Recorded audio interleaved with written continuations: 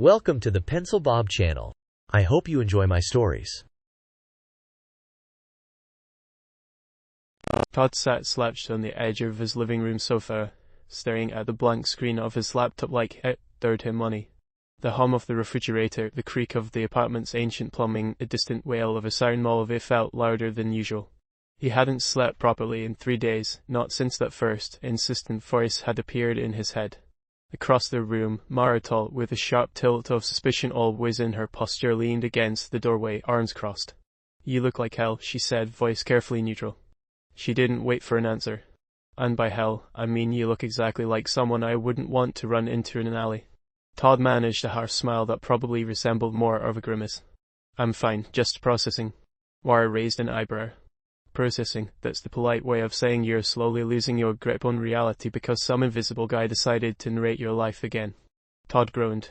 "Yeah, that's about the size of it." From nowhere a whisper, a voice that somehow sounded like it was coming from the carpet itself. God spoke. "Good morning, or afternoon, or evening, I never get time right, but it's all relative anyway. Isn't it fun how humans keep trying to measure me?" Mara blinked at Todd. "Did you just?" Todd rubbed his temples. "Yep, that's him." "Who's him?" God's voice chimed again. "I'm God, obviously, not the other guys though. They call me that too, but I'm the star of the show, or at least I would be if I were better at it." Mara leaned forward, eyes narrowing. "Wait, let me get this straight. You're telling me some alien calls himself God, and you hear him in your head?" "That's exactly what I'm telling you," Todd said flatly. "And he won't shut up. 3 days without the full night's sleep, nothing, pills, booze, meditation. He doesn't care." Todd, ignoring Todd's human complaints entirely, chirped, "Pills, booze, oh delightful, alcohol, my favorite substance, not because I can taste it, of course I don't have taste buds, but because I enjoy watching humans make faces at it. It's hilarious. Why do you do this to yourselves?" Mara shot a glance at Todd. "You ever considered moving, like, somewhere far away, where she waved at the air, it can't reach you?" Todd laughed bitterly. "Yeah, I've thought of that. Unfortunately, apparently, birthrights don't care about geography." "Birthright, sir?" Mara's eyebrow climbed. "Now it's a birthright?" "Yes, birthright. Lucky me." Todd shook his head. "According to him, I'm the first human he's talked to in, I don't know, 1500 years, something like that." God interrupted cheerfully. 1500 years, isn't that amazing? So lonely, so lonely. I thought I'd die of boredom, literally. Not that dying is fun, it's very permanent. You humans have it easy." Mara snorted. "Wait. Hold on, you're telling me there's a pantheon of actual aliens, you're gods, and they've been messing with humans for eons, and this idiot is the one talking to you?" Todd groaned, flopping sideways. Exactly, he's the idiot." From somewhere beyond comprehension, like a ripple through Todd's consciousness, a deep, sardonic voice cut in. "And I'm the one pointing it out." Mara's head snapped around. "What was that?" God, undeterred, said, "Oh, that's just Lucifer. He likes to say things like that, very sarcastic, constantly." Lucifer's voice, dry and cutting, echoed in Todd's skull like a cold breeze. "Oh yes, this is going to go swimmingly. God, the walking encyclopedia of stupidity, is explaining cosmic mechanics to a human who literally has no choice in the matter. Brilliant." Todd pinched the bridge of his nose. "Perfect, just perfect. Now we have commentary." Mara's lips twitched. "That's actually kind of impressive. You hear the guy too?" "Yes." Todd groaned. "And he's mocking me, constantly." Lucifer's voice purred with delight. "I mean, honestly, I'd be bored out of my mortal mind if I weren't, watching someone try to wrangle a creature who can barely form coherent sentences. Oh wait, that's God. Never mind. Carry on." God, oblivious to the insult, said brightly, "Well, Lucifer, you should be nicer. Humans like stories, and I have stories, great stories, amazing stories. Did I ever tell you about the time Yahweh parted the river? Spectacular, really just wonderful. Moses almost tripped on the sandbank. Hilarious, really." Lucifer sighed. "Oh yes, riveting. Sand parted, human panicked. I'm almost crying from excitement." Todd rubbed his eyes. "You're not even going to try to shut him up?" "Shut me up?" God asked innocently. "Why would I do that? I'm a benevolent deity, mostly, well, occasionally benevolent. Sometimes I just like to talk, or, well, I like to talk all the time. I'm very chatty. The other guys, they can handle forms and miracles and whatnot. I talk." Lucifer's voice was practically dripping with venomous amusement. "Yes, talk. Brilliant strategy. If I were a human, I'd have been institutionalized hours ago. Oh wait, he already is." Todd flopped back. "Yeah, Mara, 3 nights, no sleep, every word of it." Mara frowned. "So what? This god, this alien, is basically just incompetent." Exactly, Todd muttered.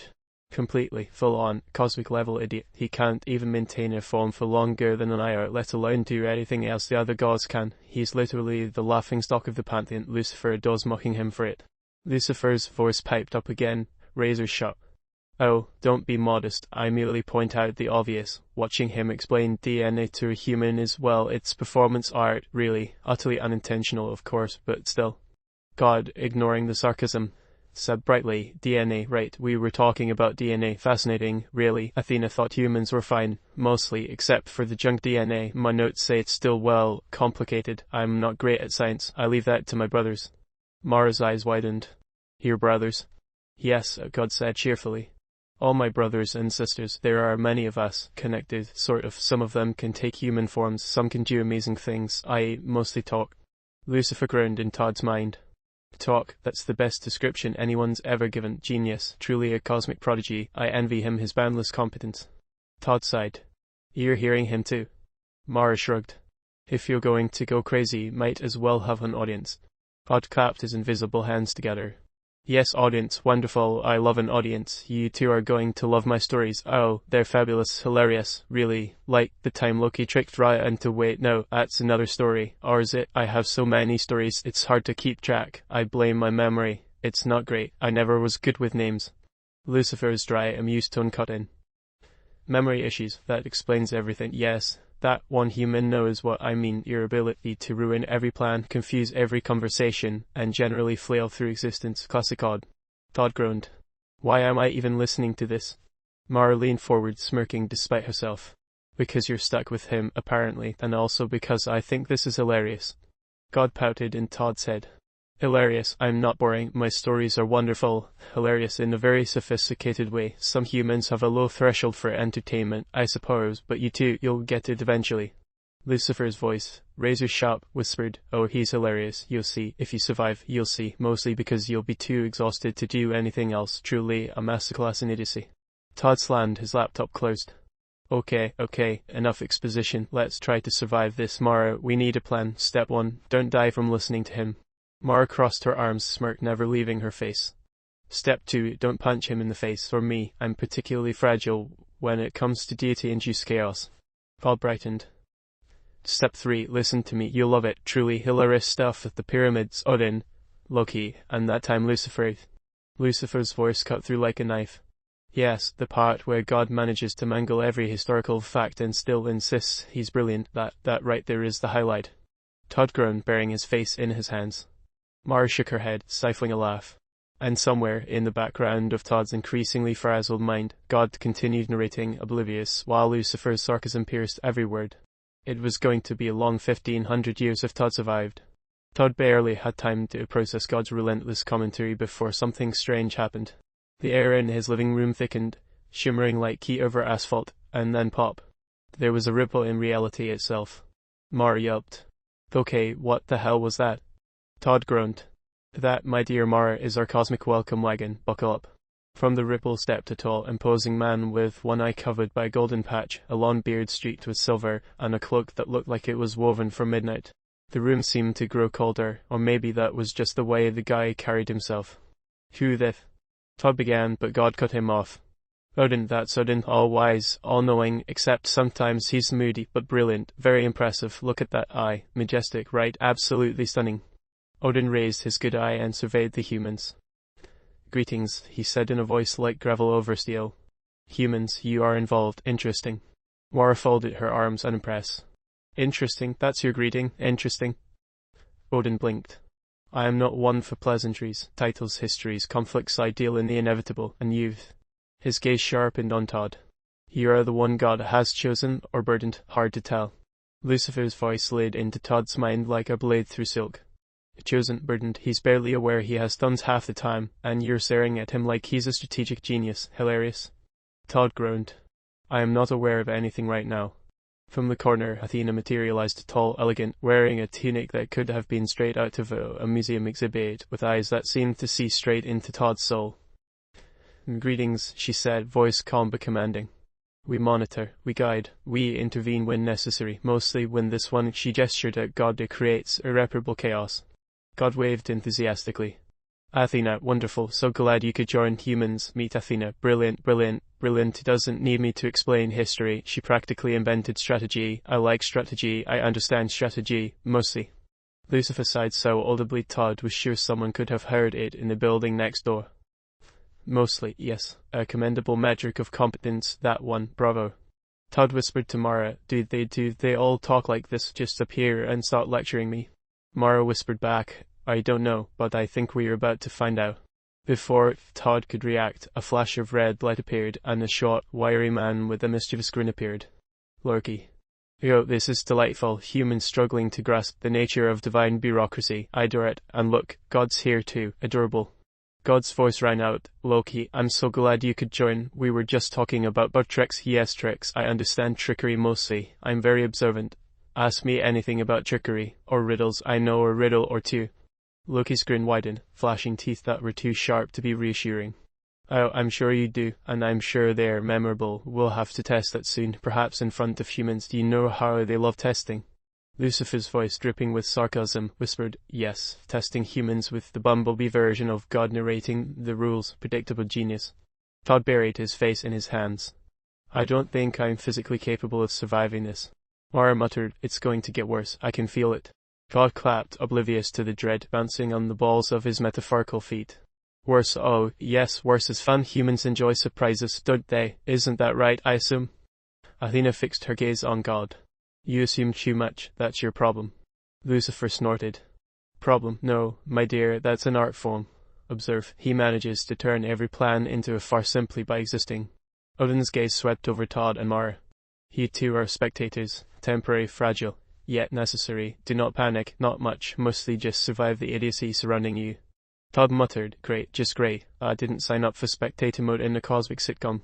Lucifer purred, sitcom is generous, more like a disaster documentary with a laugh track you can't turn off. God ignored the commentary, waving at the assembly. Everyone, look, humans aren't they marvelous, tiny, fragile, endlessly curious, and so amusing. I tried to teach evolution once. Well, I sort of interfered. It was okay, mostly, some surprises. Incredible species, though. Mara arched an eyebrow. Interfere how? Well, God hesitated, then shrugged. Minor adjustments here, they're slightly confusing for humans, but entertaining, you know, the usual. Loki grinned. Minor? Oh, that's adorable. Your minor is the catastrophic level for them. Humans think they're in control. They're not. Hilarious. Lucifer chuckled. Hilarious indeed, and here we are, 3 millennia later, watching one still try to manage chaos by talking to it. Excellent. Todd groaned. Could we maybe leave, or are we trapped in this divine intervention show? Athena's eyes glinted. Trapped is a strong word. Observed, influenced, manipulated. That's more accurate. You part of a pattern. It's very entertaining for the gods. I mean, less so for you. God clapped. Exactly, less so for you. You understand, that's the spirit, and you get to meet all the others eventually. Thor, Ra, Quetzalcoatl, so many, and they all have opinions. Lucifer, his sarcasm practically audible to anyone nearby, purred, yes, opinions, divine, absolute, and utterly unnecessary. Everyone gets one, including me, obviously, but I do enjoy pointing out the failures of this one. He gestured to guard with invisible emphasis, and you'll see plenty of it. Mara muttered under her breath, I think he likes you. Todd groaned. No kidding, he's like the annoying friend who never leaves, but has a doctorate in sarcasm. Loki twirled an imaginary mustache. Exactly, I'm a mentor of sorts, observer, commentator, occasional chaos instigator, and yes, God provides excellent material, so generous of him.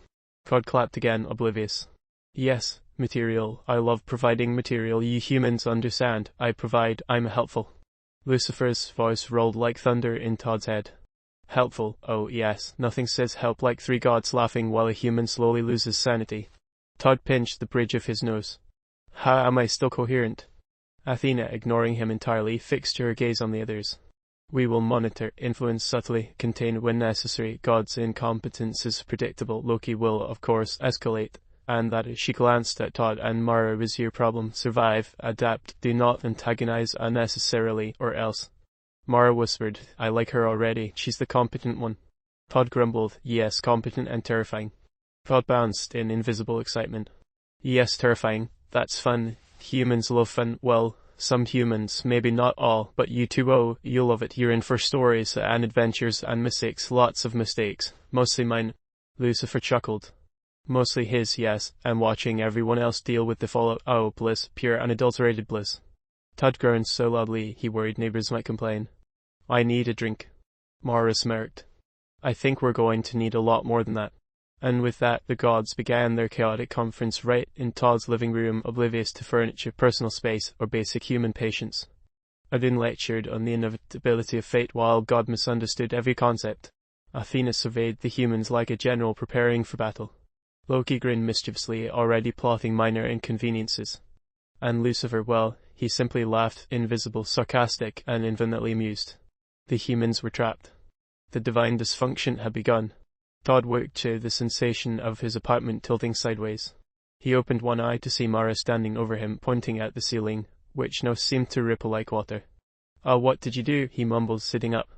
Nothing, she said, voice tense. I swear I didn't touch anything, look.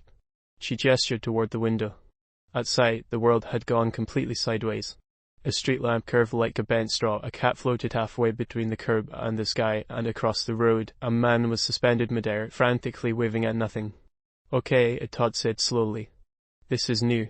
A booming voice filled the apartment, almost vibrating through the walls. Greetings, mortals, observe reality bending, welcome to, well, something spectacular. Todd appeared in a flash of blinding light, bouncing on his heels like he'd just downed a gallon of espresso. His robes flapped as if caught in a windstorm that existed only around him. God, Mara said flatly, can you not? Can I not? Todd chirped, waving his hands. Oh, of course I can't, but then how would you ever see the wonders of wait? What is this, Todd? You have an odd expression. Fascinating. Todd rubbed his temples. I have an odd expression because I'm not insane yet. Lucifer's voice dripped through Todd's skull, soft and venomous. Yet, that's the perfect word. You're on the cliff edge of sanity, hanging by fingernails made of confusion. Outside, a shimmer of light announced the arrival of Athena, stepping through a thin veil between dimensions, eyes sharp and assessing. Humans, she said, voice calm but commanding. Your awareness of what is and isn't real is irrelevant. Adapt, survive, observe. God jumped toward her, hands clapping. Yes, adaptation, observation, humans, isn't this thrilling? Mara's hand shot up. Thrilling? No, terrifying. Thor's hammer slammed into the street with a crack that rattled the windows. I will assist these humans begrudgingly. Let it be known that your survival is under my watch, temporary as it may be. Loki appeared at the corner, leaning against a street sign that had bent at an impossible angle, spinning a dagger lazily in one hand. Survival under Thor's supervision, how reassuring. Truly, I can already feel the panic. Lucifer's grin echoed in Todd's mind. Reassuring, he says that as if the humans are going to enjoy being tossed around by cosmic toddlers and capes. A flash of golden light announced Ra's arrival. The sheer brightness forced Todd to squint. Do we get sunglasses for this? He muttered. Light is the truest measure of divine opinion, Ra intoned, stepping closer. Your species is erratic. You will endure what you must. Some will succeed, others will fail. God bounced forward, waving frantically. Yes, observation, endurance, success, mostly everyone. Wait, no, don't listen to that. Humans, look, light magic. He waved, sending a few sparks toward the floating cat, which yelled in alarm. Mara muttered under her breath, I think my brain is trying to run away. Todd leaned back, scanning the chaos. Odin materialized on the sidewalk, single eye glinting with a mix of judgment and amusement. Humans, he said, voice low, you exist in a pattern you cannot perceive. Consider your options carefully, or not. That is subjective. Loki's grin widened. Subjective, excellent, just the kind of guidance mortals need. A confusion with a hint of doom. Lucifer laughed in Todd's head. A hint of doom? Oh, meatbags, that's the understatement of the millennium. You have no idea. The street rippled again. Quetzalcoatl's immense serpentine form glided above them, undulating with impossible fluidity. The colors of his scales shifted, brighter than any earthly spectrum. Humans, he said, do you understand yet? Your perception is optional, compliance is preferable. God spun in place, clapping like a maniac. Oh, look at that flowing, majestic serpentine. Humans, isn't this astonishing? Mara's voice cut through the noise. I am going to scream, and not in a fun way. Not yet, Todd shouted. We need a strategy, or a plan, or anything. Athena's gaze swept over them. There is no strategy that guarantees survival. Observation, however, will provide advantage. Watch, learn, move. Thor stomped down, making the floor crack slightly beneath him. You will obey basic survival instincts. This is my contribution. Consider it temporary mercy. Loki whistled, spinning his dagger. Temporary mercy, brilliant. What could go wrong? Lucifer purred, amused. Everything could go wrong. That's the fun part. Todd ran a hand through his hair. Is everyone just here to make fun of us? God blinked. Fun? No, not fun. Well, yes, fun, but education too. Observation, experiments, mostly. Oh, forget that word. Humans, this is important. Ross stepped forward, voice like molten metal. Here are instruments for a brief experiment. Learn quickly, or stumble spectacularly. The results will amuse us all equally. Quetzalcoatl overhead. Witness, you are insignificant yet crucial. That is amusing. Lucifer, as always, injected commentary, insignificant yet crucial, delightful phrasing for doomed puppets. The humans looked at each other. Todd swallowed. Do you think any human has ever survived this kind of testing? Mara snorted. I'm guessing some have, but mostly by screaming and running really fast. Thor raised an eyebrow. Screaming is optional, running is encouraged, survival is subjective. Again, humans adjust accordingly. Loki's voice stripped with mock sympathy. Adjust accordingly and try not to break anything. By anything, I mean yourselves, the street, or the universe. Lucifer snickered. Universe breaking, subtle encouragement, excellent. Athena raised a hand, and suddenly the room's walls projected illusions of countless worlds layered atop each other, spinning and twisting in impossible dimensions. Observe the complexity. Human cognition is limited. You must adapt. You must, sir. Her voice trailed off as God bounced in front of the display, blocking the view. Oh, look, colors, shapes, humans, isn't it exciting? God clapped.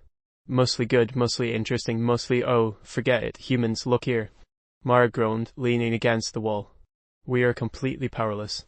Todd, rubbing his eyes, whispered, I think I just got a migraine from existing. Lucifer purred, amused, powerless, delightful understatement. You are being shredded by reality, watched by omnipotence, and only just noticing. From nowhere, Vishnu appeared, multiple arms executing impossible motions simultaneously. Each hand produced a different effect. Some levitated objects, some traced patterns in the air, some cast small illusions. Observe consequences of interaction, he said. Decisions are amplified. Humans are fragile. Rod clapped, bouncing again. Fragile, but also resilient, and fascinating, and fun. Humans, look, Vishnu's impressive. Loki leaned lazily against the floating lamppost. Impressive, yes, also terrifying. I hope you enjoy fear, humans, because that's your new roommate. Thor slammed his hammer down, creating a shockwave that sent the floating cat spinning back to the ground. Fear is natural, adaptation is required, survival is debatable. Lucifer's voice peered through Todd's thoughts. Debatable, the understatement of the century. You are walking chaos, humans, and it's spectacular. Athena's eyes met Todd and Mara's. Observe, learn, move. Even in chaos, pattern exists. Even when the gods mock, opportunity remains. Todd muttered, opportunity. I feel like opportunity is a cruel joke right now. Mara's lips twitched. I'd settle for normality at this point, anything resembling it. God bounced so high he nearly hit the ceiling. Normal, yes, humans, you shall witness everything, observe, enjoy, and participate, mostly fun. Lucifer laughed softly in Todd's head. Mostly fun, he really can't help himself, it's adorable in a tragic way. Outside, the world has continued to warp and twist. Street signs bent into impossible angles, colors bled into each other unnaturally, and the air hummed with the combined energies of gods who could barely agree on the same thing. Todd leaned back, eyes wide. We are definitely doomed. Mara exhaled, resigned. Welcome to our lives now, gods, chaos, sarcasm, and survival. I guess we'll figure it out eventually. Lucifer purred one final time, smirk clear, eventually, yes, mostly, fine, whatever. And so the day began, the humans trapped between omnipotent power, subtle cruelty, and relentless sarcasm, trying to navigate a world where reality itself refused to obey any rules. Todd and Mara had barely adjusted to the first wave of divine interference when the world seemed to shudder again, a subtle vibration at first, like the earth clearing its throat. Todd looked out the window and blinked twice. The street outside had transformed into a labyrinth of impossible geometries. Sidewalks folded over themselves, cars floated like driftwood on invisible currents, and streetlights twisted into knotty spirals that no engineering or logic could explain. Oh, that's new, Todd muttered. Mara's voice was sharper this time, honed by frustration. New, Todd, this is apocalyptic levels of new. A soft chuckle, silky and poisonous, curled around Todd's consciousness. Apocalyptic is generous. I was going to say catastrophic, but let's leave the subtlety for the humans to discover. Lucifer, Todd muttered, already regretting opening his mouth. Oh, I'm here, Lucifer purred, his tone dripping with disdain for everything and everyone. Of course I'm here. Someone has to narrate the train wreck. Before Todd could reply, a gust of wind heralded Odin's arrival. The All-Father materialized on the highest twisted lamppost, one eye gleaming, the other covered by a glinting patch. Humans, Odin said, voice low and measured. Perception is an illusion. Chaos is your tutor today. Absorb it. Todd swallowed. Absorb it like a sponge or like a migraine? Odin's one visible eye twitched. Both, possibly more.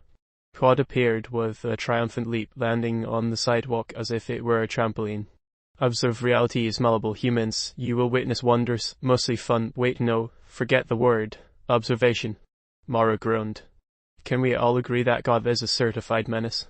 Lucifer's laugh echoed softly in Todd's head. Certified menace, human understatement. I'll give you extra points for understatement, meatbags. A ripple in the air announced Athena's presence. She stepped lightly among the chaos, calm and precise. Humans, she said, voice carrying authority even across the warped landscape. Adaptation is not optional. Learn patterns in disorder, or you will fail spectacularly. Todd muttered, we're definitely going to fail spectacularly. Spectacular failure is still an outcome, Athena said. You may survive if you observe closely and act accordingly. From above, Thor swung Mjolnir in slow arcs, sending shockwaves that rippled through the twisted streets. Failure is temporary if you interpret my signals correctly, otherwise, the outcome is a variable. Loki appeared, lounging on a floating car roof, dagger twirling in a casual flourish. Variable outcomes, delightful. I'll make bets. My money is on screaming, always screaming. Lucifer's voice, variable, yes, that's the understatement of the millennium. Let's call it inevitable doom. The humans barely had time to process the chaos before Vishnu appeared, limbs multiplying and folding in impossible geometry, hands casting small miracles, illusions, and disasters in rapid succession. Each gesture produced unpredictable results. One hand floated a trash can midair, another turned a puddle into a miniature hurricane, yet another caused streetlights to emit the smell of roasted peanuts. Todd blinked. Did that just happen? Mara covered her nose. Yes, and it smells terrible. God bounced nearby, oblivious. Wonders of the world. Observation. Mostly wait, no, humans, look. He waved frantically, accidentally tipping Vishnu's puddle hurricane into the floating cat, which screeched as it spun away.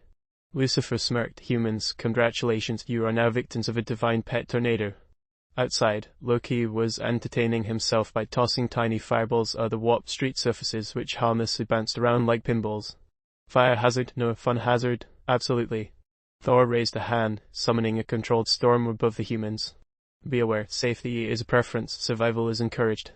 Athena's expression was one of impatient efficiency. Humans, focus, observe each action, each deity interacts differently, identify patterns, predict chaos, adapt. Todd rubbed his temples. Patterns in this? You're insane. Mara added, yes, and we're supposed to find them while not being fried by gods. Lucifer's chuckle reverberated. Fried, crush, vaporize, humiliated. Yes, pick one. You'll experience at least 3 today. Raw descended like molten gold, heat radiating without harming the humans. Observation is not passive, he said, voice like burning metal. Engage, interact, fail, succeed, repeat. Humans are fascinating specimens. Todd muttered, specimens, that's comforting. Mara snapped, I want to throw something at him. Please don't, Todd said. I'd prefer we don't get vaporized just yet. From above, Quetzalcoatl weaved through the warped skyline, massive scales glittering in impossible colors. Humans, your perception is inconsistent with reality. Adjust, comprehend, endure. God, seeing the serpent, bounced in awe. Magnificent, colors, patterns, look, observation, mostly wonderful. Lucifer snorted. Mostly wonderful. He really can't help himself. That's adorable if it weren't apocalyptically dangerous. Todd groaned. We're just moving targets, aren't we? Indeed, Athena said, voice precise. The targets for observation, learning, and survival testing. Vishnu's limbs created a small temporary vortex that spiraled around the humans, throwing debris and light into chaotic orbits. Todd dodged a bouncing traffic cone, narrowly missing a floating cat again. God, fix this. Todd shouted. God waved. Fixing is complicated. Observation first, mostly safe. Wait, humans, don't touch that floating cat. Lucifer laughed, a silky, venomous sound. Mostly safe. He really can't restrain himself from verbal disasters. Odin's voice cut across the chaos. Humans, trust your instincts, predict divine patterns, or die trying. Consider it interactive education. Loki tossed a fireball at the warped lamppost, laughing.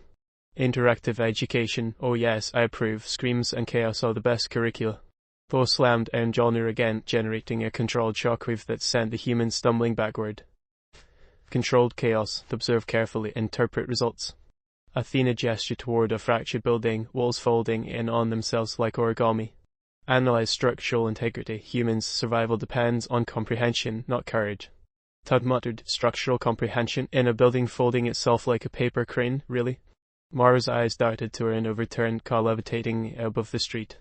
I'm not even sure comprehension is possible anymore.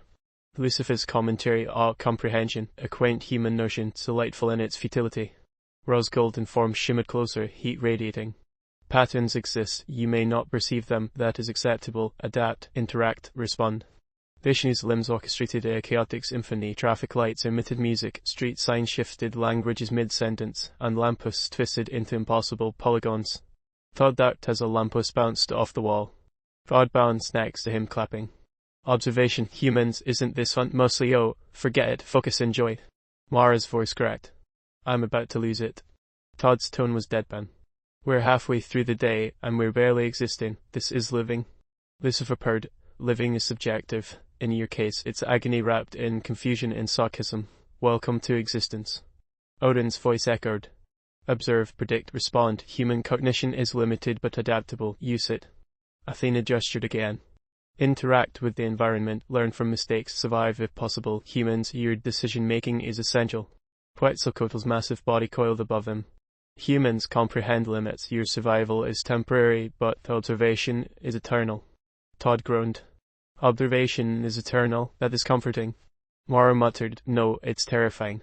Lucifer laughed softly. Terrifying is more accurate. You are cannon fodder for divine amusement. Accept it, humans. God, bouncing on a warped sidewalk, clapped his hands.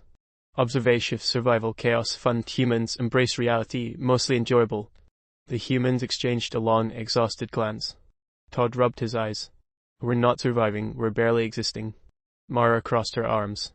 And yet, somehow, Lucifer finds this hilarious. Lucifer's smirk whispered, hilarious? Oh, meatbags, you haven't seen half of it yet, buckle up. As the day stretched on, the humans moved like stunt chess pieces, dodging divine hazards, processing illogical events, and attempting to maintain some semblance of sanity while the gods, competent, idiotic, sarcastic, and omnipotent, watched, mocked, and occasionally interfered with brutal precision. And then, as if the chaos needed seasoning, the air shimmered again. Minor gods past Karti and Amaterasu made fleeting appearances, just enough to add another layer of unpredictable absurdity. Bass leapt from one warped car roof to another, claws leaving temporary scorch marks, clearly enjoying herself. Karti performed a series of chaotic pranks that somehow targeted only humans, while Amaterasu's brilliance warped the sunlight into fractal patterns across the streets. Todd and Mara were nearly flattened under an illusionary tidal wave of light and sound. Lucifer's voice purred through the chaos. A minor god parade, delightful. You poor mortals will have a headache that lasts through eternity. The sun hovered oddly low in the sky, casting jagged shadows across streets that had long since abandoned the rules of geometry.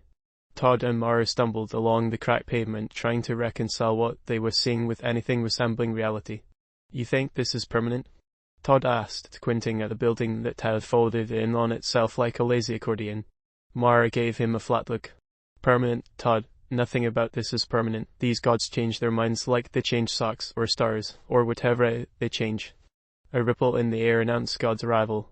He bounced into existence with unrestrained enthusiasm, scattering a small cloud of light that smelled vaguely like burnt toast. Humans observe witness history, mostly accurate. Todd groaned. Mostly accurate, that's comforting. Mostly accurate? Mara snapped. That's like saying a shark is mostly friendly. Lucifer's voice slid into Todd's mind like warm molasses. Mostly accurate, classic understatement. He's practically glowing with incompetence. God clapped his hands, sending a cluster of errant sparks spinning through the air. Yes, history, human events, divine interference, mostly remembered correctly. No, let's see I think, or was it Thor? Wait, no, that was last week. Or was it Sure, details are messy, mostly accurate. Athena materialized beside them, leaning casually against a lamppost that twisted like a corkscrew. Humanity has a long history of inefficiency. Gods meddling in their affairs rarely improves outcomes. Observe the patterns. Chaos yields interesting results. Todd muttered, interesting is a stretch, that's being generous. Lucifer chuckled softly. Generous, oh, meatbags, you're getting closer to an understanding of divine amusement. Keep squinting. Todd flailed his arms, dramatically, inadvertently snapping a lamppost in half. Ah, yes, remember the time humans saw that one with the pyramid, or was it a different pyramid anyway? Mostly accurate. Observe history unfolds. Mara rubbed her temples. Can anyone else see what he's doing? Or is it just me imagining that God's memory is a sieve? Athena's expression remained neutral. Memory is inconsistent. Accuracy is not his strong suit. Observation must be independent of divine recollection. Lucifer purred, voice dripping with sarcasm. Independent observation, the human's only hope against eternal confusion. Don't get attached to accuracy though. That ship sailed centuries ago. Odin appeared suddenly atop a warped, floating bus stop, one eye glinting beneath his patched mask. Humans, he said, voice low and measured. Each year has its tutors. Gods meddle, humans stumble, civilizations rise and fall. Take notes or fail spectacularly, your choice. Todd groaned. Fail spectacularly sounds like pretty much our daily routine now. Mara added, pretty sure it's more than routine, it's a lifestyle at this point. God bounced nearby, oblivious. Oh, lifestyle, yes, humans adapt, mostly. Wait, so observation, yes, observation. Lucifer's voice stripped through the chaos. Mostly is God's entire vocabulary. He's a walking disclaimer. God waved his arms, producing a cascade of floating objects, tiny wooden horses, a half-finished loaf of bread, and an inexplicable assortment of medieval weapons. Remember, humans, divine history, mostly observe. Todd ducked as a small mace spun past his head. Mostly observe, that's comforting. Mara jabbed him in the ribs. Comforting my ass, it's dangerous and nonsensical. Athena ignored their complaints. Observe patterns, humans, gods leave traces of their interference, even the idiot ones. You will see that history is not random, it is layered in divine error and mischief. Lucifer's voice purred. Error and mischief, delightful. Humans, take note, your suffering is an education, or a comedy, depends on perspective. From above, Thor's hammer glimmered in the sunlight, swinging lazily in slow arcs. Patterns exist if you can interpret the signals. Observation is your shield, otherwise it... He shrugged, letting the consequences hang in the air like a low fog. Loki flicked into view, perched atop a floating bicycle. Otherwise, hilarity, or doom, or both, betting pools open. Lucifer's voice, sarcastic and warm, flowed through the human's consciousness. Betting pools, because nothing says divine entertainment like watching humans suffer while gods argue over the odds. God clapped excitedly, sending a small flock of pigeons spiraling into impossible formations. Ah, flocks, history, observation, mostly fun. Todd swatted at a pigeon that came alarmingly close. Mostly fun, he says, mostly, that's reassuring. Mara muttered, mostly is the word of the century for this circus. Athena gestured toward the floating debris as if marking it for study. Observe, the gods leave footprints, some are subtle, some are catastrophic. Patterns repeat though the human mind struggles to recognize them without assistance. Lucifer's commentary slid around them. Assistance, my dear meatbags, you've got none. Pure chaos with a hint of commentary from yours truly. God bounced again, apparently excited by his own improvisation. Oh, that reminds me, the Great Fire, or no, wait, that was someone else, mostly accurate, mostly. Todd threw his hands in the air. Mostly accurate is giving me anxiety. Mara added, mostly accurate is like saying a ticking time bomb is mostly harmless, mostly. Odin's voice cut through the chaos. History repeats, gods interfere, humans react, chaos expands, observation is survival. Lucifer purred, voice smooth as molten glass. Survival, your mileage may vary, mostly it won't be graceful, mostly it'll be hilarious. Ra descended in a shaft of molten brilliance, casting long, angular shadows. Patterns exist even in imperfection. Humans may not perceive all variables, but adaptation is recommended. Todd squinted at the sun god's gleaming form. Adaptation? I can barely adapt to normal traffic, now I'm supposed to adapt to floating buildings in multilum Vishnus. Mara muttered under her breath, floating buildings, yes, and mostly safe god commentary, that's your curriculum. Lucifer snickered. Mostly safe, yes, he really does try, doesn't he, like a toddler juggling explosives. From the twisted sky, Vishnu's limbs emerged, folding over one another in impossible geometries, casting random illusions. One hand created a miniature volcano in a trash can, another turned a bus stop into a giant cupcake, and another made traffic lights rain confetti. Todd blinked. Was that the cupcake? Mara groaned. Yes, and why is it raining confetti? Are we in a festival now? Todd bounced beside them, clapping gleefully. Festivals, observation, mostly fun, mostly. Lucifer's voice purred, mostly fun, mostly accurate, mostly chaos, a trinity of misery, welcome to divinity meatbags. Odin's voice rumbled. Observe the consequences of meddling. Humans must learn. Observation leads to comprehension. Comprehension leads sometimes to survival. Athena gestured to a floating fragment of street. Every divine misstep leaves traces, some subtle, some glaring. Humans, you must notice, patterns are built for folly as much as intention. Todd muttered, patterns, folly, chaos, mostly confusing, mostly. Mara elbowed him. Mostly indeed, and we're living inside it. Lucifer purred, living, yes, mostly in chaos, mostly spectacularly miserable, mostly educational, mostly. From the distance, Thor's hammer sent shockwaves through the warped streets. Observe humans, even divine idiocy has a rhythm, mostly predictable if you can survive the initial enthusiasm. Loki twirled his dagger lazily. Enthusiasm, chaos, confusion, betting pools remain open. Todd bounced between the two humans, knocking over a floating teapot that Vishnu's hand had levitated. Observation, mostly safe, mostly fun, mostly accurate, humans, mostly. Todd rubbed his temples. Mostly everything, that's God's motto, mostly. Marumaturu, mostly useless, mostly dangerous, mostly everything. Lucifer's laughter slithered through the air. Mostly is God's gift, and your curse, mostly it's going to get worse. And so the humans trudged through the divine chaos, witnessing flashes of ancient meddling, snippets of God's failures, and fragmented recollections of interventions spanning centuries. Each step forward was a dance through history filtered through the incompetence of a childish deity and the gleeful sarcasm of one who actually understood what was happening. Patterns flickered in their peripheral vision, ephemeral yet tantalizing.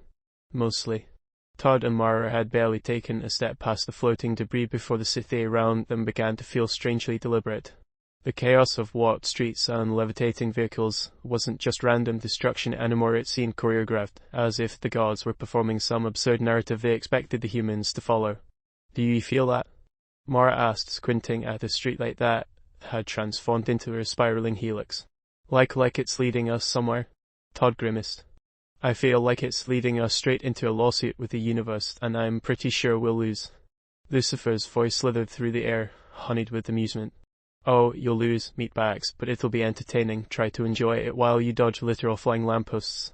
Before Todd could answer, God bounced into view, gesturing at a floating row of houses.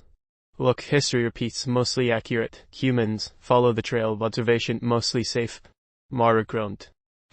Mostly safe, I think that's a direct threat now. Lucifer chuckled, the sound like liquid metal. Mostly safe as God speak, for don't get vaporized on my watch. He'll try, mostly. The trail led them past a shattered park, where a broken carousel spun in defiance of physics. Figures of children, some human, some spectral, laughed as if nothing were wrong. Todd's stomach churned. Are those ghosts, kids, or just illusions? Athena appeared on the edge of the park, standing tall, her expression unreadable. These are echoes of divine mismanagement. Humans have always been participants in God's experiments, whether they realize it or not. Notice the patterns. Some endure, some collapse. Todd rubbed his forehead. Endure, collapse, we're barely surviving the sidewalk. Lucifer purred, voice slow and wicked.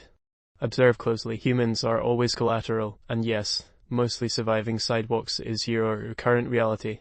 Suddenly a gust of wind announced Thor's entrance. Angelna spun lazily above Todd's head, creating ripples in the warped air. Follow the path carefully, not all divine patterns are kind, some are instructional. Loki appeared in a flash, riding a floating garbage can, dagger spinning in hand. Instructional, yes, like a pop quiz you never studied for, mostly painful, mostly hilarious. Mara muttered, mostly everything, Loki, mostly everything. As they moved, Vishnu's multiple arms emerged from the sky, each limb altering reality in small but chaotic ways, turning puddles into miniature tornadoes, traffic signs into floating origami cranes, and the stray cat into a creature with three tails that glimmered with an unsettling intelligence. Okay, Todd said, dodging a spinning traffic cone. This is officially too much. How are we supposed to? Lucifer's voice interrupted, silky and sharp. Adapt, interpret, fail beautifully if you must. Humans, the story is as much yours as theirs. Todd bounced into the air above them, accidentally knocking the three-tailed cat into Todd's shoulder. Oops, observation, mostly safe, mostly fun, mostly accurate, remember, history. Todd stumbled. Mostly accurate history is hitting me in the shoulder. Mara glared at God. Mostly hitting, mostly death, mostly disaster, that's your history, yes. Athena stepped closer, pointing to a distant plaza. Focus. Observe the cause and effect. Even divine incompetence leaves traces. Your survival depends on noticing these threads. Begin forming a strategy. Lucifer snickered. Strategy. Cute. Humans, you might as well be knitting while being chased by a tornado of divine mischief, but try please, it's entertaining. The plaza ahead was a mess of temporal and spatial confusion. Buildings folded into themselves, people appeared in duplicate, and the sky flickered with glimpses of different eras, as if time itself were a slideshow curated by incompetent celestial hands. Odin appeared on a floating carved roof, eye gleaming. Humans, notice the remnants of previous interventions, wars, plagues, floods. They are the footprints of divine meddling. You live atop layers of experiments, some intended, some mistakes. Interpretation is survival. Todd muttered, interpretation. I can't even interpret a normal traffic light, Odin, let alone reality folding in on itself. Mara nudged him. Try harder, or we'll be lunch for a three-tailed cat or God's next mostly safe intervention. Lucifer purred. Lunch, yes, metaphorical or literal. Humans, the menu is flexible, mostly ironic, mostly messy, mostly amusing. From above, Quetzalcoatl's massive form glimmered in impossible colors, weaving between floating fragments of reality. Humans, you may perceive little, yet patterns exist. The divine is rarely logical, yet lessons can be discerned. Choose wisely. God bounced next to them, pointing at Quetzalcoatl. Patterns, mostly observable. Observe fun, mostly. Todd threw his hands up. Mostly observable. Are you serious? That's like saying a hurricane is mostly a gentle breeze. Athena's voice was sharp. The metaphor is accurate enough. Focus on the lessons, not the dramatics. Even fools like God leave patterns behind. Lucifer chuckled darkly. Fools and patterns, delightful. Humans, your education continues, mostly painful, mostly confusing, mostly brilliant in an abstract sense. They reached a crumbling fountain, water flowing in impossible directions. Todd leaned against the edge, trying to catch his breath. So, the story we're piecing together is basically the gods have been screwing with humans forever? Athena nodded. In essence, some interventions are educational, others are mischievous. Most are both. Your predecessors were both pawns and participants. Mara muttered, so we're just pawns now. Great. History is repeating, and we're the rook being squished by the divine chessboard. Lucifer's voice purred, silken venom. Chessboard, pawns, rook, good imagery. Humans, I'll even give you bonus points for style. Mostly correct, mostly. God bounced energetically, seemingly oblivious to the sarcasm. Rook, chess, fun, mostly observation, history, mostly fun. Todd groaned. Mostly fun is slowly becoming the worst phrase in existence. As they moved forward, subtle flashes revealed the consequences of divine meddling: an abandoned city square with collapsed buildings, children playing under strange, levitating shadows, and statues frozen mid-action as if the gods had paused time for artistic effect. Odin's voice cut through the scene. Witness these legacies. Humans endure, adapt, and occasionally innovate. History is both a test and a record. Observe carefully. Mara whispered, occasionally innovate, mostly survive. That's what we're doing, right? Lucifer purred, mostly surviving, occasionally suffering, always amusing. Humans, the syllabus is practical and brutal. From above, Vishnu's limbs orchestrated a miniature storm, causing debris to spin and float with chaotic precision. Todd narrowly avoided a flying bicycle, and Mara grabbed his arm. Strategy, Todd. We need one, she hissed. Todd shook his head. Strategy? In this, we can't even figure out which way is up anymore. Lucifer's soft, scathing voice. Strategy is a delightful illusion, but try anyway. The entertainment value is multiplied when humans fail beautifully. Todd bounced next to them, pointing at the twisted fountain. Observation, patterns, mostly fun. Lesson, history, mostly accurate. Athena gestured to the fountain. Focus on consequences. Even divine idiocy produces a cause and effect chain. Trace it carefully. Survival is more likely if you act intentionally rather than react blindly. Todd muttered, trace divine idiocy. Right, that's totally practical advice. Mara rolled her eyes. Practical is relative, Todd, and so is your sanity right now. Quetzalcoatl's massive coil shimmered above, and a distant crack in the wall claws opened like a gateway. Humans, your choices shape outcomes. Even pawns influence the board, if only subtly. Observe and act deliberately. Lucifer's voice curled around Todd's consciousness. Deliberately. Humans, you may stumble, fumble, and curse. Mostly predictable, mostly, but delightful to watch. Todd glanced at Mara. Deliberate, we're basically juggling tornadoes, lava, and incompetent divinity. Deliberate is ambitious. Mara muttered, ambitious is the right word for staying alive, mostly. God clapped his hands, causing a rainbow of sparks to cascade around them. Rainbow, chaos, mostly safe observation, mostly fun, history, lesson. Lucifer purred, mostly safe, mostly fun, mostly everything. Humans, you are characters in a story without a coherent plot, mostly.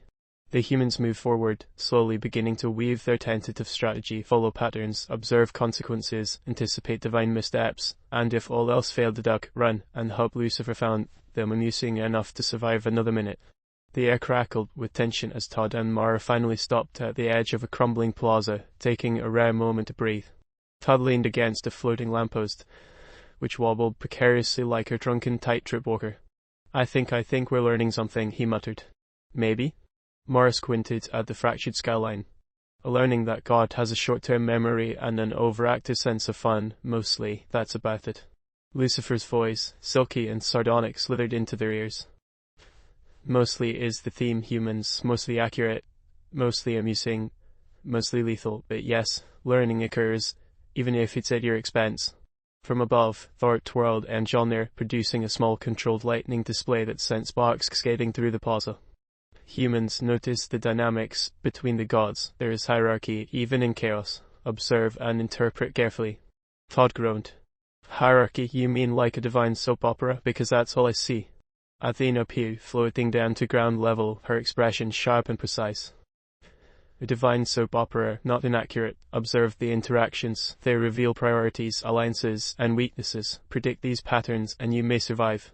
Lucifer's soft chuckle. "Weaknesses, rarely lethal, mostly embarrassing. Humans, your survival will be judged on style points as much as skill."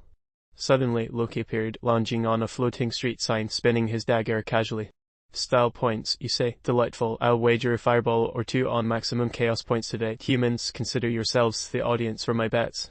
Mara whispered to Todd, "Do you think he's joking?" Todd sighed.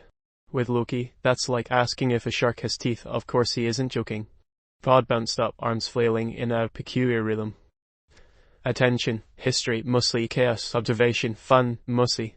Lucifer purred, dripping sarcasm. "Mostly fun, mostly functional, mostly incomprehensible, mostly catastrophic, mostly adorable in its incompetence." As they moved forward, Odin appeared, landing with surprising elegance atop a floating fragment of broken asphalt. "Humans, observe carefully. Gods argue, deceive, and prank each other endlessly, even in mischief.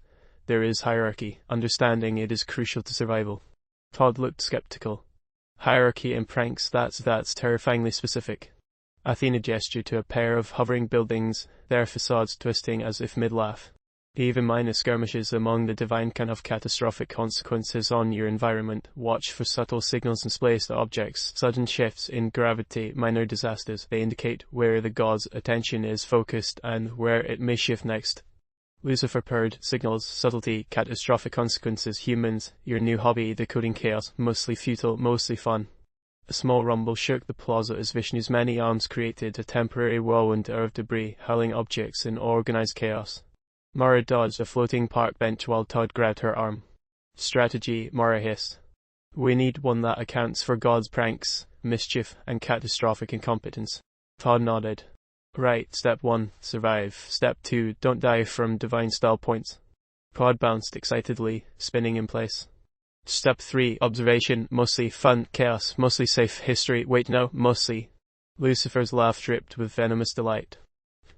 "Mostly safe." He can't even finish a sentence without turning it into a hazard. "Humans, take notes. Mostly safe rarely translates to reality." From above, Ra descended, his golden form radiating warmth without harming them. "Humans, the interactions of gods are rarely predictable, yet patterns emerge from repeated behavior. Watch carefully, observe, react." Todd muttered, "Patterns and unpredictable chaos, great, that's useful." Mara added, "Mostly stressful, mostly terrifying, mostly exhausting." Quetzalcoatl's massive form slithered overhead, scales glinting in impossible hues. "Humans' divine interactions leave traces, minor conflicts escalate unpredictably. Read them correctly and you may exploit their distractions, fail and you will become collateral." Lucifer's voice purred, "Exploitation, delightful. Humans, you might just survive if you play the chaos like a game of chess, mostly." As the humans walked, they witnessed Odin and Loki engaged in a minor skirmish, throwing objects at each other with precision that seemed choreographed yet deadly. Thor hovered above, occasionally tapping Mjolnir against the ground, sending shockwaves to ensure nobody took it too lightly. "Look at them," Todd muttered. "It's like watching kids fight over a board game, except the board game is reality and we're the pieces." Mara rolled her eyes. And Lucifer is the guy betting on how badly we'll get squished. Lucifer's silky chuckle, betting is too passive. I prefer commentary, mostly brutal, mostly accurate commentary. Todd bounced forward, oblivious. Conflict, mostly fun. Observation, mostly safe. Chaos, mostly history, mostly. Athena raised an eyebrow. Mostly history. At least he gets one thing mostly right. Watch how the others react. Pranks, mischief, subtle sabotage. Each action reflects priorities and weaknesses. Vishnu's limbs created a sudden storm, tossing debris that formed a temporary bridge across a collapsing plaza. Todd hesitated, glancing at Mara. We can't even work straight without divine interference. How are we supposed to read patterns? Mara muttered, by surviving, I guess. Mostly surviving, mostly. Lucifer's soft purr, mostly is comforting, isn't it? Mostly. Now step carefully, mostly. They crossed the debris bridge cautiously, witnessing minor pranks escalating. Loki flipped the camaraderie, sending it spinning harmlessly around Thor, who responded by sending a controlled lightning strike that made the car's tires glow. Odin shook his head, muttering something in Old Norse that Todd assumed meant children, though in context it could have meant apocalypse imminent. Todd muttered, controlled chaos, strategic pranks, mostly harmless, mostly. Mara shot him a look. Mostly is the wrong word for this.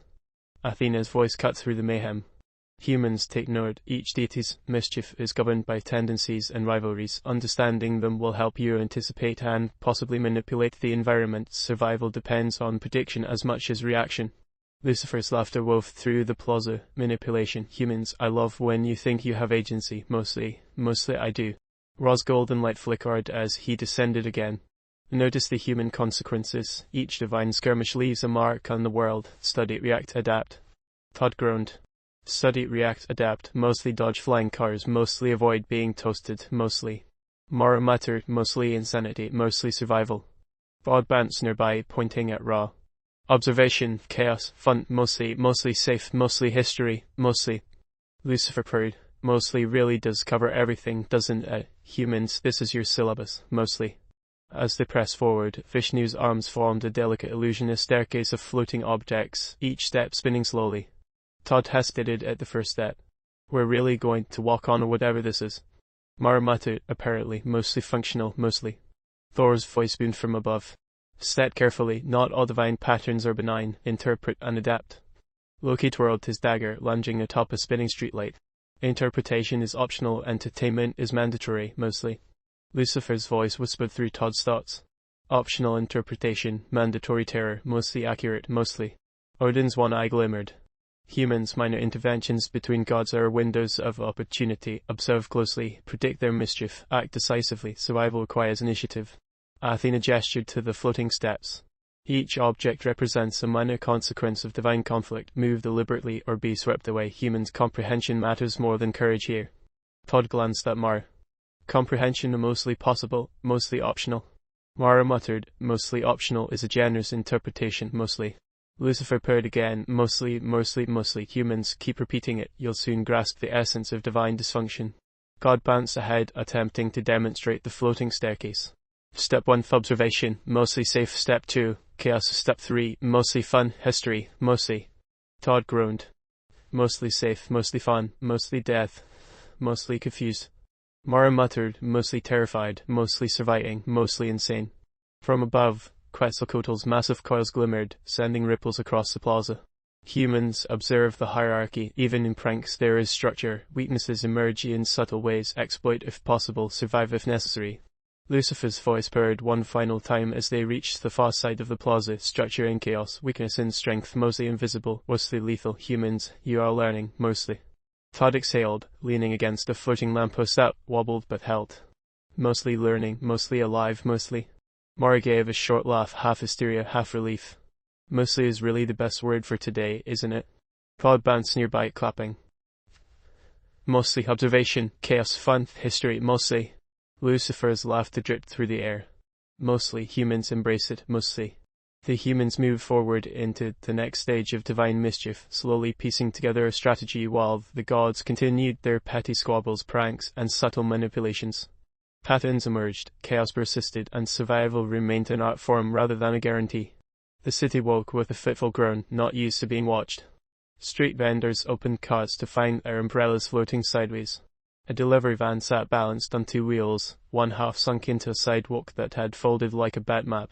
People clustered in doorways, phones out, faces pinched with the particular kind of alarm that comes when the universe stops obeying municipal codes. Todd and Mara pushed through the crowd, slipping past a line of tourists who were taking pictures as if a disaster were a new kind of landmark. "Beautiful morning for mass hysteria," Mara said, voice flat. Todd didn't answer. A bus 3 blocks away had performed the improbable feat of levitating into a perfect horizontal, like a surfboard poised above the street. The driver, pale as pantomime, clung to the wheel with a grip that suggested he had either discovered a new religion or lost a bet with the cosmos. A guttural chuckle threaded through Todd's head, dry, amused, and impossibly close. Lucifer's voice tasted like iron and old money. "They always take pictures first," he observed.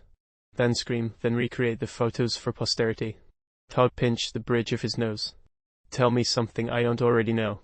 Todd arrived in a series of small explosions like confetti, a smell of something that might have been bread. He landed on the corner, robe flapping like an ill-behaved flag, and grinned as if the city were a puppet show and he the delighted puppeteer. "Observe," he announced, clapping melodramatically. "Reality is interacting, witness miracles." He pointed at the bus. "Marvel at the technologies that obey me. No, wait, not technologies, the things that move. No, come here, bus, look." The bus shuddered. Its undercarriage twitched like an arthritic insect. The passengers, half in panic, half in the hypnotic stupor of televised chaos, looked at God with the same bewildered gratitude people reserve for vending machines that unexpectedly work.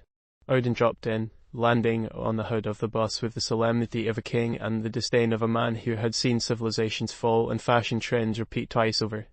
His one eye swept the crowd like a searchlight. "Humans," Odin said, voice slow as gravel. "Your morning is eventful." Athena stepped out of an alley as if she had always been part of the city's architecture. Her gaze went straight to the bus driver, noting the tension around his shoulders and the tremor in his hands.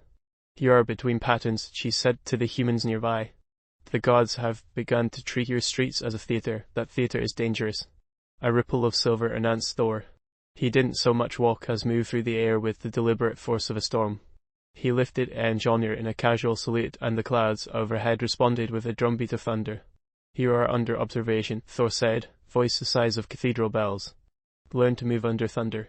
Loki arrived with the scent of ozone and a grin that suggested he left Friesen behind somewhere between two metaphysical alleys. He took a seat on a floating stop sign as if the laws of physics were a local seating chart. "This will be amusing," Loki said, spinning a knife between his fingers. "The greatest comedy watching omniscience trip over its ceremonial robes." Lucifer's laugh curled around the thought like smoke. "Oh, the wardrobe malfunction is exquisite," he said. "And you," he added, speaking to God in a tone that was silk on a knife, "you finally found a way to be useful. You're a spectacular entertainment." God's grin widened. He preened at the compliment and then, with the impulsive joy of a child who has discovered magnifying glass fire, aimed for a minor demonstration. He reached out and, with a flourish, plucked a lamppost from the street. For a heartbeat the lamppost hovered like a question mark. Then it snapped, cleaving the sidewalk. The split let out the breath of earth scent and the ceramic flower pot rolled down a newly formed crack, exploding against a vendor's display of artisanal mugs. The vendor swore beautifully, a kind of elaborate profanity that bespoke both genius and small business ruin. Coffee steamed in the air as if morning. "Accident," God announced cheerfully, as if the collapsing footpath were part of the choreography. The demonstration. See how reality responds, see the patterns shifting, isn't this? He was interrupted by a soft, sardonic sound. Lucifer's voice was everywhere at once, amused and exacting. "See how reality responds," he echoed. "Yes, watch the pothole applause, marvel at the vendor's new drainage system." Athena's jaw set. She had the look of someone who catalogued mistakes. "You create consequences when you perform," she told God. "You do not consider the ledger." God frowned. "I am trying to teach them to look," he said, as if lecturing toddlers about art appreciation. Odin's one eye narrowed. "You teach by breaking the stage," he said. "It is not wise." The gods, when gathered, took in the low, catastrophic murmur of a storm meeting a train. Quetzalcoatl drifted between skyscrapers like a living bridge, sails reflecting 1,000 refracted suns. Her presence shifted the air. Pigeons rearranged themselves into a knot of feathers in flight. Raw, radiant, and deliberate, hovered above in a column of light that warmed the wet concrete without burning it, the sort of benign warmth that made people look up and forget for a moment. They enjoy this, Lucifer said, suddenly intimate. They smile when you break things, they smile when you make a bust you tricks. Your friends are cruel, God, they're like schoolboys in a bomb factory. God blinked, hurt for all of 2 seconds, then shrugged off the feeling with the same lack of finesse with which he had handled the lamppost. They are laughing with me, he said, defensive, then louder, to the humans. Look, learn, not all mistakes are bad, some are instructive. On the other side of the street, a cafe owner tried to herd his chairs back onto the sidewalk. A child cried from the second-floor balcony because a carousel horse, apparently an artifact of some earlier godly whim, had wandered down the boulevard on invisible stilts and decided the city needed more equine spectacle. A woman with a stroller muttered prayers the way people mutter about weather. Athena found the cafe owner, studied the splintered chairs like a surgeon, and said what he needed to know. Secure the weak points, she said. Tie the legs to fixed anchors, use weight distribution. Her counsel was crisp, practical, human-shaped in its usefulness. The owner blinked. He had never heard a god give advice about furniture, but the chairs stopped wobbling when he did as she said. The child stopped crying when the carousel horse returned to a less alarming trot. For the first time that morning, a small cluster of humans saw beyond the spectacle into a resource. They always have a teacher, Lucifer mused approvingly. A patron of patterns, Athena's charity is pecuniary competence. Loki's grin sharpened. "And I have bets," he said. "Who will break first, the bus driver, the earth, or the lamppost?" He tossed a coin into the air and it hung there, shimmering as if undecided. Thor barked a laugh that made shop windows shiver. "I will not bet," he said. "I will ensure spectacle." Quetzalcoatl coiled across the avenue, sending a breeze that smelled of mango and ancient jungles. "Observation," she said, voice like riverstone, "is not always mild. Your cities are fragile, humans. We call them fragile because they were never designed for gods on coffee breaks." A piece of the sidewalk gave way under a woman's shoe and she would have fallen if a hand, a calm, steady human, had not grasped her wrist. It was the bus driver, dragging himself down from his post with the slow stubbornness that cities make of their working people. "How about a plan?" the bus driver rasped, and in his throat was the taste of diesel and stubbornness. "We move the people off the main roads. We shift the traffic where the gods aren't playing." He laughed at the absurdity of it, but his eyes were bright with resolve. Mara found herself beside him, hands in her pockets, breathing like someone who decided not to be the spectacle. "We can move people, direct them into the parks and parking lots," she said, voice stepping up with a clarity that surprised even her. "Keep them away from floating objects, keep the kids in the schools." Todd watched, and the oddest thing happened. The scene stopped being only pandemonium. It became choreography where the humans, tired and stubborn and alive, began to shape the stage. God clapped, delighted by the order forming amid his mischief. "See, look, they respond, they learned." "Sometimes they respond because they have to," Athena said. She wasn't being cruel. Gods rarely were cruel without relish, and Athena had the neutrality of someone who had seen great things break and been the one to repair them. "Sometimes they respond because survival demands it." Odin's voice carried something like amusement, but sharper. "Observe the pattern, God. When you break, they mend. When you distract, they create. Your chaos reveals their persistence." Lucifer hummed as if savoring a wine. "Persist," he murmured. "That's the human quality I respect most. It makes their ruin so much more satisfying when it happens, also more interesting when it doesn't." There was laughter, not the god's gleeful noise that rustled the leaves, but human laughter crooked with terror, with adrenaline, with the sort of gallows humor that arrives when a person has stared at nothing and decided to make a joke. God, seeing the laughter, blushed a color that had no name, and then, with the bumbling optimism of someone whose social grammar was unreliable, attempted a small, focused miracle. He reached for the bus and tried to set it gently back to earth. The bus trembled like a living thing. It dipped. For a heartbeat it settled, wheels kissing the asphalt. A cheer rose from the crowd. Then God sneezed sudden, vigorous, and the bus shuddered back into motion, doing a slow, wobbly pirouette before finally settling with a final, graceless thud that scattered their flock of pigeons into a kaleidoscope of feathers. A woman applauded, wiping a tear from her face. She stared at God, then at Athena, then at the bus driver, and the pattern inside her rearranged. Gods for chaos, humans for solutions, gods for spectacle, humans for stubborn repair. Lucifer's voice softened a notch. "You see, they fix, and for a moment, you're almost noble." God beamed. He was not in any meaningful sense noble. He was confused, glad, and chronically optimistic. But in the small intersection of levitating buses and clever shopkeepers, a kind of fragile piece had been cobbled together, the sort that happens when people decide to hold their ground and the gods decide to be slightly less catastrophic for 10 minutes. Above, the other gods drifted and bantered sharp, detached, amused. They enjoyed the spectacle. They enjoyed their friends' blunders. They enjoyed the human improv. The city, ragged and beautiful and furious, kept breathing. Todd and Mara joined the tide of people being shepherded to safety. The world kept shifting, but for once the movement had a rhythm that human feet could comply with, and at the edges of that rhythm the gods tossed their absurdities like confetti and occasionally, very occasionally, like gifts. The chaos of the morning had settled into a peculiar rhythm by midday. Not that it was calm, nothing involving gods ever truly reached calm, but the city streets were alive with the push and pull of divine mischief and human adaptation. Todd and Mara moved cautiously through the twisted avenues, dodging overturned taxis that seemed to have developed their own gravitational fields and marveling at streetlights that sprouted new lamps midair like flowers in impossible blooms. Why do I feel like we're in the middle of a cosmic obstacle course designed by sadists? Todd muttered, his voice barely audible over the soft whoosh of floating objects. Mara, scanning the shifting skyline, replied, because we are. And these sadists happen to have centuries of experience making mortals miserable.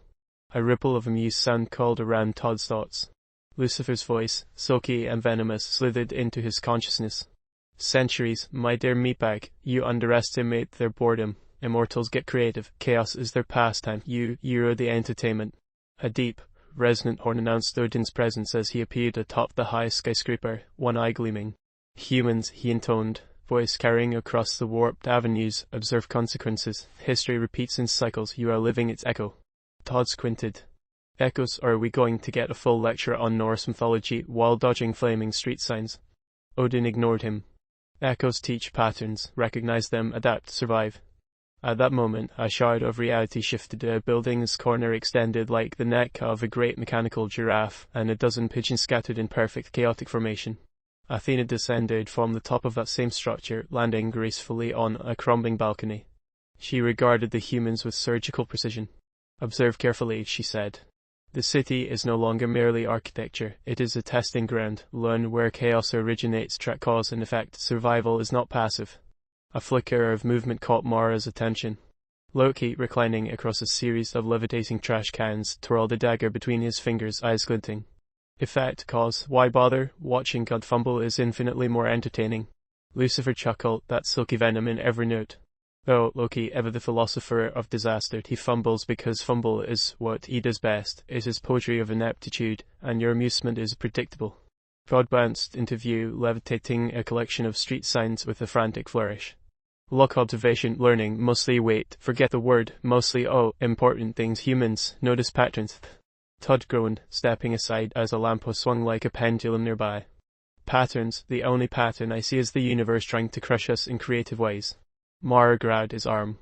Don't look at the patterns, survive them.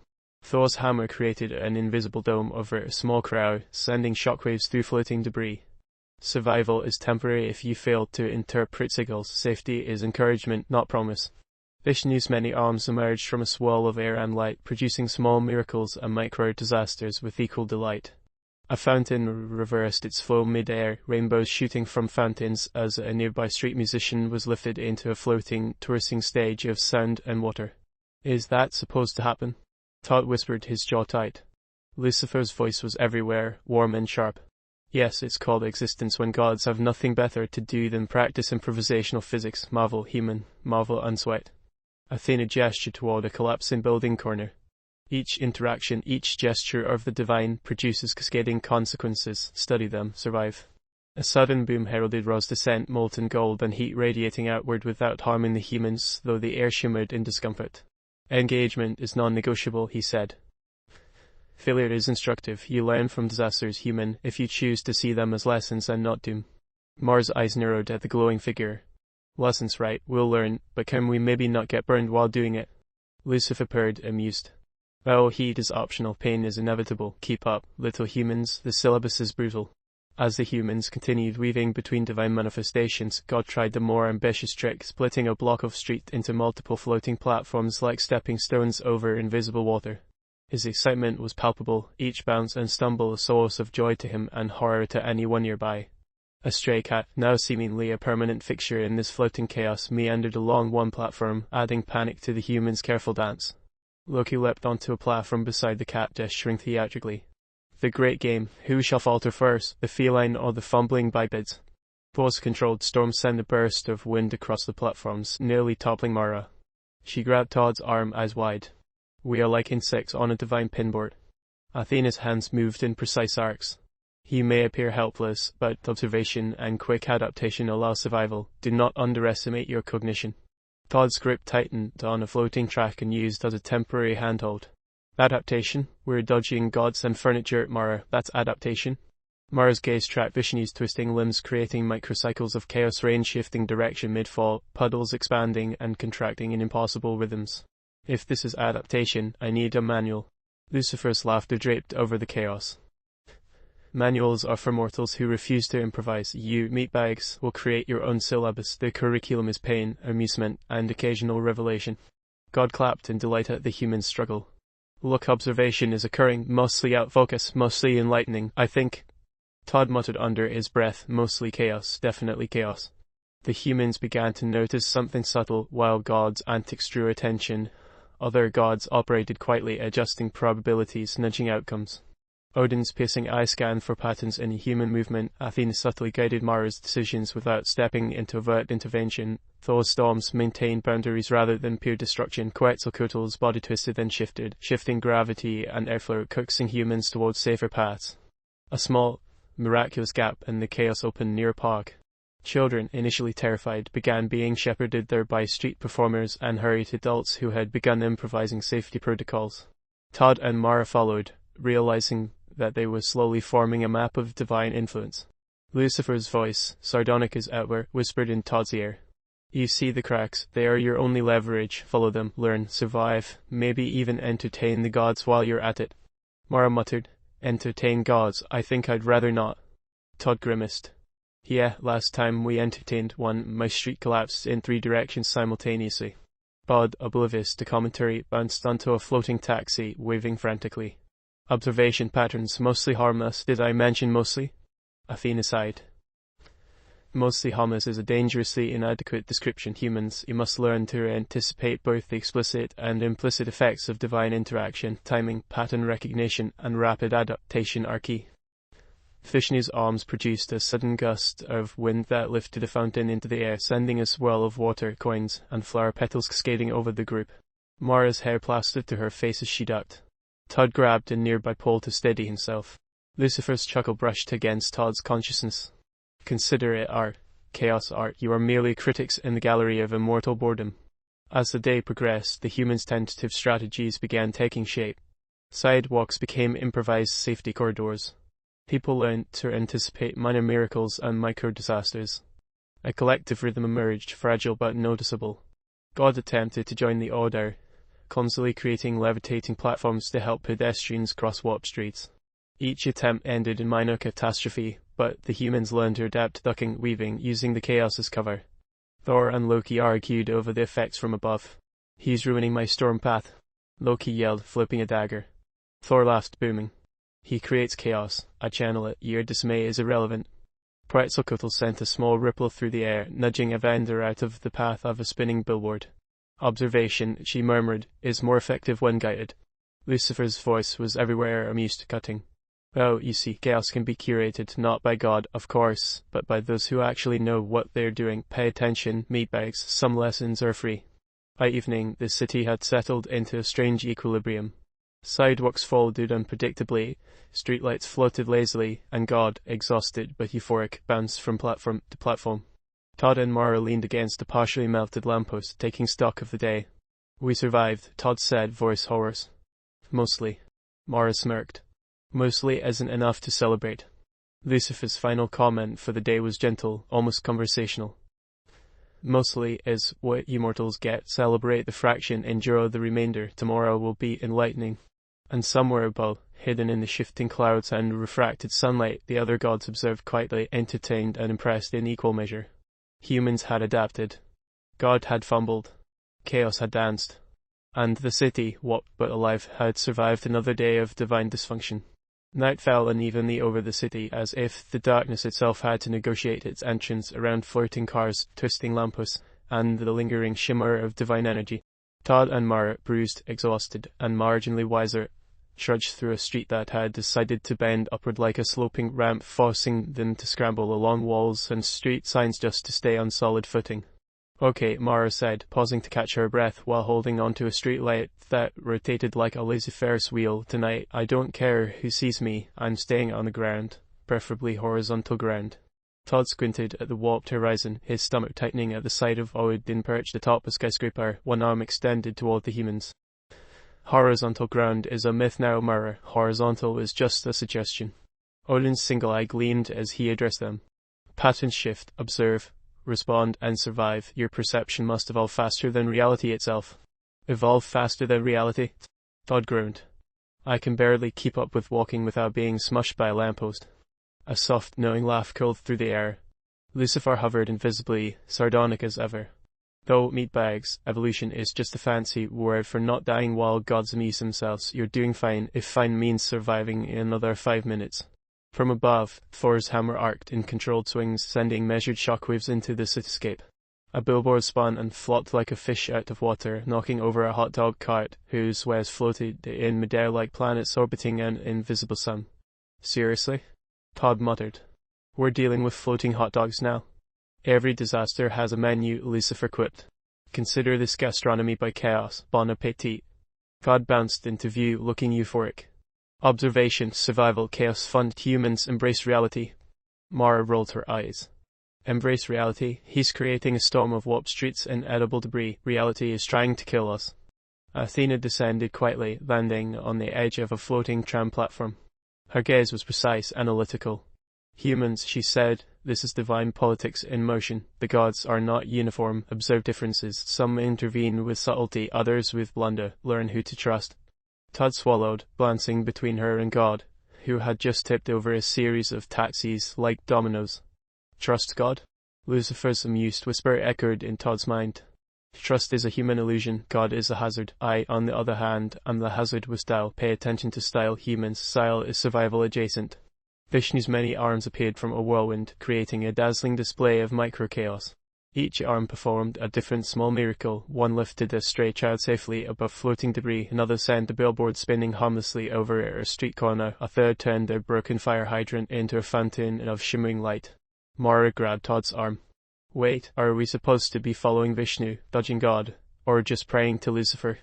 Lucifer purred. "Option 3, mostly, but don't neglect option 2, it's disastrous yet instructive. Option 1, adorable in your confusion, choose wisely, meatbags." The city shuddered as Rod descended, molten gold and light spilling across the streets without burning anyone. His voice carried like ringing metal. "Order emerges from observation, humans. Choose your interactions carefully. Misjudgment has consequences." A nearby building folded inward on itself, creating a temporary tunnel. Thor's controlled storm gently redirected the floating debris into patterns that allowed the humans to traverse the shifting street. Todd navigated carefully, holding Mara's hand. "Patterns, maybe Athena was right. Observing does help." Athena nodded slightly.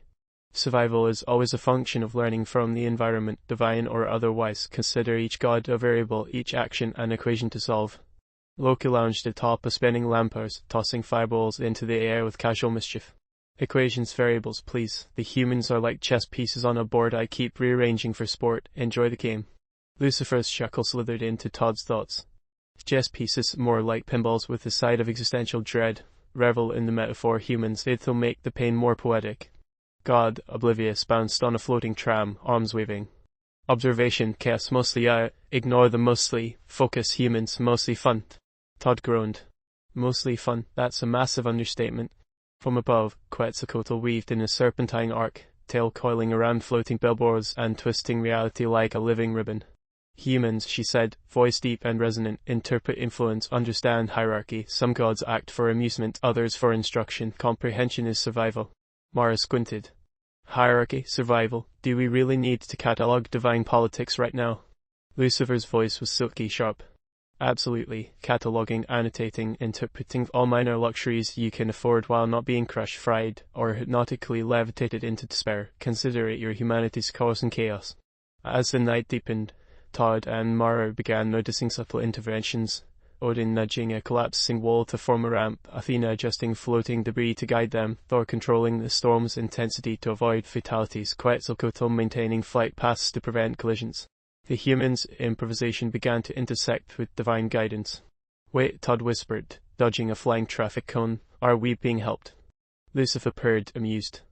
"Help maybe, or maybe you're simply lucky, but observe carefully. Assistance disguised as chaos is an art form. I appreciate subtlety. God does not learn the difference." God, meanwhile, had decided to host a spontaneous light show, floating street signs spinning, streetlights swinging in arcane rhythms, and puddles glowing like liquid neon. Observation: light mostly out, entertainment, humans enjoy mostly. Mara muttered, "Mostly is the wrong word. It's never mostly, it's full-on insanity." Athena gestured toward a twisting alley. "Move through it. Each god's influence creates openings, exploit patterns, survival is cumulative." Vishnu's limbs orchestrated a small dance of chaos, coins floated in spirals, pigeons spun in circular trajectories, fire hydrants sprayed streams of shimmering water that formed temporary bridges. Todd jumped across the water bridges, holding Mara's hand tightly. Lucifer's whisper, warm and cutting, caressed his thoughts. "Do you see it? Chaos can be a ladder. Step carefully, meatbags. Each misstep is a lesson, each success a spectacle." From above, Ra's golden form shimmered, casting long, angular shadows across the warped streets. Observation informed strategy. Humans learn from divine intervention, comprehend patterns, and act accordingly. Todd glanced around. "Strategy, patterns, act accordingly. You hear that, Mara?" Mara's eyes narrowed, scanning a street corner where God was tipping a floating hot dog cart into a miniature whirlwind. "Act accordingly. I think survive is the only pattern I understand." Lucifer's laugh purred, venomous and amused. "Survival is the only metric that matters. Everything else is commentary. Enjoy your role as entertainment, and perhaps you'll graduate to slightly higher chaos." God, oblivious to the nuance, bounced toward the humans again. Observation: chaos fun, mostly no. Focus humans, embrace reality, mostly enjoyable. Athena sighed, the faintest hint of exasperation crossing her otherwise calm demeanor. "Mostly enjoyable is not a strategy. Humans maintain awareness, they interpret divine behavior, act with precision, survive." Loki flicked a dagger toward the humans, catching a reflection of the moon in the blade. "Precision, yes. Perfect timing. And panic. Don't forget panic. It keeps things interesting." Thor's storm sent a gentle surge of wind beneath Todd and Mara, preventing a tumble into a floating fountain of neon water. Guidance is possible. Recognize patterns, follow or improvise, survive. Lucifer's final words for the night danced in Todd's head, sharp and musical. Survival, improvisation, chaos, entertainment, you are all parts of a living comedy. Learn the jokes, humans, or become punchlines. Either is acceptable. As darkness settled fully over the city, Todd and Mara leaned against the warped street wall, watching the scattered divine forms above. Small victories had been won. They had navigated collapsing streets, floating debris, and chaotic interventions, but the gods were far from finished. Chaos was a living entity here, and the humans had merely learned to step around it. God clapped his hands, oblivious to the exhaustion of the mortals. Observation, survival, chaos, fun. Humans, I'm proud, mostly.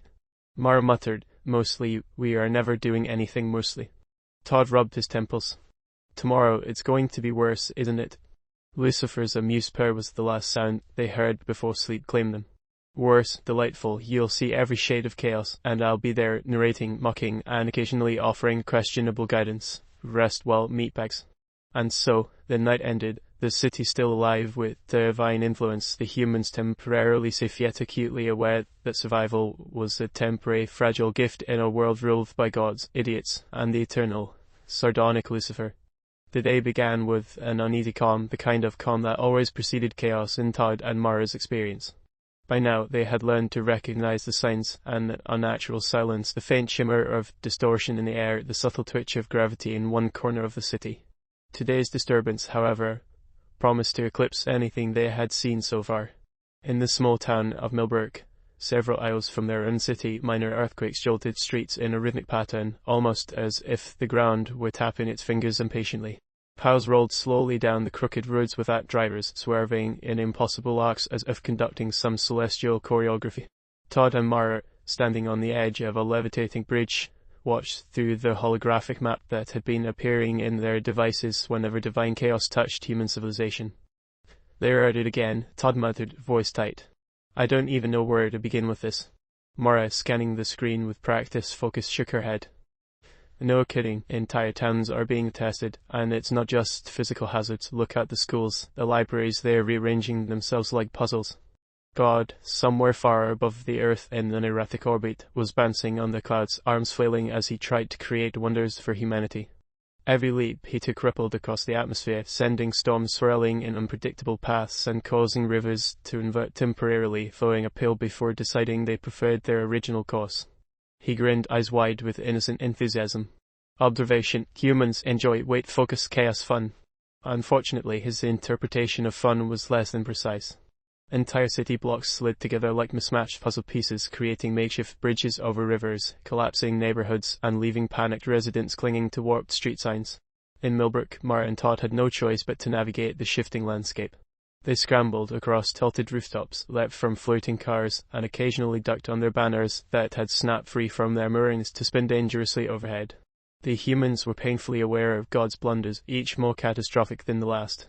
You'd think with all this power, Todd said, dodging a spinning water tower, he'd have figured out what not to do. Mara didn't answer immediately, eyes locked on a collapsing library. No, but that's the thing about God, she said finally. His power isn't refined, it's all energy, all spectacle, all blunder, the consequences are unpredictable. Lucifer, invisible as always but present, whispered into their minds with a tone as smooth as soap but laced with sharp edges. Unpredictable? Now humans. Calculated chaos with entertainment value. Pay attention. Learn. Fail. Repeat. Todd groaned. Learning feels a lot like screaming. Or getting flattened, Mara muttered, ducking under a floating statue that had decided it wanted a new position above the street. Meanwhile, minor deities and spirits moved through the region like unseen hands, leaving pranks and small disasters in their wake. Odin was subtly tugging at the laws of physics in alleyways, Athena was rearranging fallen debris in patterns meant to hint at safe paths, and Loki was tossing tiny fireballs like confetti, each one harmless yet perfectly timed to startle or misdirect anyone who approached. God, however, remained the epicenter of disaster. Attempting to create a rainbow over a school playground, he misjudged the physics of light and moisture, producing a lightning storm that rained down from one side and ice from the other. The school soccer field became a frozen lake mid-game, and Todd winced at the thought of hundreds of children slipping and sliding across its surface. God is trying, Mara said, voice tight with exasperation. But his trying has consequences. Lucifer's voice, tinged with amusement, teased them both. Trying is a polite word for insanity with flair. And you're witnessing front row seats. Todd rubbed his forehead. I don't even know how to explain this to anyone else. It's beyond words. Explain? Mara's glare could have melted steel. We survive, that's the only thing we're doing. Even as the humans struggled, God leaped higher, attempting to summon a display of northern lights for an entire city block. The result was an aurora of purple and gold that dripped into the streets, sticking to vehicles and pedestrians like sticky paint. Power lines floated in midair, tangled in impossible knots, while birds flew in coordinated formations to avoid interference, completely disoriented by the celestial display. From the floating chaos, Thor's hammer sliced the wind, creating corridors where the humans could move safely. Vishnu's multiple limbs conjured temporary bridges across rivers, and Ra's molten form radiated warmth that stabilized frozen patches. Meanwhile, Loki continued his mischievous interventions, hiding small objects in plain sight and setting up distractions designed purely for amusement. Todd looked at Mara, breath ragged. Do you think we could maybe just bargain with him? Mara's eyes narrowed as she dodged a floating bench. Bargain with God, please. He doesn't do negotiation, he does spectacle. Lucifer's purr slithered into their minds. Bargaining is irrelevant. Survival is a skill. Chaos is a teacher. You, my little humans, are the lesson in progress. The day stretched on, escalating into an absurdity of almost unbearable proportions. Minor cities across the continent were experiencing similar divine interventions. Streets folded and unfolded, rivers reversed, skyscrapers leaned like dominoes, and entire blocks were rotated 90 degrees overnight. Yet Todd and Mara began noticing patterns. God's mistakes weren't completely random, they had a rhythm, a signature. Each blunder left clues about his next move, and each tiny victory for the humans was built on observation and quick reflexes. As God attempted to impress the gods watching from above, he miscalculated again, creating a tsunami that rippled over a coastal town without harming any life, thankfully. Todd and Mara arrived just in time to help guide panicked civilians to safety using the pathways that Athena and Vishnu subtly provided. The humans were becoming small players in a divine chess game, not pawns entirely without agency. Todd muttered, guiding a group across a floating bridge of street signs. We might be getting the hang of this if you can call dodging death the hang of it. Mara shook her head. Don't tempt fate, it's got a funny way of reminding us we're insignificant. Lucifer's sardonic voice slithered into Todd's thoughts. Insignificance is a human illusion. You're magnificent in your capacity for suffering. Take pride in that. By sunset, God's displays had reached a crescendo of airs. Streetlights spun like tops, rivers formed looping arcs in midair, and a fire hydrant erupted with golden liquid that hardened into crystalline shapes. Humans across the affected region scrambled, adapted, and learned. Todd and Mara had begun mapping the chaos, forming mental models of God's tendencies and the subtle interferences of other deities. Pattern recognition, Mara muttered, exhausted, is now our survival toolkit. Todd grimaced. Survival toolkit, yeah, it's barely holding together, but it's something. Even as the humans navigated the chaos, Lucifer was quietly testing them, manipulating events so they had to choose between two disasters, one morally compromising, the other physically hazardous. Todd and Mara made choices that revealed ingenuity and ethical flexibility. They rescued trapped citizens at personal risk and avoided traps with split-second decisions. Lucifer's whisper rang in their minds, sardonic yet faintly approving. Clever, resourceful, mildly entertaining. You humans might survive longer than I anticipated. Or maybe you'll just make the suffering prettier. By nightfall, minor cities had experienced enough of God's desperate performances to leave their streets in peculiar but mostly stable configurations. Todd and Mara, bruised but alive, exchanged a look of tentative understanding. They were beginning to see the subtle patterns and limitations behind God's chaotic interventions, recognizing that survival required careful observation, improvisation, and a willingness to embrace absurdity. Lucifer's amusement was unmistakable. Human progress.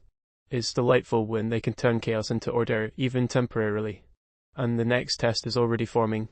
The chapter closed on a landscape scarred by divine experiments, rivers in unnatural paths, tilted buildings, and streets that had decided to fold upon themselves. But amidst the chaos, humans had begun learning, adapting, and surviving. The gods' influence was overwhelming, yet Todd and Mara were no longer entirely helpless. Chaos, for now, was something they could anticipate, if only slightly. And Lucifer's sardonic grin lingered in the shadows, promising the next wave of tests, the next layer of suffering, and the next opportunity for humans to prove themselves against the impossible. The morning dawned with a faint hum in the air, a resonance that Todd and Mara had come to recognize as the signature of divine interference.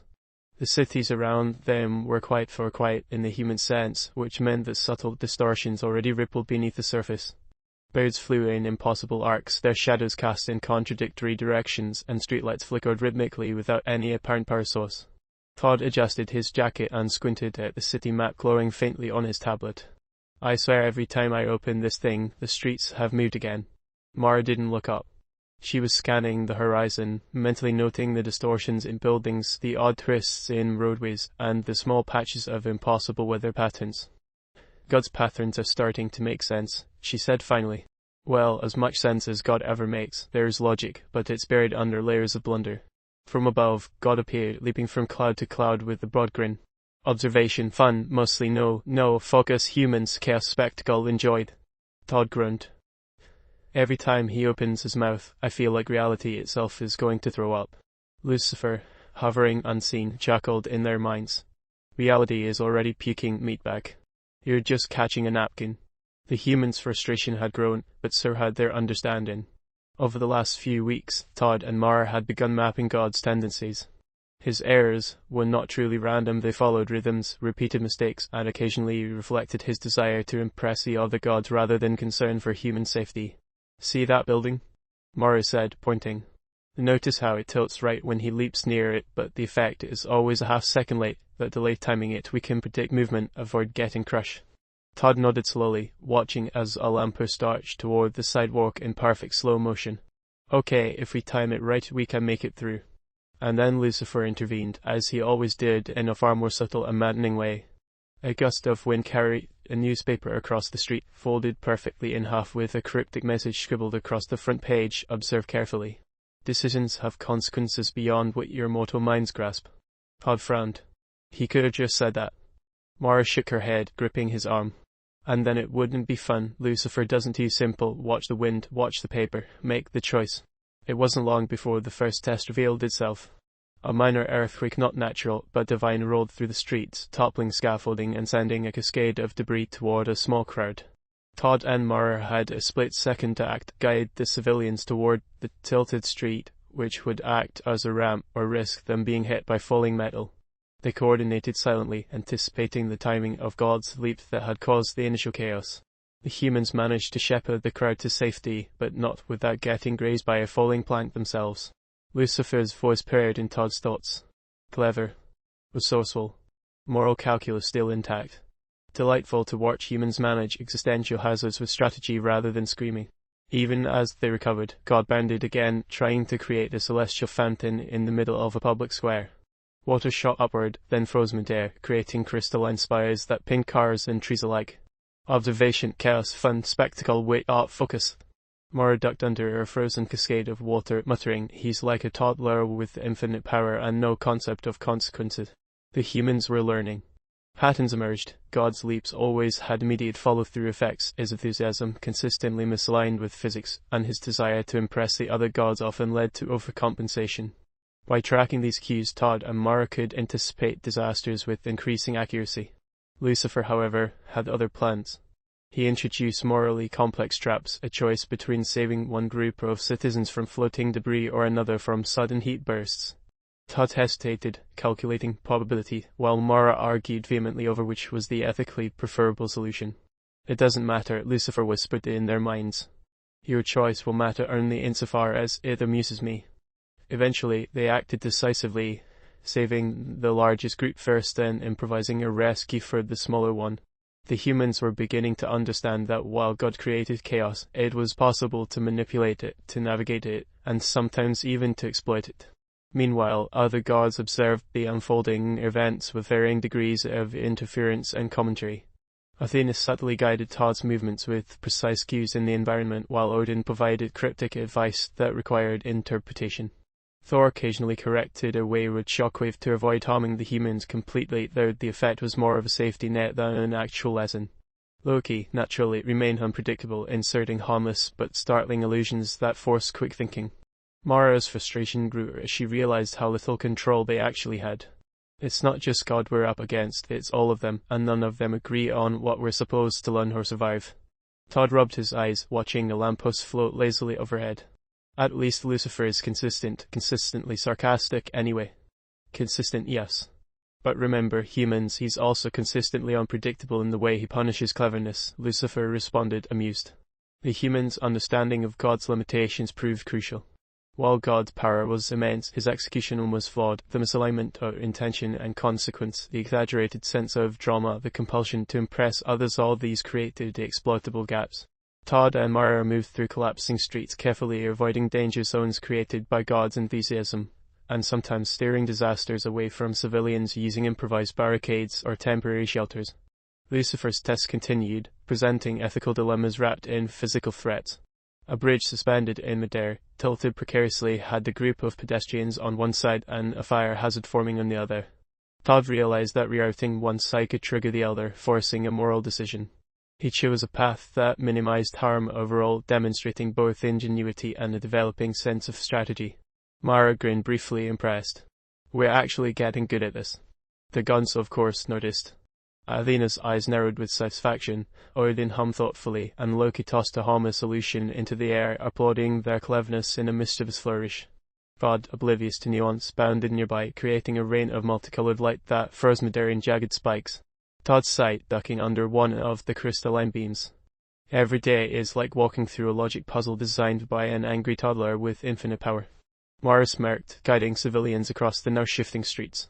Or a toddler who thinks they're hilarious. Don't forget hilarious. Even as the chaos escalated, the humans began using the divine interference to their advantage.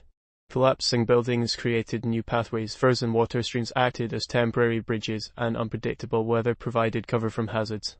They were starting to think several steps ahead, exploiting God's lack of foresight. Lucifer's approval was faint but undeniable. Resourceful, adaptive, morally flexible.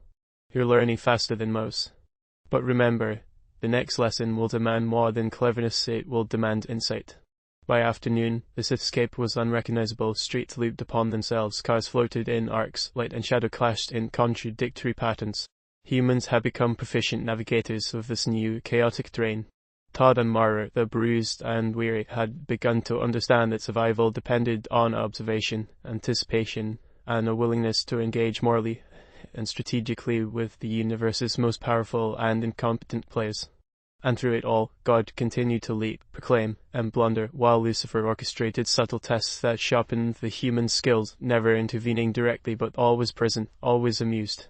As the sun tipped below the horizon, casting fractured shadows across the city, Todd and Mara paused atop a floating rooftop, surveying the consequences of another day of divine interference.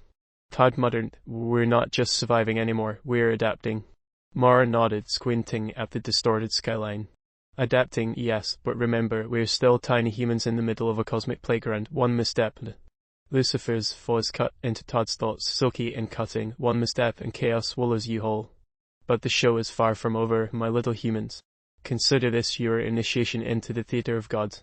And with that, the stage was set for the next wave of trials, moral conundrums, and survival tests that would push Todd and Mara to the limits of ingenuity, courage, and ethical reasoning, all under the watchful, amused, and sardonic gaze of the divine.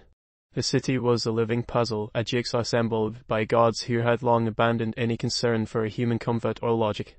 Todd and Mara moved cautiously, surveying a street that had bent over itself like paper, its asphalt curling into impossible loops. A bus hovered at a 90-degree angle, passengers inside suspended midair with expressions frozen between terror and disbelief. "Okay," Todd said, voice tight, "we're getting better at reading gods. What do we call it? Chaos grammar." Mara snorted. "Grammar? That implies rules. There are no rules, only patterns and loopholes." Above them, God bounded from one floating rooftop to another, oblivious to the practical consequences of his leaps. Observation, chaos, spectacle, fun, humans, pay attention. A lamppost twisted toward Todd's shoulder like a vine, but Athena's subtle cues allowed him to duck just in time. "Patterns," Mara muttered. "He follows patterns. We exploit the gaps. Don't forget that." From the shadows of a warped alley, Lucifer's presence made itself felt, not with fire or earthquakes this time, but through whispers and suggestions that slid like knives through their minds. "Cleverness is your weapon. Moral calculus your shield. Use both, and perhaps you'll survive." Todd grimaced. "I hate that he sounds like he's giving us homework." "Homework with consequences measured in death," Mara added dryly, shifting her weight as the ground beneath her warped unpredictably. Meanwhile, other gods argued above the chaos, their voices overlapping in conflicting philosophies that reflected millennia of divine rivalry. Odin's low, measured tones contrasted sharply with Loki's cackling interjections. "Humans are fragile," Odin stated calmly. "Observation should guide, not crush. There is merit in restraint." Loki snorted, flipping through the air, conjuring illusory walls that seemed to close in on the humans. "Restraint is boring. Chaos is art, my one-eyed friend. Watch them squirm. It's poetry." Thor's voice boomed like rolling thunder. "The balance is necessary. Humans must feel danger to respect it, yet guidance is required lest we destroy them entirely." Ra hovered in molten gold above the city, his heat radiating an uncomfortable but non-lethal warmth. "Their development is observable. Interference is subtle yet constant, focused, not random." God, of course, ignored subtlety entirely. He attempted to leap across a half-collapsed building, landing directly on a temporary bridge created by Todd and Mara earlier. The bridge trembled violently, threatening to collapse into the gap below. Todd grabbed Mara's hand. "Now, move." They sprinted, kicking debris aside, dodging floating shards of glass and warped street signs. God's laughter echoed above them, delighted with his own incompetence. Lucifer's voice cut through Todd's thoughts like a velvet blade. "Did you enjoy that little dance? A human tango with incompetence. Not elegant, but effective." "Effective isn't fun," Todd muttered, vaulting over a chunk of pavement warped into a jagged spiral. "Effective keeps us alive," Mara said sharply, guiding a small group of bystanders who had followed them into the chaos. The gods continued their bickering, demonstrating their contrasting philosophies in real time. Athena calculated precise patterns of movement, directing the humans away from fatal intersections. Vishnu, with multiple limbs moving independently, created controlled vortices that both threatened and sheltered. Loki's illusions continued to test reflexes and patience, while Thor ensured that the larger environmental hazards did not become lethal. Todd noticed the subtle hierarchy emerging. It's like they have invisible referees, he muttered. Athena and Odin set the rules, Thor enforces them, Loki ignores them, and God is just chaos incarnate. Mara smirked. Don't forget Lucifer, he doesn't enforce, doesn't create, just watches and judges. Lucifer's voice purred, and occasionally teaches the meatbags a lesson in subtlety and survival. Pay attention, human survival is not linear, and morality is a labyrinth. The human strategy had begun to solidify. They moved with increasing coordination, exploiting God's gaps while responding to the subtle cues of other gods. Todd directed civilians to stable surfaces created inadvertently by misfire divine abilities, while Mara calculated timings to avoid illusions or minor disasters conjured by Loki or Thor. At one intersection, a wave of crystalline light rose midair, trapping a delivery truck and a small group of pedestrians. Cars floated above, gesturing wildly. Observation, fun spectacle, humans, look. Mara bit her lip. Look, yes, movie, yes, survive, ideally. Todd grabbed a loose plank, wedging it under the truck's tilted tires to create a ramp. Civilians scrambled across it safely. Athena appeared beside them, silently nodding, her eyes conveying approval without words. Lucifer's whispers, ingenuity under pressure. Nicely done. But do not mistake competence for mastery tonight, the game becomes personal. As the day progressed, the divine clashes escalated. Minor cities and towns experienced disruptions simultaneously, floating debris, sudden bursts of illogical weather, small earthquakes triggered by God's leaps, and illusory walls erected by Loki. Each event served as both a test and a distraction, forcing Todd and Mara to adapt quickly. Meanwhile, the gods' arguments reflected centuries of philosophy and rivalry. Athena and Vishnu debated the merits of intervention versus observation. Odin and Thor clashed over whether punishment or guidance produced better human outcomes. Loki inserted chaos where discussion faltered, and God continued obliviously blundering, eager to impress, desperate to assert his relevance among immortal peers. In one particularly chaotic moment, God attempted to freeze a fountain mid-air for a dramatic effect, only to miscalculate the trajectory and send a shower of icy spikes into a nearby plaza. Todd and Mara coordinated a rescue, using debris and overturned vehicles as shields while guiding civilians out of harm's way. Lucifer, silent until now, commented in Todd's thoughts, performance art. The idiocy of divinity framed as spectacle. Humans, you are learning the dance. Step carefully. The humans realized that survival was becoming less about brute avoidance and more about strategic anticipation. They studied patterns, observed divine relationships, and adjusted their actions accordingly. Even God's incompetence could be exploited if one paid close attention. By evening, a tense rhythm had emerged. Todd and Mara moved through the city like dancers in a carefully choreographed ballet, civilians in tow, dodging hazards, predicting chaos, and exploiting divine oversight. The gods continued to quarrel, their personalities shining through in every clash and prank. Athena's precision contrasted with Loki's unpredictability, Thor's brute force balanced Odin's calculated restraint, Vishnu's multiplicity contrasted with Thor's singular, radiant intensity, and God remained spectacularly, disastrously chaotic. Lucifer's commentary punctuated the humans' efforts. Observe. Calculate. Decide. Fail occasionally. And when you do, remember, the amusement is in the effort, not the outcome. As the night deepened, Todd and Mara found themselves on a rooftop overlooking a city transformed beyond recognition. Streets twisted impossibly, lights hovered midair, buildings contorted, and divine auras shimmered across the skyline. Todd exhaled. We're getting good at this, almost competent. Mara shook her head, scanning the horizon for new hazards. Almost competent, yes, but don't forget, competence only matters until the next wave of idiocy or mischief arrives.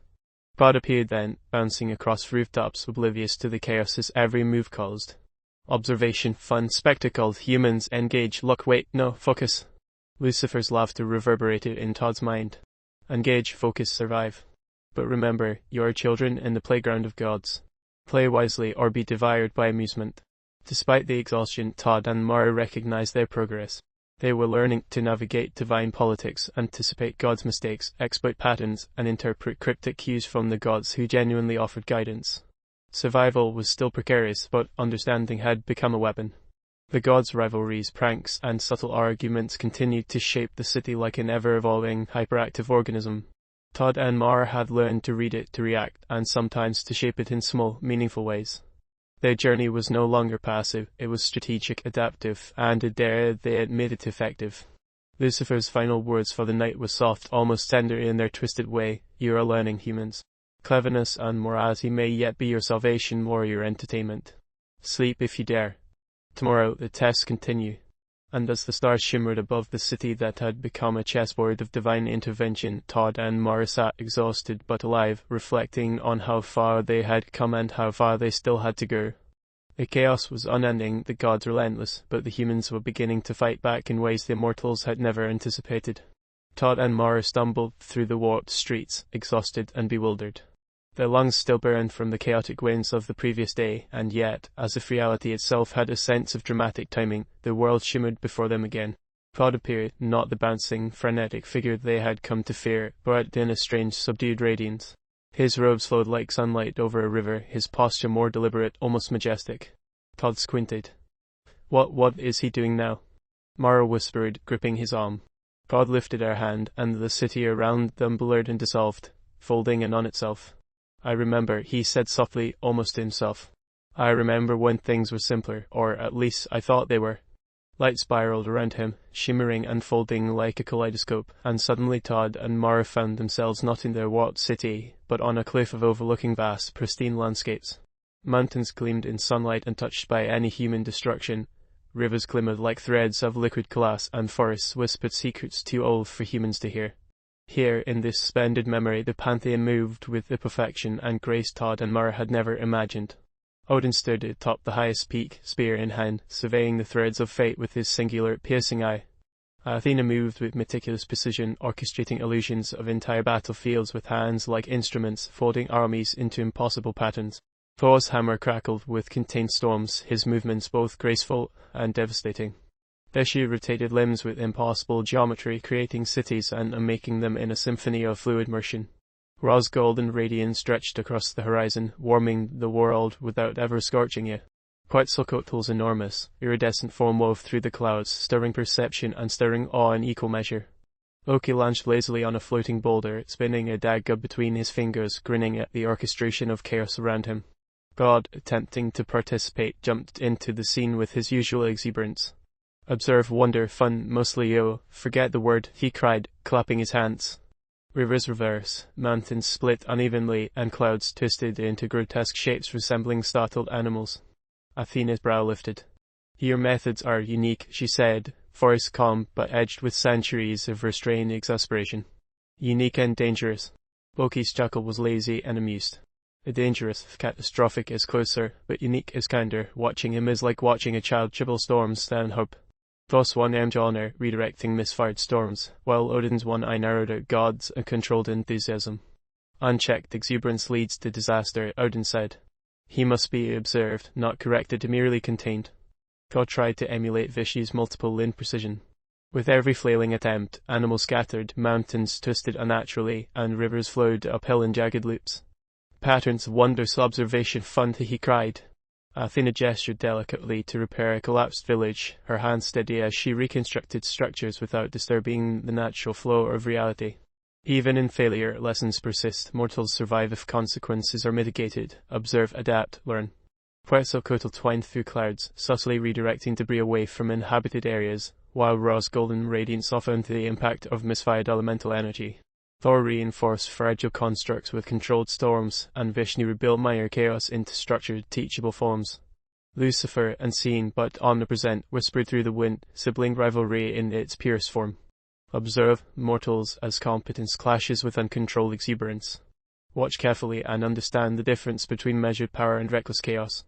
Thod, oblivious, clapped and bounced again. A flock of sheep took flight over mountains, a river looped into itself and formed a temporary whirlpool, and villages fled in awe and terror. Loki grinned. Mostly catastrophic, definitely amusing, and incredibly educational if you're watching the wrong person. Athena exhaled sharply. Your lack of control endangers all outcomes. Chaos without structure teaches nothing. Mortals must be guided, not terrorized. God's next attempt was to emulate Thor's mastery over storms. A small cloud gathered, but the result was a whirlwind that uprooted trees, flung livestock, and sent loose buildings spiraling. Odin's voice cut through the tumult. Even in imitation, restraint is essential. Observe, learn, and respect the parameters of influence. Lucifer's commentary drifted into the human's minds. Restraint is alien to him. Observe, mortals, the contrast between the brilliance of competence and the comedy of enthusiasm unbridled. The pantheon moved in harmony in their prime. Thor's decisive strength, Athena's calculated precision, Vishnu's balanced creation and destruction, Ra's illumination, Quetzalcoatl's subtle perception manipulation, Loki's mischief, Odin's supervision. They functioned as a complex machine, calibrated over eons. God's flailing remained unpredictable, yet somehow oddly instructive. Even as they watched, Todd and Mara realized the depth of divine influence. The seemingly random catastrophes, miracles, and strange events that had punctuated human history were not accidents. They were the record of God's exuberant failures, immortalized in myth and legend. Lightning, floods, inexplicable phenomena, and sudden bursts of fortune or terror were all traces of his efforts. Lucifer's voice purred, "This is why mortals write myths. They cannot comprehend, only fear and revere." God's blunders, the brilliance of others, the subtle mischief and guidance preserved it as stories and legends for centuries. God, in a final flourish, attempted to combine Vishnu's multi-limb precision, Thor's storm control, and Athena's calculated illusions. The result was spectacular. Rivers spiraled into miniature tornadoes, villages levitated briefly, clouds coalesced into impossible shapes, and lightning arced unpredictably. Athena and Vishnu worked frantically to minimize damage. Thor reinforced structural integrity with controlled storms. Odin observed silently, and Loki cheered, twirling a fireball as though to say, "Well, it's your own circus." Even in their full glory, the gods argued and laughed, rivaled and guided, teased and corrected one another. Athena subtly sabotaged Loki's mischief. Thor corrected God's worst storm outcomes. Vishnu maintained balance in the natural and unnatural worlds.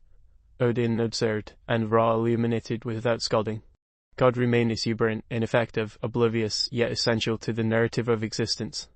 The humans, still observers in this flashback, finally understood something crucial. Myths were not simply tales, but records of divine interactions, triumphs, failures, and personalities. God's incompetence was not a flaw, it was an unintentional teaching, a chaotic foundation for human imagination, innovation, and survival. Every error shaped culture, morality, and belief. Lucifer whispered once more, "Observe and marvel. Understand that incompetence can instruct us thoroughly as genius. And that, mortals, is why you tremble, worship, and write about gods." God's exuberance, the controlled brilliance of the others, and the subtle mischief between them, this is your inheritance. God flailed one final time in the memory, clapping with abandon. Rivers buckled, mountains twisted, and animals flew in disoriented flocks. Athena, Vishnu, Thor, Odin, Ra, Loki, and Quetzalcoatl moved with fluid expertise, correcting only what was necessary, letting the lessons of chaos remain intact. Even in failure, God's exuberance left a permanent mark on the world, a world that Todd and Mara had just barely begun to understand. As the flashback wound down, the air shimmered again. Todd and Mara blinked, and the city around them returned, but the sense of history, of long-reaching divine interaction, lingered. They had witnessed not merely a pantheon in power, but the full tapestry of influence, rivalry, camaraderie, mischief, and instruction. God's incompetence had shaped civilizations. His blunders, though chaotic, were essential. And the subtle guidance and pranks of the others had given order and lesson to a universe that was otherwise entirely unpredictable. The air shimmered with a sudden tension, a weight that pressed on the senses. God hovered above a small village, his expression one of fierce determination, a rare glimmer of pride flickering in his eyes. He had decided, in a burst of ambition, that it was time to emulate his siblings' powers, Thor's mastery over storms, Athena's precision, Vishnu's elegant orchestration of multiple outcomes. The intent was noble, at least in his mind. The execution, as always, teetered on the brink of catastrophe. Lightning danced erratically around his fingertips, striking the rooftops of cottages in jagged patterns that sent terrified villagers screaming into the street. God clapped his hands and called out, "Observe, wonder, mostly yo. Forget it, inspiration." His voice echoed across the valley, unheeded by the humans scrambling for cover. Thor, observing from the clouds above, raised an eyebrow. "If imitation is flattery, this is the most dangerous compliment I've ever received," he muttered, redirecting a bolt that would have collapsed the town hall into a controlled thunderclap that merely rattled windows. Vishnu appeared nearby, limbs extending, unfolding into complex geometries. "Balance," he said calmly, creating a temporary shield that protected the villagers from the worst of God's enthusiasm. Even the simplest imitation can destabilize entire ecosystems if unmonitored. God's next attempt was Athena's calculated illusions. He raised his hand, and the ground beneath the village shimmered, morphing into a maze of impossible streets and collapsing alleyways. Mara and Todd, who had been observing from a slight distance, ducked instinctively. "Why is this happening again?" Mara shouted over the chaos. Todd groaned. "Because he wants to look competent. That's all we've ever done wrong. Wait, that's never going to happen." Lucifer's silky laughter curled through the streets like smoke. Yes. Competence. The illusion of competence. Observe, mortals, as disaster masquerades as progress. The humans, caught in the maelstrom of God's failed emulation, ran through streets that twisted beneath their feet. Roofs spiraled like funnels, fountains shot water into the sky only to rain down in upside-down arcs, and animals behaved as if gravity were negotiable. Yet amidst this there were pockets of order. Vishnu's limbs orchestrated minor miracles, a roof stabilized mid-collapse, a frightened dog floated safely to solid ground, a child's bicycle hovered just above a chasm that had formed out of nowhere. Thor swung aimed on in precise arcs, countering misdirected lightning with controlled blasts that disoriented, but did not harm. Athena's spectral illusions attempted to guide humans out of the most dangerous areas, though God's interference warped every signal. Even Odin, silent from the peaks above, observed the events, noting patterns in the chaos with an air of detached wisdom. God, growing frustrated with the subtle corrections of his siblings, attempted Vishnu's multilateral creation technique. His multiple limbs sprouted in a chaotic, erratic fashion, producing miniature disasters. At every flick of a finger, a fountain turned molten, a flock of birds froze midair, the river in the town square rolled uphill. Wonders, observation, chaos, mostly, he shouted, tripping over his own limbs and nearly toppling into a fountain that had gained sentience. Lucifer's commentary slithered into the human's awareness. Mostly? No. That is cataclysm incarnate. Delightful, yes, but educational only if you survive. Watch carefully, mortals, and understand, he is magnificent in his incompetence. Mara yanked Todd behind, a market stall as God's next attempt emulating Thor's stall mastery sent a gale that flung cats and barrels into precarious ox. "I swear, if he knocks over the bakery again, I'm going to explode," Mara hissed. Todd, shielding himself with a wooden beam, muttered, "Exploding is a reasonable response, so is fleeing, screaming, or crying, take your pick." Meanwhile, Vishnu and Athena worked feverishly. Vishnu's multiple hands created small counter-gravity zones to redirect debris, while Athena's precise illusions flattened warped streets into temporary stability, only to have gotten to them seconds later with a triumphant clap. Thor's control storms whipped around, guiding chaotic energy harmlessly into empty field. Odin's singular eye scanned the entire valley, a silent sentinel recording every air and every minor salvation. God, seeing a flock of crows take flight in panic, decided it was time to imitate Quetzalcoatl's manipulation of perception. He called through the sky, his figure splitting and reflecting in multiple directions. The crows scattered in 12 directions simultaneously, each shadow stretching unnaturally across rooftops and walls. "Observe patterns, wonders," God bellowed, forgetting again that patterns required more than exuberance. Lucifer purred in the shadows. "Patterns, yes. Observe them, mortals. There are lessons here, but not in the way he intends. Learn, adapt, survive. And remember, failure can be a teacher, though the cost may sting." A minor earthquake rippled through the village as God attempted Athena's strategic battlefield simulations. Buildings twisted into impossible forms, bridges contorted, and villagers were tossed as if their lives were mere chess pieces. Mara shouted, "We're going to die." Todd replied grimly, "Only if he decides to imitate Runx, otherwise we might just survive with mild trauma." Raw, glowing golden, descended just enough to radiate controlled warmth. The temperature balanced out the chaos God had created. Streams of energy repaired minor structural damage and shielded the villagers from fire sparked by uncontrolled lightning.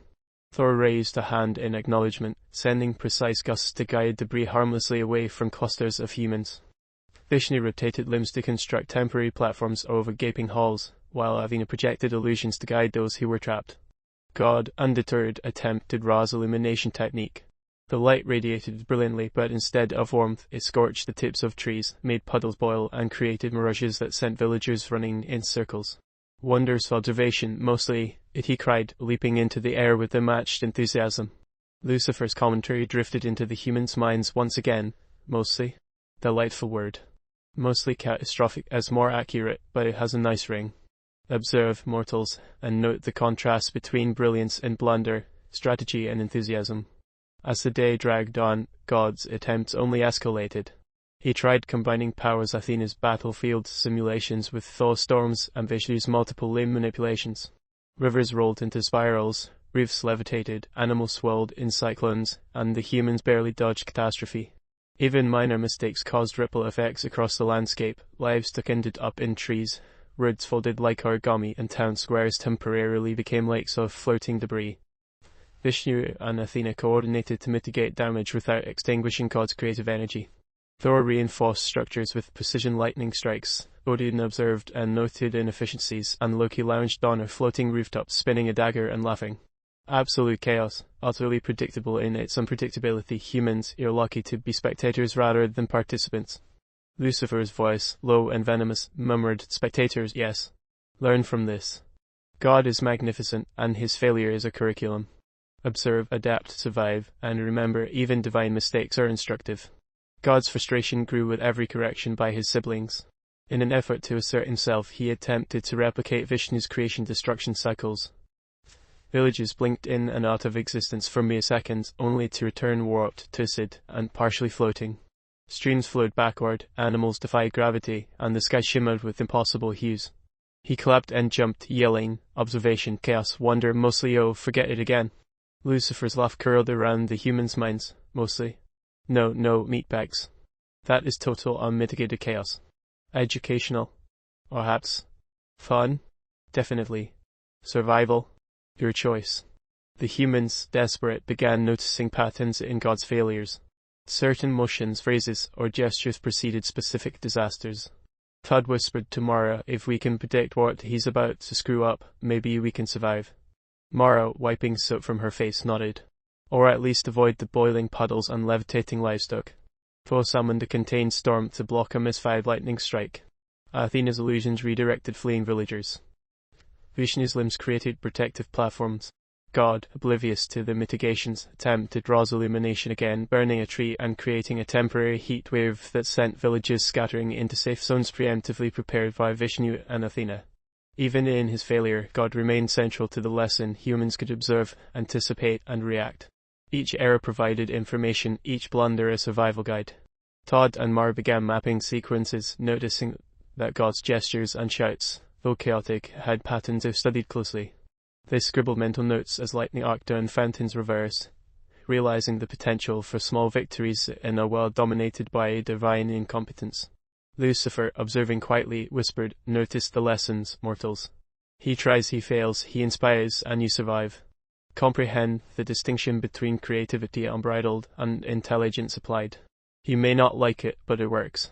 The day ended not with triumph, but with a chaotic equilibrium. Villagers survived, though terrified, and God floated above, exhausted but jubilant. Thor and Athena adjusted minor disturbances, Vishnu maintained balance, Ra cooled and illuminated, Odin observed silently, and Loki twirled his dagger in amusement.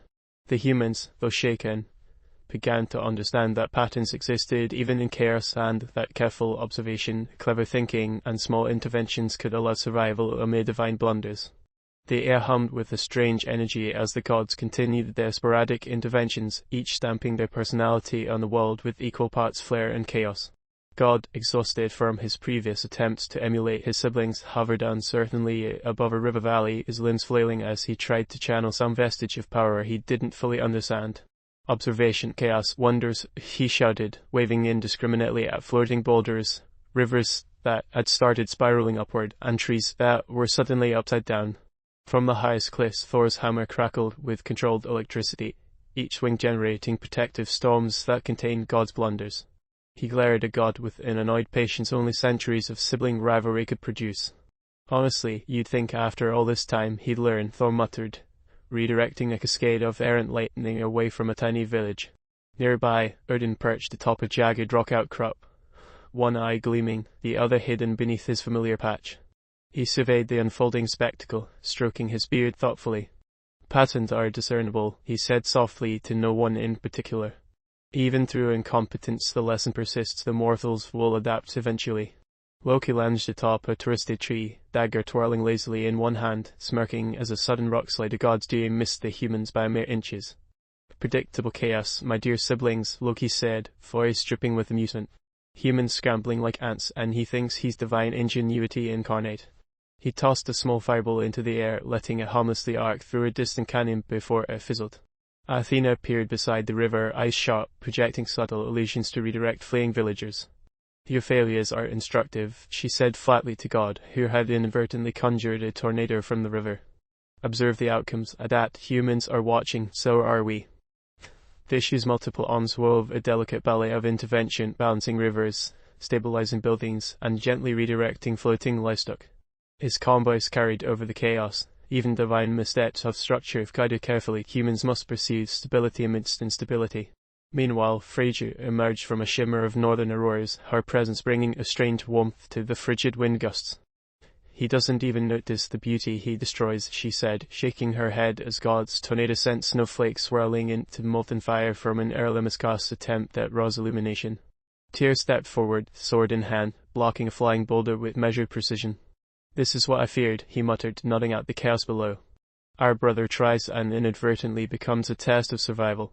The humans, still unnamed observers from nearby valleys, ducked behind debris, catching their breath. Even as the world twisted around them, a strange realization began forming. The gods weren't merely capricious, they were part of a complex hierarchy, each imposing their philosophy onto reality, often clashing in ways that were lethal and absurd.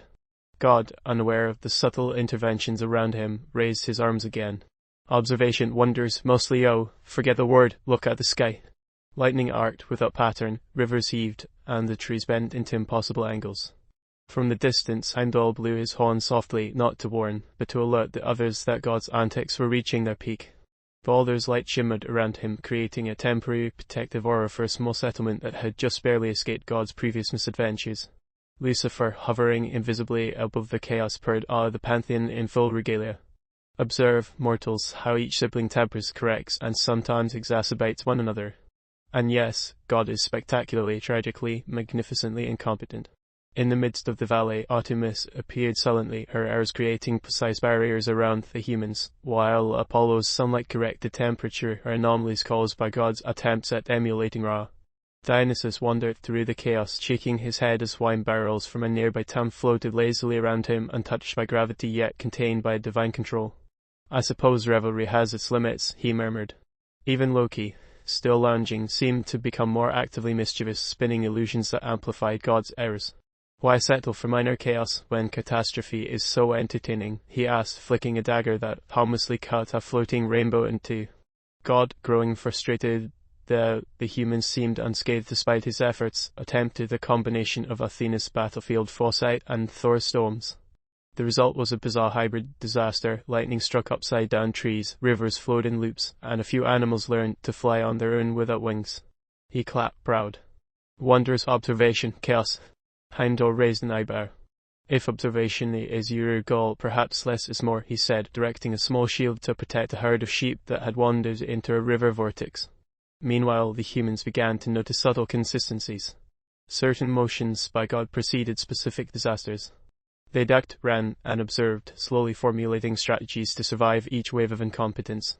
Even as the gods continued their sporadic interventions, each minor correction or chaotic flourish was part of an unspoken curriculum, teaching the humans how to anticipate catastrophe without succumbing to it.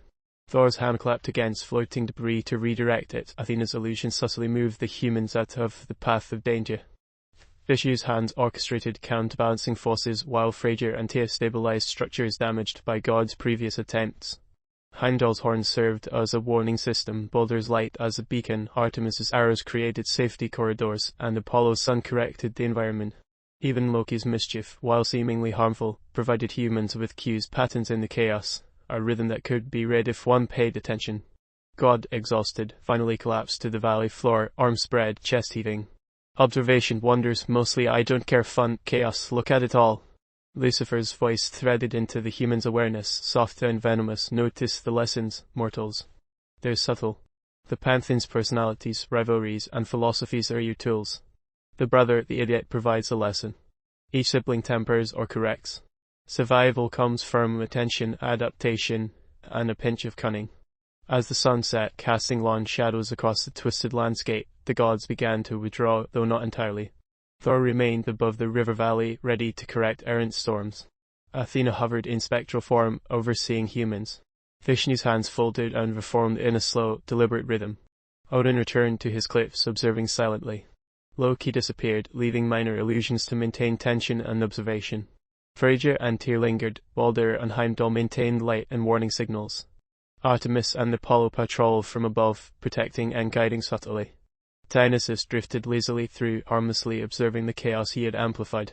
God sat in the center of it all, proud yet oblivious, while the humans now were beginning to understand the invisible hierarchy, the personalities, and the relationships, made notes, memorized patterns, and cautiously began forming a tentative plan. Survival required manipulation of God's incompetence, understanding the siblings' interventions, and reading the subtle cues of the less obvious gods who shaped reality around them.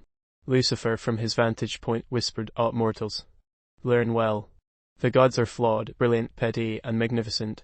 If you survive tonight, you'll be wiser. If not, well, you'll become a cautionary tale in the next pantheon meeting. Either way, I applaud your attention." And above it all, the idiot god continued to float, waving at the rivers, trees, and towns as if applauding his own grandeur. The pantheon's personalities had left their mark, the humans had begun to learn, and the world remained a chaotic, magnificent testament to divine dysfunction. The morning dawned with deceptive calm, as though the world itself held its breath. Todd and Mara, tucked into the remnants of what had once been a quiet city park, blinked at the impossibly twisted skyline. Buildings leaned at absurd angles, trees floated upside down, and the street lights wavered like heat mirages. A low hum vibrated through the air, pulsing with anticipation. God appeared at the center of the chaos with triumphant fanfare, flinging his arms wide. "Behold, the culmination of divine observation. Witness wonders, chaos, order, wait, no, observation." He launched a series of errant lightning bolts into the sky, which promptly ricocheted off one another and sent chunks of sidewalk flying. A nearby fountain sputtered backward, water defying gravity and splashing into the air in a chaotic spiral. The humans groaned, instinctively ducking behind the remains of a twisted carousel. Mara whispered, "I can't even imagine what he thinks he's doing." Todd shook his head, eyes scanning the sky. "It's impressive in the worst way possible."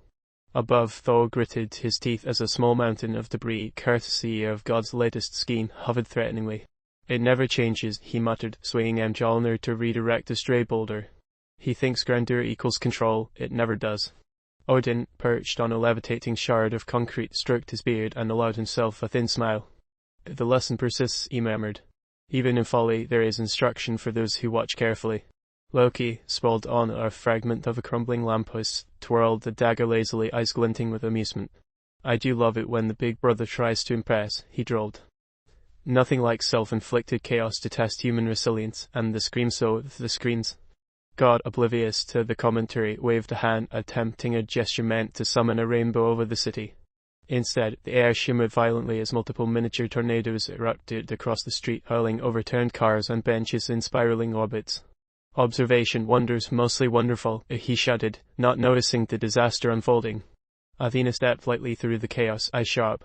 "Humans," she said, guiding debris away from the nearest cluster of frightened citizens, "observe the cause and effect of his incompetence. There is instruction hidden in error." From the edge of the park, Vishnu's multiple arms wove subtle corrections through the maelstrom, straightening bent lampposts, redirecting flying benches, and stabilizing the floating fountain. Intervened delicately, he instructed the humans without directly touching them. "Learn what can be influenced and what must be endured." Rod descended in a shaft of molten sunlight, his presence both awe-inspiring and scorching. The temperature shifted dangerously, yet no one was harmed yet. "Even light can temper chaos if applied wisely," he said. "Notice how each force interacts with another. Observation is your shield." God, seeing the rainbow finally form in fragmented arcs above the city, clapped his hands in glee. "Marvelous, humans, look at this spectacle. Observation wonders, chaos joy."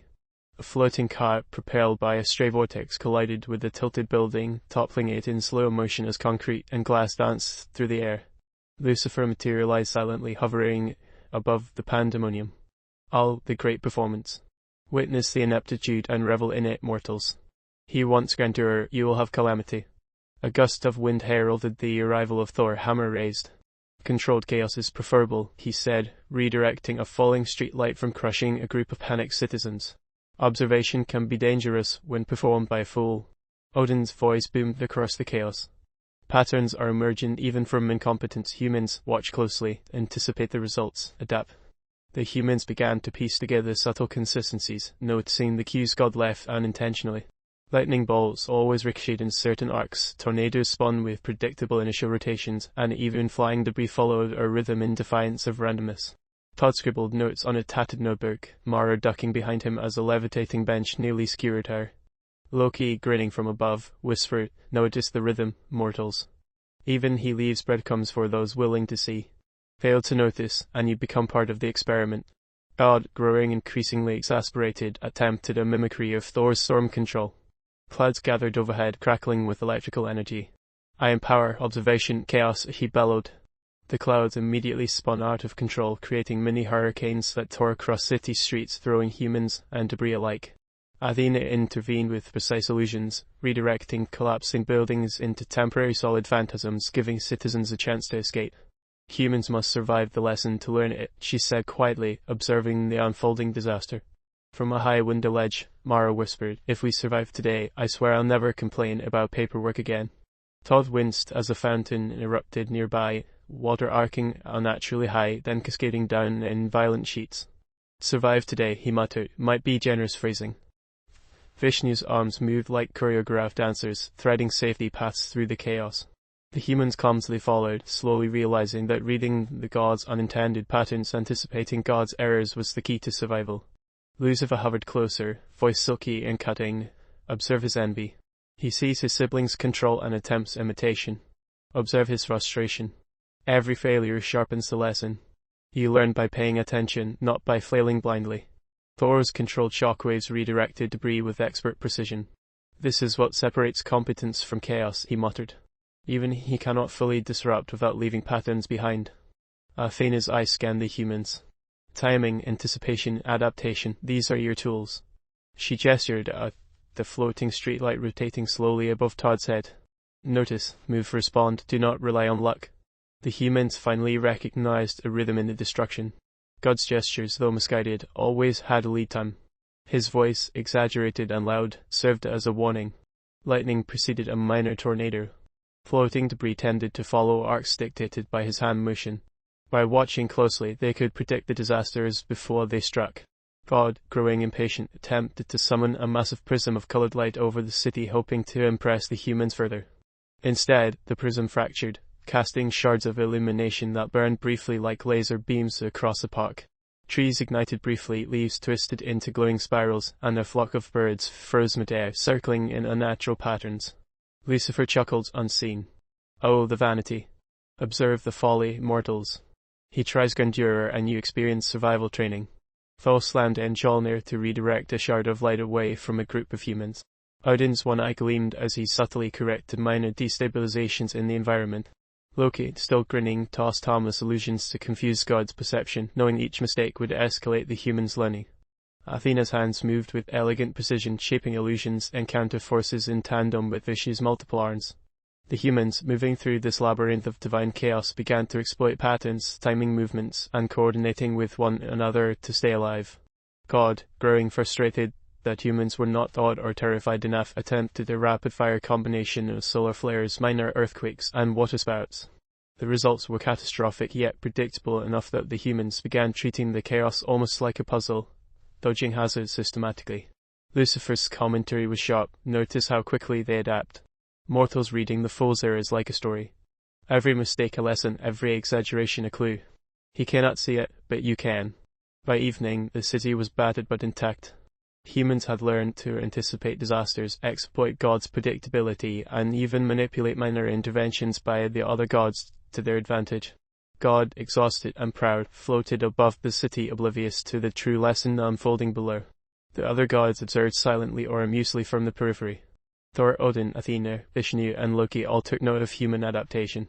Even minor gods, unseen by humans, recorded patterns and murmured amusement or approval. Lucifer finally appeared, faintly glowing, hovering above God. "Congratulations, mortals. Observe, adapt, survive. The hierarchy remains intact, but knowledge grows. Use it wisely, and you may yet survive the next demonstration of incompetence." The humans, bruised, battered, and exhausted, exchanged a glance. A subtle understanding had emerged. God's vanity and ineptitude were not merely hazards, they were tools. tools they could read, predict, and eventually manipulate to survive. Above it all, God floated, gesturing wildly, unaware that he had already taught the humans more than he ever realized. The city streets still trembled from God's previous performance, but Todd and Mara had begun to sense patterns in the chaos. Buildings leaned at irrational angles, tornadoes of debris wove predictable paths, and floating cars obeyed arcs that could almost be calculated. Both humans had learned to anticipate the disasters, stepping lightly through impossible terrain as if performing a dangerous dance choreographed by an untrained, over-enthusiastic director. Mara paused, pointing at a floating lamppost wobbling perilously above the intersection. "That's his rhythm, isn't it? Every swing of his hand creates the same chaos repeated." Todd squinted at the air, a stray piece of rubble hovering inches from his head. "Yeah, and he's consistent. I mean, if you can call this consistent." From above, God hovered, proud, waving his arms in grandiose circles. "Witness, witness my dominion. Observe the grandeur of observation. Chaos fun, mostly forget adjectives, observation." Lucifer hovered just out of reach, smirking, his tone dripping with amusement. "Observe, yes. Watch closely, humans. Every gesture a clue. Every mistake a lesson. He does not notice your growing comprehension, but I do." A small group of humans had gathered in what remained of a shattered park plaza, observing the spectacle like scholars of disaster. One elderly man muttered, "It's like watching the god fail in slow motion, but beautifully organized failure." Thor swung a Mjolnir to redirect the shard of floating debris. "Failure is only instructive if it can be survived," he muttered, adjusting the flow of energy around the humans.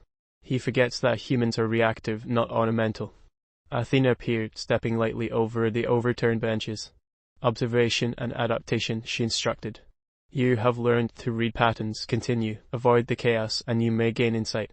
God, misunderstanding the humans' careful navigation, attempted to emulate Thor's controlled manipulation of energy.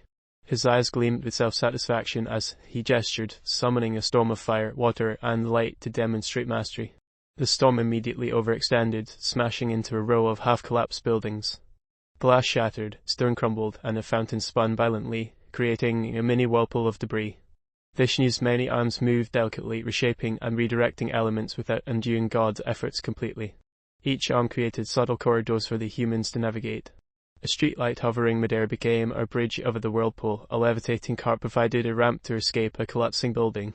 Lucifer's voice purred above the chaos. "Oh, he tries so hard. Witness his envy of competence. Every gesture an exaggeration. Every disaster a test for you. Learn, mortals, or perish spectacularly." Todd dodged a small boulder, glancing at Mara. "Every time he tries to impress, we have to solve another life or death puzzle." Mara ducked under a falling piece of roof. "I swear this is what training for godly disasters must look like."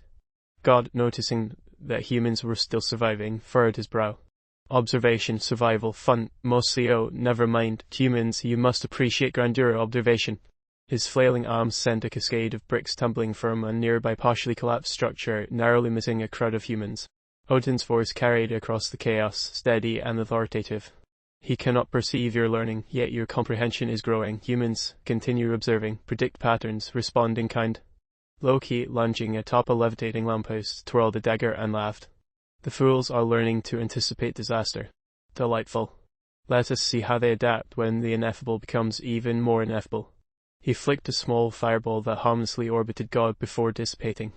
Ra appeared, molten and radiant, casting warmth without burning the humans. "Perception is your ally. Observe intent, not effect. The power behind the chaos is not always what it appears to be." Todd squinted at the fireball trailing vortexes. "Intent, huh? That's one way to put it. I think he just wants to look impressive." Lucifer smirked, hovering near God. "Yes, impressive. Observe how he blunders, how the other gods correct subtly, how mortals survive by recognizing patterns. Perception versus reality, humans. Pay attention." Athena gestured with precise movements, guiding floating debris to prevent human casualties. "Survival depends on comprehension and subtlety," she instructed. "Your adaptability is increasing." God, growing frustrated, attempted to replicate Vishnu's multi-limbed precision. Multiple streams of energy erupted from him, each element twisting unpredictably. Water collided with fire, stone shattered midair, and shards of light reflected across the broken cityscape, producing dazzling yet lethal effects. The humans moved like shadows, weaving through spiraling debris, leaping over fractured streets, and slipping under floating cars. They were becoming adept at reading the clues God unwittingly provided. Each motion of his hands, each gesture produced predictable arcs of destruction. Survival was now a calculated interaction, not mere luck. Thor's hammer slammed a floating chunk of building away from a group of panicked humans. Observe, predict, respond. The lesson is in the failure, but it must be survived to be learned, he said, voice booming over the chaos. Loki laughed softly. Human ingenuity. Observe and adapt. Delightful to watch. Every misstep he makes is your opportunity. God, meanwhile, attempted to summon a prism of concentrated light, intending to bathe the city in celestial grandeur. The prism fractured immediately, sending beams ricocheting unpredictably. A street fountain spun like a hurricane, birds froze midair in luminous trails, and a flock of pigeons circled in perfect disarray. Lucifer chuckled quietly. Observe how humans anticipate. See how they move, respond, and exploit the gaps in divine understanding. Every failure he creates is a tutorial disguised as disaster. Todd dodged a shard of refracted light. I don't know if I'm learning or just getting very good at not dying. Mara, ducking under a floating car, replied, maybe both. Survival is teaching us more than observation ever could. Athena's voice cut through the noise. Prediction and timing. Humans, watch closely. Your actions can influence outcomes. Small interventions matter. Vishnu's arms moved like choreographed dancers, subtly nudging hazards out of the humans' paths. They began to understand a simple truth. God's incompetence was predictable, and predictability was power. God, oblivious to the humans' learning, grew increasingly desperate.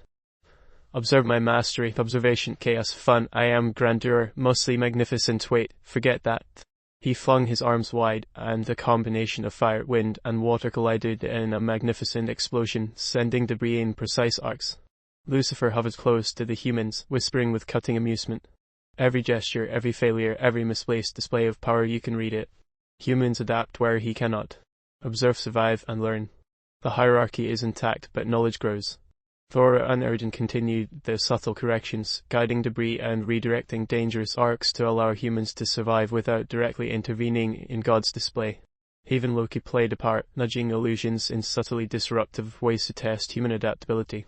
By the day's end, the humans were exhausted but alive. They had learned to anticipate disasters, exploit God's predictable errors, and interact with minor interventions from other gods. God, still floating above the city, clapped and cheered, entirely unaware that he had provided the humans with both a lesson and a set of tools for survival. Lucifer lingered above him, observing with a smirk. Yes, observe, adapt, survive. He does not see the consequences of his own failures. You mortals do. And someday that will be your advantage. The humans exchanged a tired glance, understanding at last that God's ego and incompetence were not merely hazards, they were opportunities. Each misstep, each poorly executed display of power, could be read, analyzed, and exploited. They had not conquered the chaos, but they had begun to master it, using the folly of divinity as their guide. The city's skyline wavered, tilting and twisting like the reflection in a warped funhouse mirror. Chaos had become routine, a familiar rhythm, though no less terrifying. Gods drifted across the city like unruly, omnipotent commuters, each asserting influence in ways the humans could only just begin to comprehend. Some stood on fractured rooftops, others hovered midair, their presence a mixture of intimidation and spectacle. God floated in the center of it all, arms raised, a triumphant grin on his face, oblivious to the devastation around him. Marvel at the magnificence, witness the grandeur, chaos, fun, observation, mostly enjoyable. Wait, that doesn't matter. He gestured wildly, sending an entire block of cars spinning into intricate, almost impossible spirals. Streetlights bent around buildings as if the laws of physics had taken a day off. Lucifer watched from the shadow of a collapsing billboard, arms crossed, a smirk curling across his face. Ah, my dear idiot, still trying to impress. How entertaining. Mortals observe his ego. It's fragile, poorly constructed, and utterly predictable. Your advantage lies in understanding that. From the ruins of what had been a city square, Todd and Mara crouched behind a half-tilted statue, debris swirling around them in slow, dizzying arcs. He's going to kill someone, Todd muttered, ducking as a lamppost floated by overhead. Mara's expression was grim. Not if we can read him well enough. Each mistake tells us what to expect next. Athena landed lightly on a floating fragment of sidewalk, observing the humans. The lesson is in observation and adaptation. Every misstep of the divine reveals patterns. Humans exploit these patterns. Survival is comprehension applied. God, meanwhile, had decided that subtlety was unnecessary. He attempted to replicate Thor's thunderous influence. A pulse of lightning erupted from his fingertips, scattering cars, pedestrians fortunately intangible in this moment, and debris into a violent ballet. Each strike left trails of luminous smoke, the scent of ozone hanging thickly in the warped air.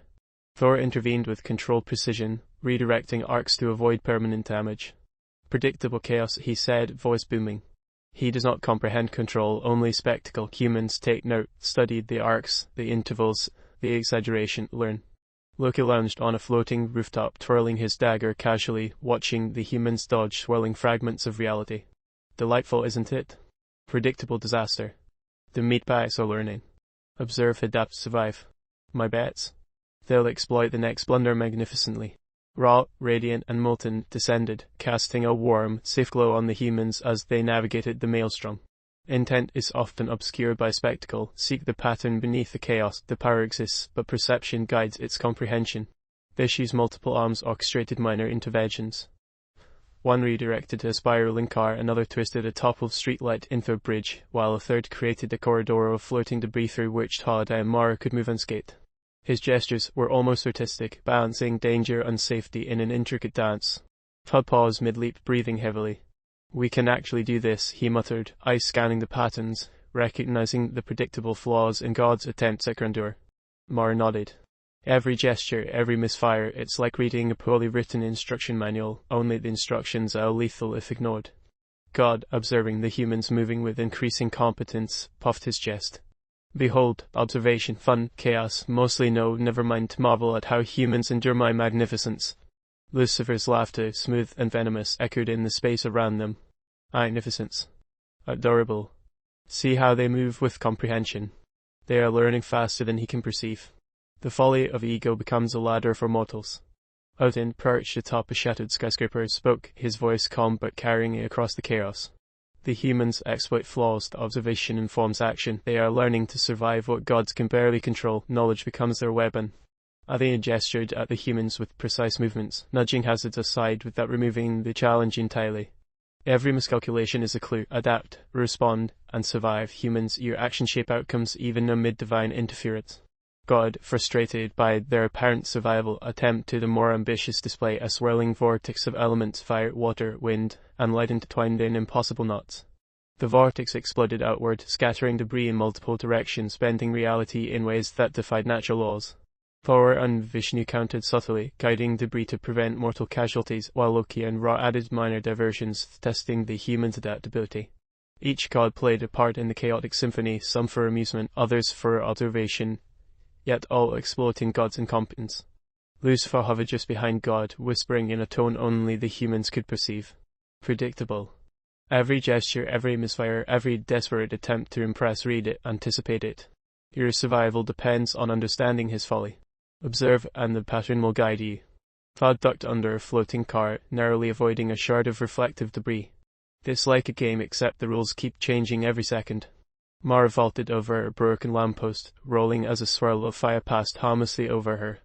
A game, yes, but the instructions are hidden in his incompetence. We just have to read them correctly. God, noticing the humans evading his display of power, began to flail more dramatically. Observe, fun, chaos, magnificence, endurance, mostly wonderful. Oh, never mind, pay attention. He gestured wildly, sending a cascade of luminous debris across the fractured cityscape. Lucifer's smirk was audible in thought. Observe closely, humans. Every error, every overreach is your opportunity. He cannot see what you understand, and therein lies your advantage. The humans had learned to anticipate, dodge, and manipulate the unfolding chaos, stepping through shattered streets and twisted landscapes with a growing sense of agency. The divine display, meant to intimidate and impress, had become a set of clues they could exploit. Odin's voice cut across the chaos. Observe the arcs, predict the next misstep, exploit his patent, knowledge is survival. Athena's precision interventions continued to guide them, offering the smallest adjustments without removing the challenge entirely. Every step, every decision matters, humans. Your comprehension will become your shield. God, exasperated that his attempts were being interpreted rather than feared, tried one final act of grandeur. He summoned a massive wave of energy, a conflagration of light and an elemental force meant to sweep across the city. The humans moved instinctively, using patterns learned from earlier mistakes, dodging, leaping, and weaving through the maelstrom with calculated grace. Vishnu, Thor, Ra, Loki, and Athena subtly redirected elements, allowing the humans to survive while preserving the spectacle. Each god's intervention highlighted their personalities: Thor's controlled force, Vishnu's artistic balance, Ra's guiding light, Loki's mischievous test, and Athena's precise instruction, all contrasting sharply with God's chaotic overreach. Lucifer hovered near God, whispering venomous guidance to the humans. Every overreach is your guide. Every spectacular failure is your lesson. Survival is not chance, it is observation and the exploitation of ego. As the final wave dissipated, the humans stood panting, blood pounding, hearts racing, but alive. They had dodged fire, water, wind, and collapsing debris. They had begun to recognize patterns in the chaos, exploiting divine miscalculations to survive. God, triumphant but oblivious, floated above them. Observation, fun, chaos, endurance, magnificent, mostly awe. Forget adjectives, humans marvel at my power. Lucifer's soft, cruel laugh resonated in the air. Mostly magnificent. Oh, meatbags, you have learned far more than he can ever perceive. And the next lesson is waiting. The humans exchanged exhausted glances. Todd rubbed his forehead. I think we're learning more about the gods than surviving them at this point. Mara nodded, adjusting her stance on the rubble. We're exploiting their flaws. Every misstep gives us leverage. We just have to keep reading the signs. The gods, scattered across the city in various displays of power and amusement, continued their uncoordinated performance, unaware that the humans were no longer just observers. They were beginning to participate in the game, learning to survive by understanding, manipulating, and exploiting divine folly. The sky above the city was a checkerboard of unnatural colors, each square shimmering with its own impossible hue, the result of Thor's storm colliding with Vishnu's elemental manipulations. Buildings bent in contradictory directions, some floating slightly above the ground, others plunging into the asphalt as if gravity were unsure of its rules. Below, streets twisted into knotty mazes. Anti-traffic systems had collapsed into surreal spirals, leaving cars suspended in midair, honking confusedly, engines sputtering in defiance of logic. God floated over the city center, arms flailing in what he believed was a dramatic, commanding gesture. Observe, corrective measures, chaos, fun, observation, fixing, mostly art, never mind, humans, focus. A wave of his hand caused half a city block to shimmer, fold inward, and then explode outward in a shower of impossible debris. Sidewalks crumpled like paper, twisting into tunnels that led nowhere, while streetlights arched over buildings in elegant but useless loops. Lucifer lunged on a floating fragment of a skyscraper, twirling a strand of flaming hair around a finger. Oh, my dearest incompetent, you really think you're correcting anything? It's like watching a toddler organize an atomic bomb. Humans, observe his hubris. It's the easiest lesson you'll ever learn. From above, Orson leaned on the shattered remains of a lamppost, one eye glinting with amusement. The fool believes he repairs. Observe how he compounds errors. History will remember him for audacity rather than efficacy. God, oblivious, attempted a second corrective wave, flinging shards of shattered buildings into the air. Fix, adjust, correct, observation, mostly fun, wait. A building folded in half, then straightened, then folded again. Windows sprouted, greenery inexplicably, then shriveled into black glass. Pedestrians, fortunately intangible in a moment, floated past in a bewildered haze. Athena appeared on a hovering balcony, arms crossed, evaluating the scene with clinical precision. Observe the chain of causality. Every misstep, every correction, creates predictable feedback loops. Humans, note the inefficiency. This is pattern recognition in action. Thor swung Mjolnir through the air, creating controlled arcs of lightning that illuminated the chaos with brilliant, jagged streaks. Each strike was precise, calculated to test the human's adaptation without causing true harm. The gods' interference often redirected these arcs, sending sparks in erratic directions. Vishnu, limbs multiplying in impossible geometry, orchestrated minor miracles amid disasters. A fountain erupted in midair and transformed into a series of levitating bridges, while a flock of bearers appeared in a perfect V formation only to scatter in confusion when God's wave passed through. He muttered in multiple tones, each limb gesturing as though conducting a symphony of controlled chaos. Loki dangled upside down from a floating billboard, tossing small, harmless fireballs at God. Corrective measures, hot, predictable, dull, and utterly ineffective. Shall I add a little flair? He flicked a fireball that harmlessly bounced off God's cloak, but sent a nearby lamppost spinning into a lazy orbit around the city square. Raw, radiant, and molten, descended with the wave of warm golden light, attempting to stabilize small sections of the city. Intervention is necessary, observation is insufficient. Humans comprehend the limits of perception. Gods act according to internal logic, not human expectation. God, frustrated at the lack of attention or recognition for his heroic corrective efforts, tried another grandiose display. He conjured a series of cascading portals, each meant to realign warped reality with his intended vision. Instead, the portals looped into each other, creating a kaleidoscope of mini catastrophes. Waterspouts collided midair, cars entered the wrong streets in impossible sequences, and a giant inflatable duck materialized and remained suspended, quacking endlessly. Lucifer drifted lazily through the air, gesturing with a hand as if painting the chaos for effect. Marvel at the incompetence. The fool believes in mastery, but he cannot see the lesson hidden in his failure. Observe mortals and survive. Exploit the errors. They are your curriculum. Odin's voice cut sharply across the city. Every act reveals priorities. Observe the feedback. The humans will recognize inefficiency and learn. Divine incompetence is a tool if one has the eyes to see. Athena's calm voice countered the clamor of chaos, sharp and precise. Humans measure the outcome of every gesture, adjust strategy accordingly. Survival is comprehension applied, prediction is power. God, oblivious to the lessons being quietly taught to humans, attempted to mimic Vishnu's coordinated displays. Multiple limbs appeared on him temporarily, flailing wildly as he tried to orchestrate water, fire, and wind simultaneously. The result was a chain reaction of minor disasters. Fountains turned into geysers of molten light, wind-ripped street signs into spirals, and the flock of pigeons gained inexplicable geometric patterns, each bird rotating in impossible directions. Thor's storm intervened subtly, containing the more destructive arcs. Predictable chaos, he commented, voice booming. He imitates without understanding. Humans learn the constraints, recognize the margin for survival, adapt. Loki, still dangling from the billboard, flicked a small fireball at God's arm. Precision is for fools, chaos is for entertainment. Observe the fool trying to play the master, hilarious. Athena's hands moved in a series of gestures to subtly redirect the collateral damage. Every failure is a data point. Humans, you can survive if you read the signals. Comprehension converts danger into advantage. God, growing increasingly frustrated, summoned a colossal sphere of energy meant to balance the city's chaos.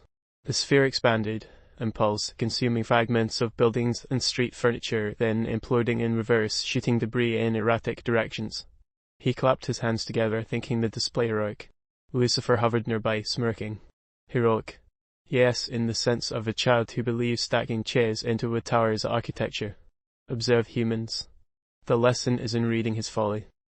Vishnu's arms created a temporary corridor of calm amid the storm, allowing any human who noticed it to traverse safely while chaos raged around.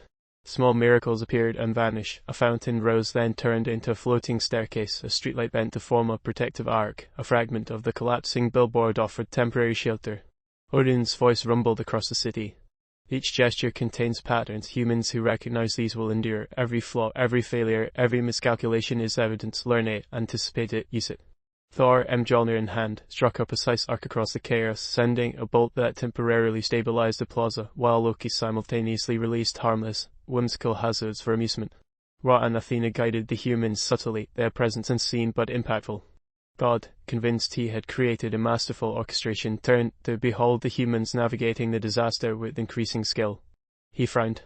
Observe, marvel, humans, this is magnificent, mostly forget it, pay attention. Lucifer's laughter, soft and dripping with sarcasm, echoed. Magnificent? Perhaps an ego. In practice, every step you take teaches mortals how to survive without your guidance. Delightful. Vishnu's gestures became almost balletic, creating bridges and corridors of temporary stability through the warped streets, while Loki and Thor added unpredictable hazards, each testing the humans' adaptability. Athena directed the flow, ensuring the humans' learning continued without trivializing the chaos.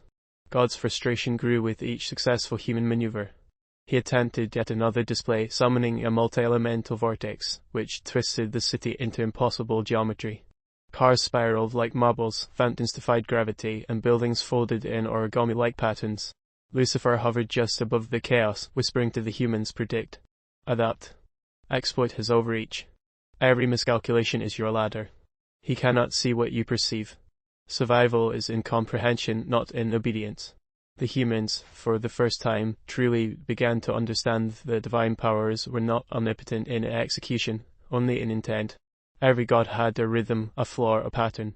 God's overzealous interventions were the easiest to read, Loki's mischief was predictable, Athena's guidance precise, Vishnu's balance methodical, Thor's force consistent, and Ra's light reliable.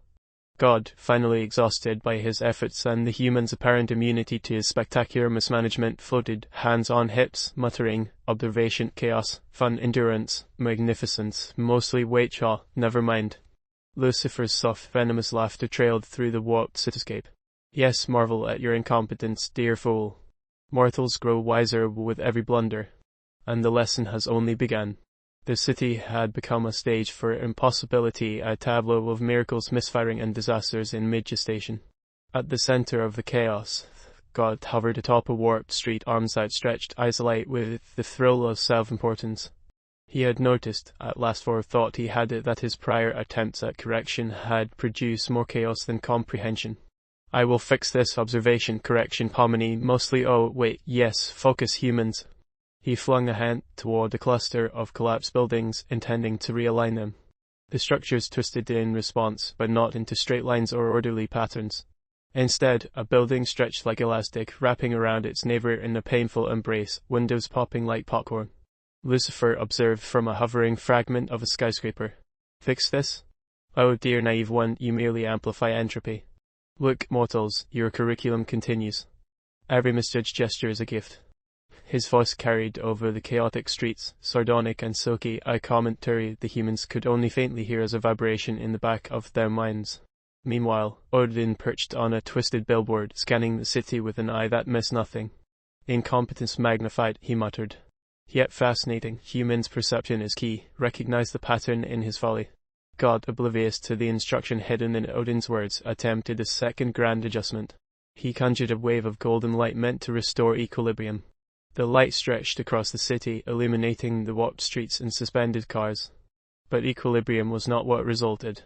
Instead, gravity reversed locally in patches, sending vehicles and debris arcing into the air only to plummet unpredictably. Trees uprooted and floated like green jellyfish, while fountains erupted into columns of molten glass. Athena appeared quietly on the rim of a fractured plaza, stepping gracefully across an air corridor that defied logic. Humans noticed the feedback loops. His attempts at order are predictable. Read the signals, survive by comprehension, not force. Loki swung from a broken lamppost, tossing harmless sparks into God's floating light. Order, delightful, chaos is far more entertaining. Watch him flounder, humans, it is a master class in ego-driven failure. The sparks bounced off gods, or ricocheting into the cityscape, and setting off small chains of absurd minor catastrophes, pigeons spinning in corkscrews, cars sliding through walls, a fountain that inexplicably began raining jelly beans. Vishnu, appearing in multiple forms simultaneously, attempted subtle corrections. Limbs multiplied and moved in precise arcs, redirecting floating debris into temporary, navigable corridors. Bridges formed out of warped fragments of streets, fountains stabilized into walkable paths, and signage aligned into coherent though fleeting directions. Every intervention was calculated to ensure that humans could survive long enough to notice the divine inconsistencies to learn. God, frustrated by the ephemeral nature of these corrections, conjured a massive vortex at the intersection of two major streets. The wind spun wildly, debris lifting like confetti in a storm. He raised his voice in triumph, balance restored, observation mostly focus, humans. The vortex, instead of restoring balance, created pockets of anti-gravity. Traffic lights hovered in midair, twisting into impossible angles, as if mocking the very notion of human adaptation. Lucifer drifted along one of the vortex's edges, eyes sparkling with amusement. Observe. Learn. Adapt. Each failure is a lecture disguised as disaster. He cannot see the patterns you are beginning to read. Survival is in perception, not obedience. From above, Ra's molten light moved like liquid gold across warped rooftops, attempting to stabilize structures, while Thor's lightning arcs provided controlled energy to counteract God's fluctuating vortex. Yet the interventions of competent gods were subtly undercut by God's escalating overreach. Athena's expression remained impassive, though her eyes flicked with interest.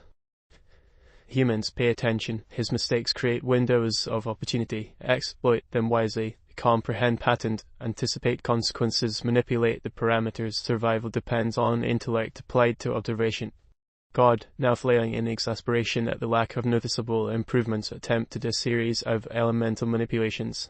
Water flowed upward, fire ignited without source, and small winds carried debris into miniature tornadoes. Each act intended to repair the city instead intensified the instability. Loki, leaning casually on a drifting streetlight, chuckled. "Ah, the fool believes he masters reality. Every act is a catastrophe wrapped in illusion. Humans, this is an education you cannot buy. Observe and delight in the spectacle." Vishnu gestured again, redirecting floating fragments into coherent, if temporary, pathways. One particularly warped street became a narrow aerial corridor lined with shifting light that allowed humans to cross safely amidst the chaos. Meanwhile, Odin's eye glimmered as he noted subtle alignments forming in the environment. Lucifer, perched atop a levitating car, murmured, "Notice the patterns. He is incompetent, predictable, and self-important. Your survival is within reach if you read the cues. Observe, anticipate, exploit." God, not noticing the human's quiet adaptation, attempted to harness lightning from Thor's storm, aiming to infuse it with the golden light of Ra for perfect balance. The result was, predictably, a chain reaction of minor disasters. Streetlights bent into knots, vehicles were flung like toys, and fountains erupted in molten water that floated upward.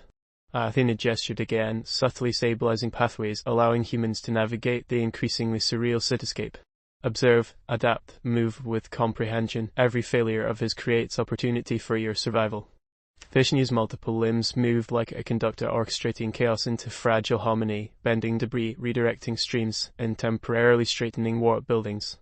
Yet God, sensing that the humans were somehow navigating successfully, interpreted this as interference rather than aid. "Humans, observe my balance, learn my methods," God shouted. Yet every attempt only compounded his mistakes. Gravity reversed and returned unpredictably, buildings folded and unfolded, and rivers ran uphill, temporary spectacles of divine confusion. Loki laughed, flicking harmless sparks into God's aura. "Balance, observation, delightful. Humans, he is the easiest puzzle you will ever solve. Read his cues. He cannot see your perception, only his grand illusions." Lucifer drifted through the spiraling chaos, eyes cold and sharp. Notice the patterns. Identified flaws. Exploit his ego. Survival is in the intellect, mortals, not in the folly of a self-deluded god. Ra's light moved to stabilize sections, Thor's storms contained dangerous arcs, Athena's precision guided subtle relief, and Vishnu's coordination created transient paths through the chaos. The city became a living labyrinth, simultaneously perilous and navigable, a playground of divine error moderated by competent observation. God, now exhausted and flustered by his inability to control even the smallest block, muttered to himself, "Observation, correction, chaos, mostly forget it, humans, pay attention." Lucifer's laughter trailed across the warped streets, soft but venomous. "Pay attention, mortals. Every gesture is a clue. Every failure is a ladder. Exploit him, survive and learn. And remember, he will never understand you as you understand him." The humans, increasingly adept at reading the divine chaos, began to move with deliberate intent, recognizing zones of danger, opportunities, and temporary stability. Every flicker of light, every burst of wind, every floating fragment provided insight into the patterns of a flawed but powerful entity. God, still attempting to correct the city, remained blissfully unaware of the human's growing comprehension. He waved his arms, conjured more chaos, and declared triumph at each minor misfire. Athena's voice cut through the rising disorder, precise and authoritative. "Observation, adaptation, and comprehension. Your survival is a function of analysis, not obedience. The chaos is a teacher. Learn from it." Vishnu's multiple arms moved in rapid arcs, guiding debris and energy into temporary order, subtly protecting areas where humans might pass safely. Loki's mischief continued in tandem, providing distractions and minor hazards. Thor and Ra mediated the extremes, their interventions nearly invisible to all but those who watched closely. God, convinced that his display was monumental, raised his arms to call a final wave of corrective energy. The city convulsed in anticipation. Bridges twisted, fountains erupted, debris hovered, and a flock of birds traced impossible geometries in midair. Lucifer, lounging high above the chaos, whispered to the humans, "This is your moment. Every misstep is a lesson. Every flaw is a clue.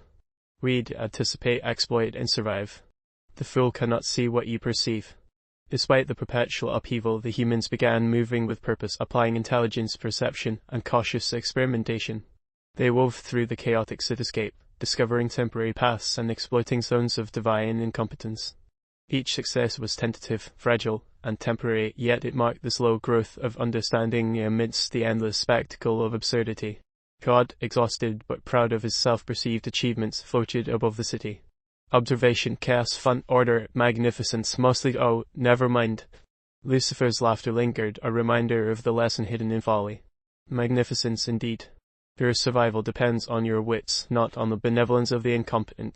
Mara and Todd stumbled onto the walked streets, cautiously testing each step as the city continued its impossible convulsions. Street lamps bent into curves so sharp they nearly sliced the air, while cars floated mid-trajectory, swaying like pendulums in an unseen wind. Todd's eyes darted back and forth, trying to keep track of the minor apocalypses erupting around them. I don't even want to know what that smell is, Mara muttered, sidestepping a fountain that had spontaneously erupted into a geyser of molten glass. It's probably just another side effect of God, whatever this is, Todd said, voice tight with frustration. Or maybe he's testing us, I can't tell anymore. As they spoke, God hovered above the city, fists clenched, determined to enforce his version of order. Chaos, correction, observation, humans, focus, stabilization imminent, mostly wait, I forgot the last step. He waved his hands dramatically, sending fragments of street and sky tumbling in a chaotic ballet. Lucifer, perched atop a levitating street sign, observed silently for a moment before letting loose a long, sucky laugh. Mostly. Oh, dear naive one, you will never escape your own verbosity. Look at the humans scrambling below, each flinch, each leap a testament to their emerging competence. From the top of a fractured office tower, Odin studied the scene with one keen eye. He has no idea, he murmured. Every mistake leaves a window for survival. Humans perceive, adapt, exploit. Their instincts are evolving in real time. Meanwhile, Athena glided across floating debris, precise and unyielding. Observation is no longer optional. Humans anticipate the next wave. Patterns exist if you know where to look. Vishnu appeared in multiple forms, each simultaneously correcting minor gravitational inconsistencies and redirecting debris to create temporary safe paths. Todd and Mara exchanged a glance, silently agreeing to trust these fragile corridors, though every step carried risk. Mara whispered, I think we can actually make it through this section. Todd grimaced. Don't say that too loud, he'll hear you and invent something worse. Indeed, God, distracted by his own self-perceived grandeur, was already conjuring a new layer of chaos. Floating cars collided mid-air, scattering into improbable arcs, while fountains and streetlights twisted into impossible geometries. Balance, observation, magnificent order, mostly humans, observe. Lucifer's voice slid into their minds like liquid amusement. Observe, yes. Survival depends on perception and adaptation. You are being tested, but he cannot comprehend your growing acuity. Exploit this while you may. Above the chaos, Thor's lightning sparked across the sky, providing fleeting moments of illumination and warmth in the shifting environment. Loki flitted among floating debris, twirling daggers in mid-air, setting off harmless but startling mini-explosions. Mara ducked under a falling billboard. This is insane, absolutely insane. I swear if he wants to impress us, he's going about it the wrong way. Todd sighed, dodging a looping car. Wrong way, this is God's standard operating procedure. We're lucky we're still on our feet. Meanwhile, Ra's molten light spread across the skyline, trying to stabilize the more dangerous effects of God's antics. Humans note the patterns, raw in tone, voice metallic and resonant. Survival is not passive, engage with your environment carefully. As the humans moved through the shifting streets, Athena directed subtle adjustments to the landscape, creating corridors through which Todd and Mara could navigate. Vishnu's multiple limbs orchestrated complex paths over and around floating obstacles, while Loki's mischievous diversions provided both danger and a testing ground for human wit. God, exasperated, attempted another grand manipulation, summoning a sweeping tidal wave of energy designed to correct the city's distorted geometry. It failed spectacularly. Sections of the streets folded like origami, gravity reversed unpredictably, and debris formed temporary mazes that threatened to trap anything or anyone within. Lucifer purred from above, amused. And there it is. Your window, humans. Use your intelligence, anticipate the errors, manipulate the environment. Each blunder is a clue, each misfire a lesson. Todd and Mara realized, almost simultaneously, that they were beginning to understand God's predictable incompetence.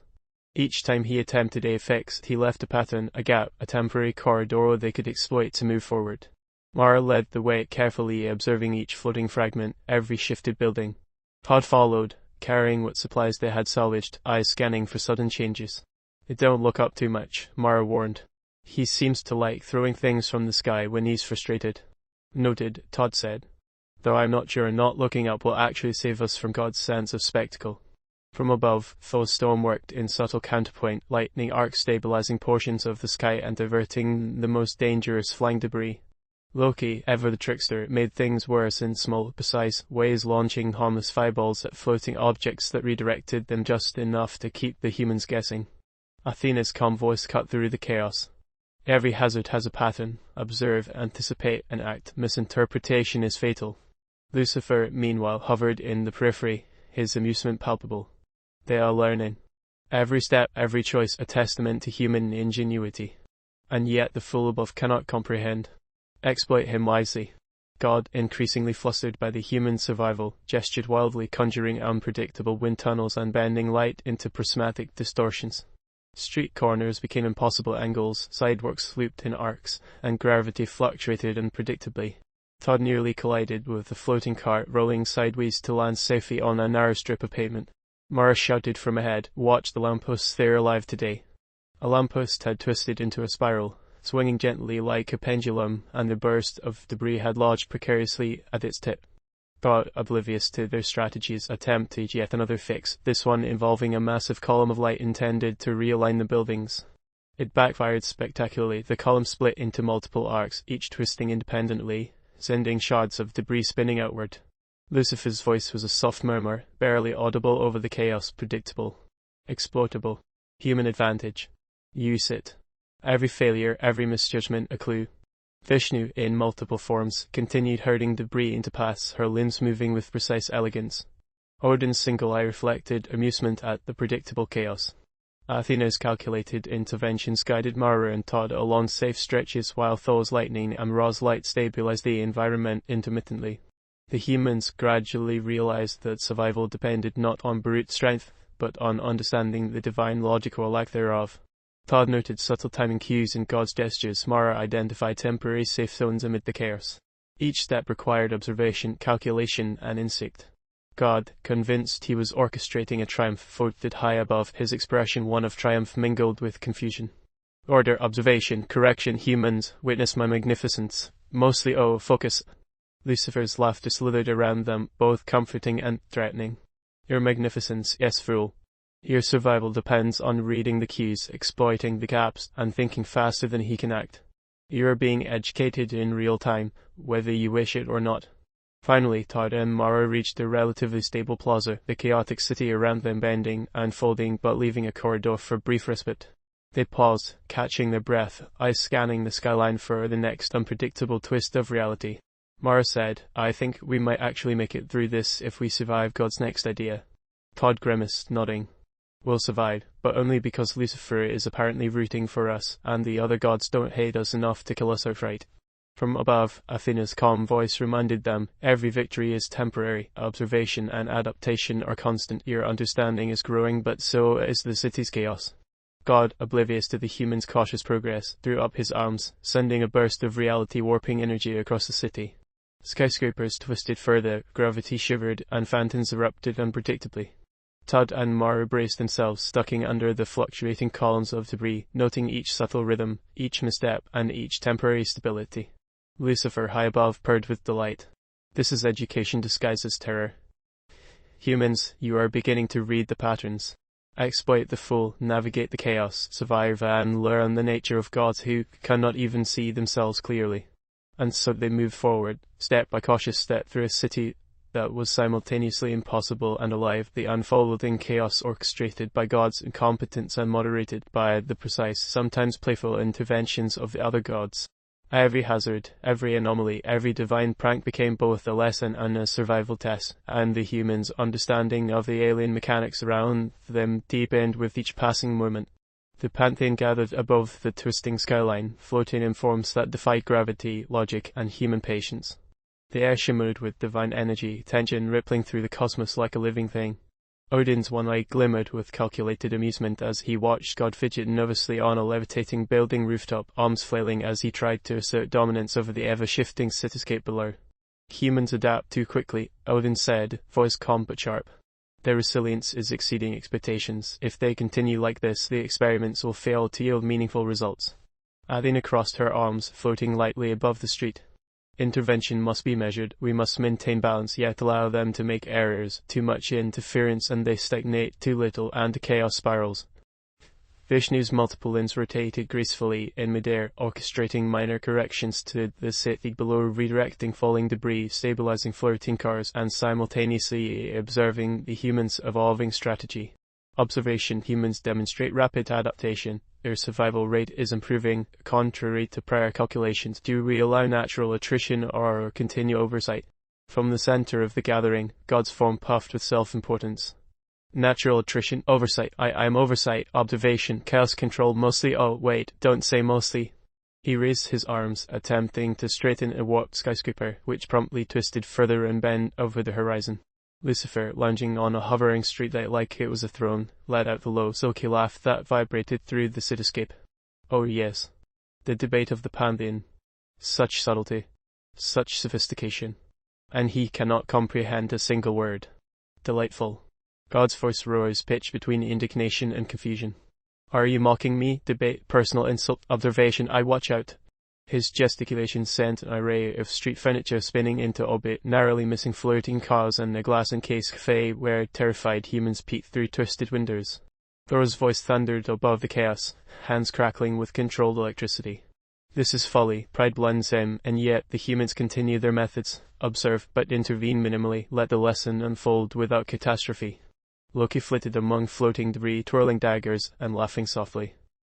Minimal intervention, delightful irony. Watching the fool unravel is far more entertaining than instructing him. Humans below, you are blessed or cursed with spectators who cannot agree. God turned, flailing as he attempted to summon a corrective column of energy, only to miscalculate gravity.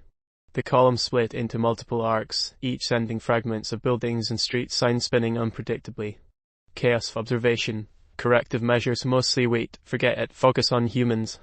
Odin shook his head, his single eye glinting.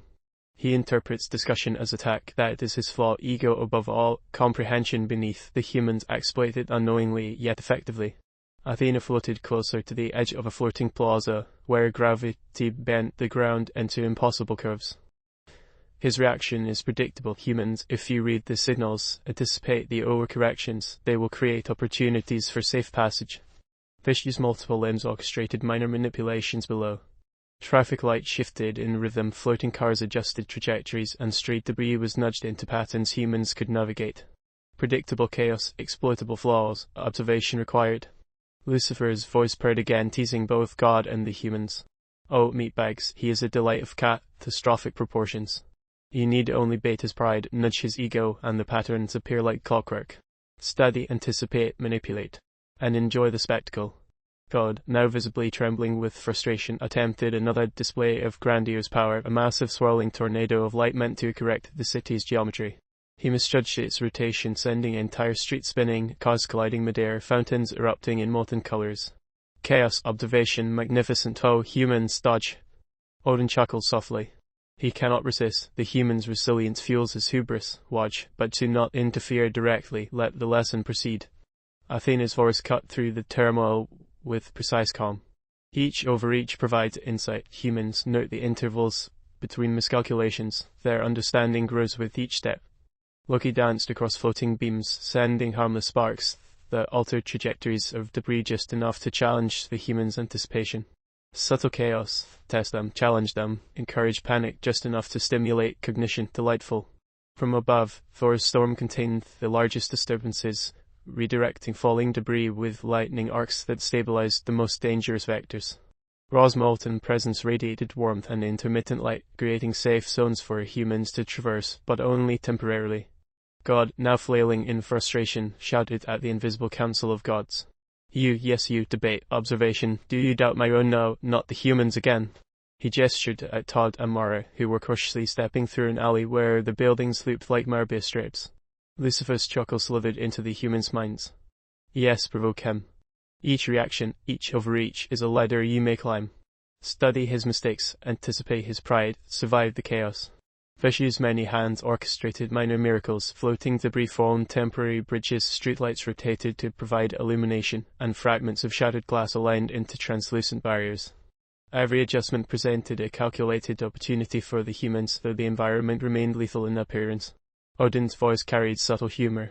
Observe how he misinterprets counsel. His pride blinds him to the fact that the debate is not an attack, yet humans profit from the confusion, clever creatures, if unpredictable. Athena's precise movements guided Mara and Todd toward a corridor of relative stability, albeit through a street that bent at impossible angles and shifted unpredictably. Learn, adapt, anticipate. Every divine miscalculation is a step toward survival. Thor, swinging Mjolnir with controlled arcs, created temporary wind currents that redirected falling debris. Loki added distractions, sending harmless but alarming fireballs across the path, forcing humans to calculate, anticipate, and improvise with every step. God, now flustered to near comic proportions, attempted to summon another wave of corrective energy. Observation, stabilization, humans, beware, mostly forget it. He waved dramatically, the energy fracturing into multiple arcs, sending debris spinning chaotically yet predictably along paths the humans were beginning to decode. Lucifer's voice paired with a combination of amusement and instruction. Patterns emerge from incompetence. Anticipate, manipulate, exploit. He cannot comprehend subtlety, nor patience. Your advantage is clear. Use it wisely. The humans edge through the chaotic cityscape, relying on observation, anticipation, and rapid adaptation. Mara led, calculating the intervals between God's flailing gestures, reading the cues left in the wake of miscalculations. Todd followed, noting timing, trajectory, and subtle environmental shifts caused by the other gods' interventions. Athena and Vishnu provided subtle guidance without revealing too much. Thor's storms and Loki's mischief continued to challenge their instincts, keeping humans alert. Odin's commentary, though not directly audible, seemed to influence the environment in ways that rewarded clever navigation. God, growing increasingly desperate to impress, unleashed a grand finale of chaotic energy, swirling columns of light, floating debris, and gravity reversals all converged in a spectacle of cosmic disaster. Humans ducked, weaved, and navigated with precise observation, narrowly avoiding calamity at each turn. Lucifer, perched above, whispered with delight, observe, adapt, exploit. Pride blinds him, intelligence guides you. The game is yours if you can anticipate each foolish gesture. Survival is not chance, it is calculated observation. In the midst of chaos, Odin's single eye gleamed with quiet amusement. Humans are learning, their survival rate is increasing, his ego blinds him, their perception sharpens, the experiments proceed in unexpected ways. Athena, floating above a twisted intersection, added, every failure, every overreach, is an opportunity. Humans read the cues, anticipate the next blunder, and move deliberately. Confidence tempered with caution ensures survival. The city twisted further, floating debris creating complex mazes, fountains erupting unpredictably, and gravity shifting in local pockets. Mara and Todd, through careful observation and improvisation, maneuvered through the chaos. God, exhausted from his flailing attempts to assert control, floated midair, oblivious to the humans' emerging mastery. Observation, chaos, correction, humans, focus, oh no, again. Lucifer's voice purred, and again they survive. And again he cannot comprehend. Predictable patterns, exploitable flaws, and a parade of mistakes. Your advantage is clarity. Keep moving, observe, adapt, survive. The city had not yet settled from the last display of divine overreach when Mara and Todd found themselves in the middle of yet another spectacle, though this time the chaos was more calculated, at least from their perspective. The humans were beginning to understand that the key to survival wasn't brute force, but observation and timing.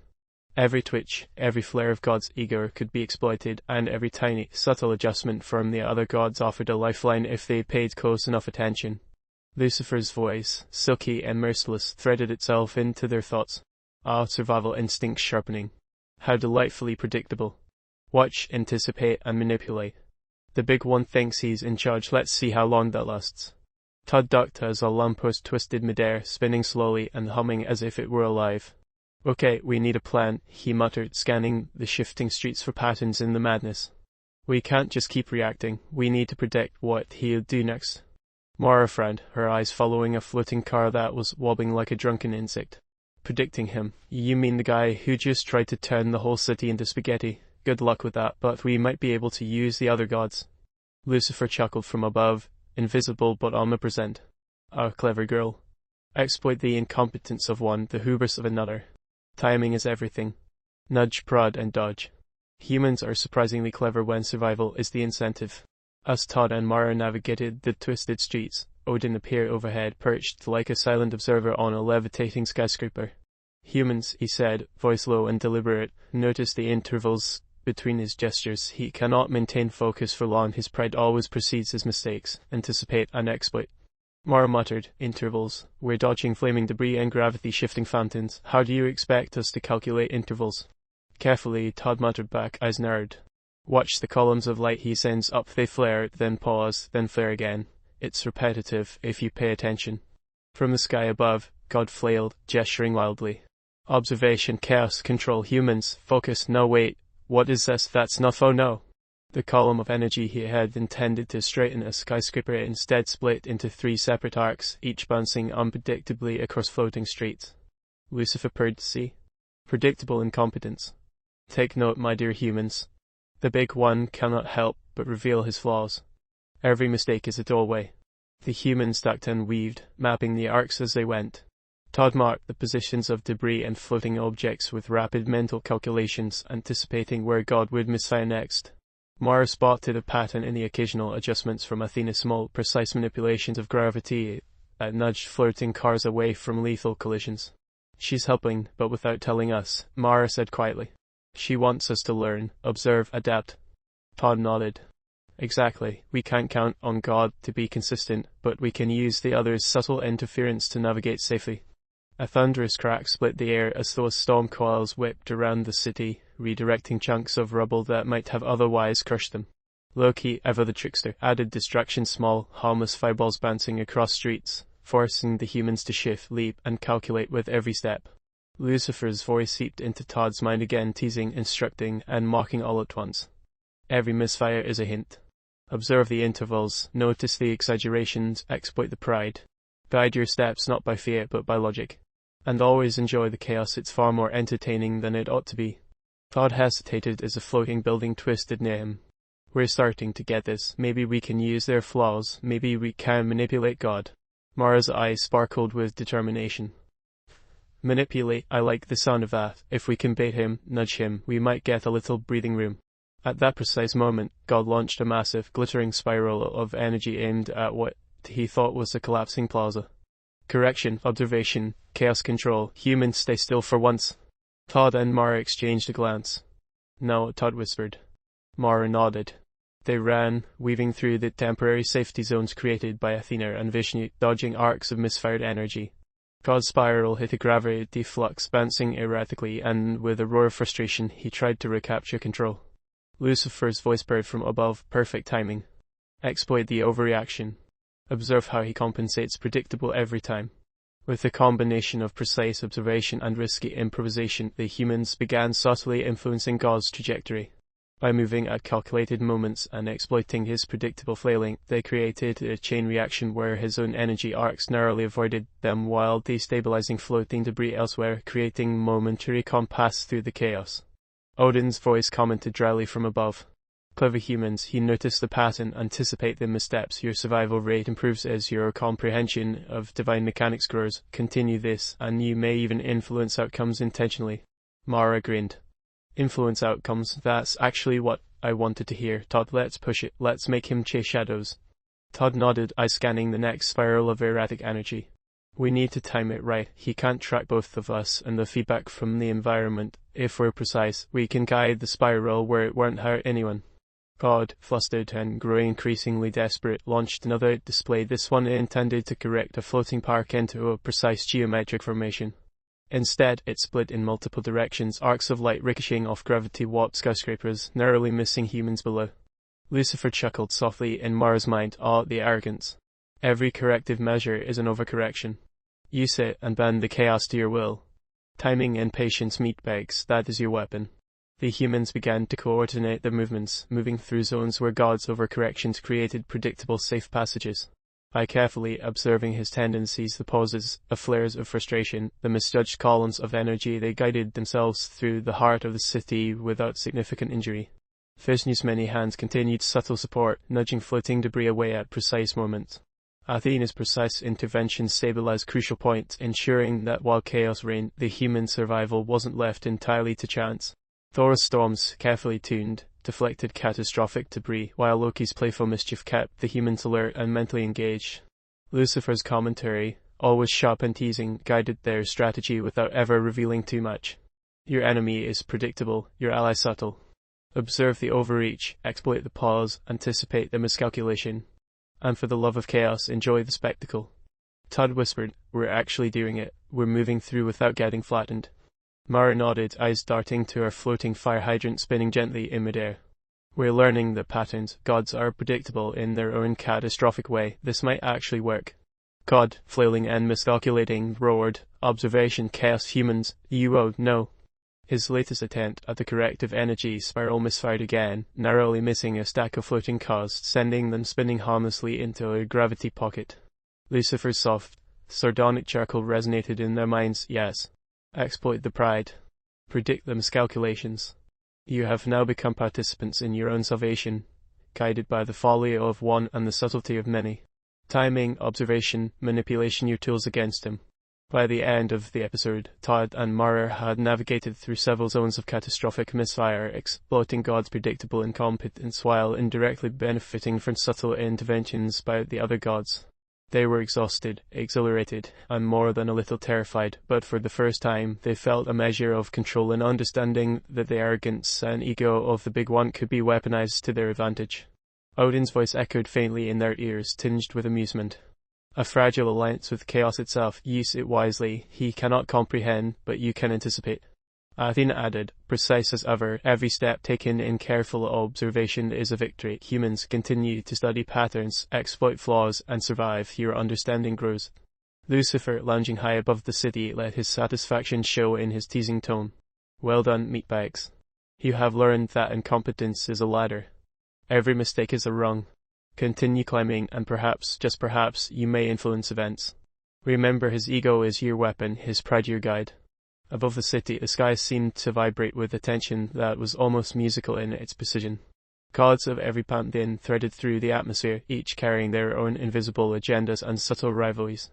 Odin perched on a floating lattice of ruined steel, his one eye glinting like a knife in moonlight. Thor hovered nearby, Mjolnir spinning lazily in hand, while Freyja streaked across the clouds, her presence radiating a soft, terrifying beauty. Athena and Apollo stood atop a twisted rooftop, whispering calculations of human probability, while Hera, arms crossed, watched with barely concealed disdain at Zeus' latest attempt to straighten a floating tower. God, flailing in the center of a hovering plaza, clearly overwhelmed, waved his arms with frantic energy.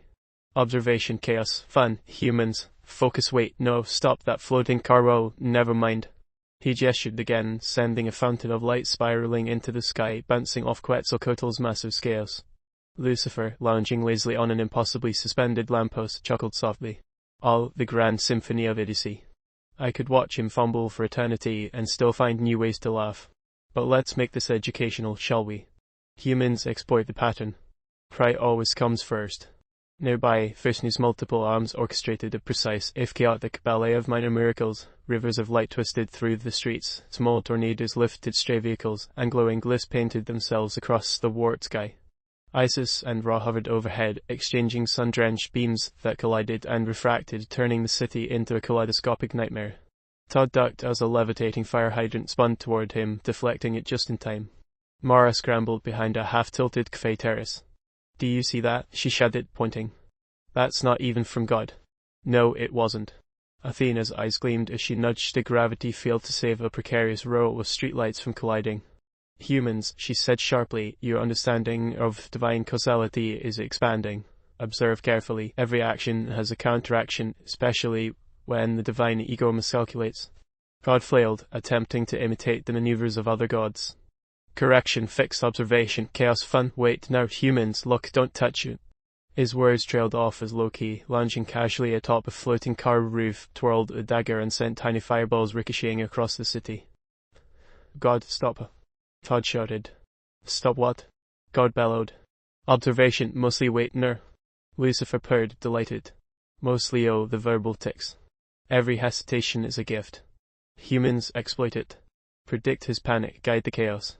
Freyja descended, her golden hair flowing in impossible directions, tossing luminous orbs into the air that produced random weather effects on small patches of city streets.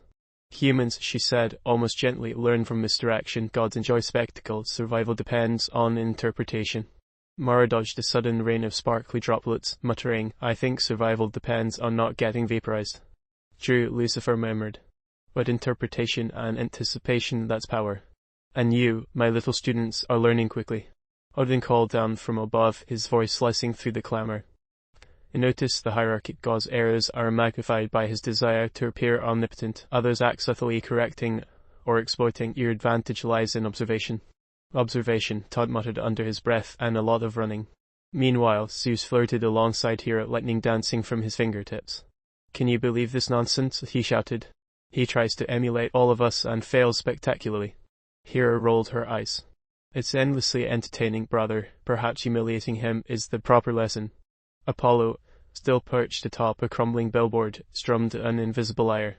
Each note seemed to warp gravity in a local radius, turning debris into harmonic orbits. Music, chaos, rhythm, he muttered to himself. Humans notice patterns, they survive longer. Interesting. The humans navigated through narrow corridors of floating rubble, noting the subtle guidance of Athena, Thor, Vishnu, and Freyja. They were learning to read divine intent, observing the interplay between arrogance, subtlety, and omnipotent missteps. Suddenly, Anansi, the trickster spider god, appeared, weaving silk threads between collapsing lampposts. Ah, humans, he cackled. You think you can navigate chaos? Watch closely, for every misstep you make is an entertainment for us, and for me, naturally. Mara ducked under a web of glowing threads, dragging Todd with her. We're learning patterns, but that spider is insane. Insane, delightful phrasing, Lucifer said, amused. Insane is talent from our perspective. Todd attempted a correction, trying to reverse a small floating part back into its proper alignment. Correction, Chaos managed. Humans observe wait, not that. He accidentally sent a cascading wave of benches, fountains, and streetlights into looping trajectories, narrowly missing the humans. From above, Ra spread his wings of gold, creating temporary heat shields and light pathways. Humans, he intoned, your survival relies on careful observation, exploitation of miscalculations, and timing. Learn. Quetzalcoatl coiled through the fractured skyline, scales glinting, adding subtle currents to air and gravity. Humans, adaptability is survival. Note the divergence of each deity's influence. Their egos dictate their mistakes. Manipulate wisely.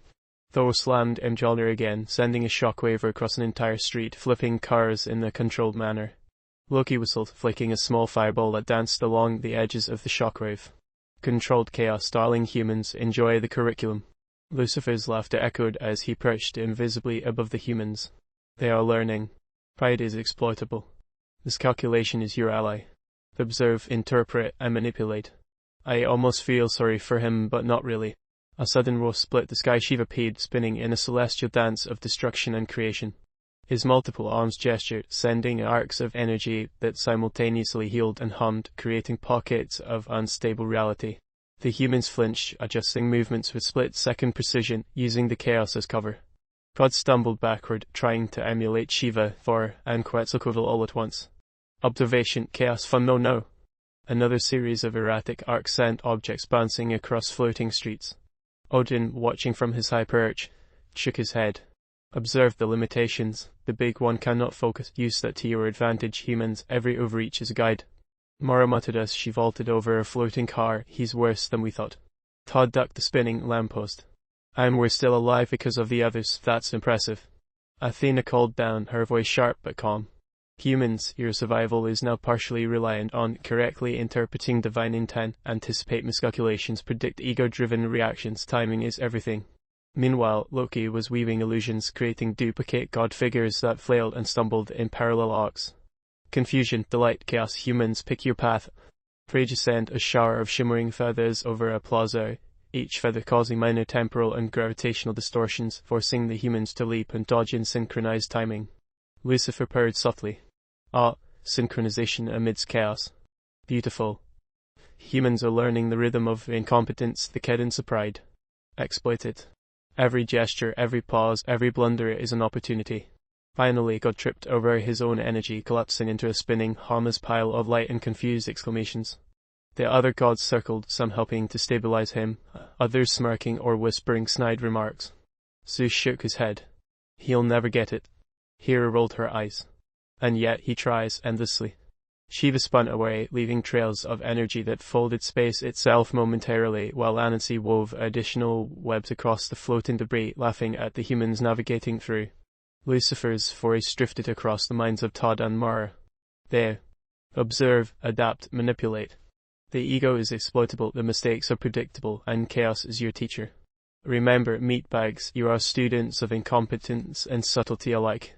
By the end of the episode, the humans had managed to guide themselves through the maelstrom, narrowly avoiding God's overreaches and leveraging subtle aid from the other gods. The city, though battered and bizarrely transformed, remained intact enough for them to regroup. Temporary calm settled, but the tension of divine observation, capricious interference, and unpredictable ego-driven chaos lingered like a storm waiting to strike again.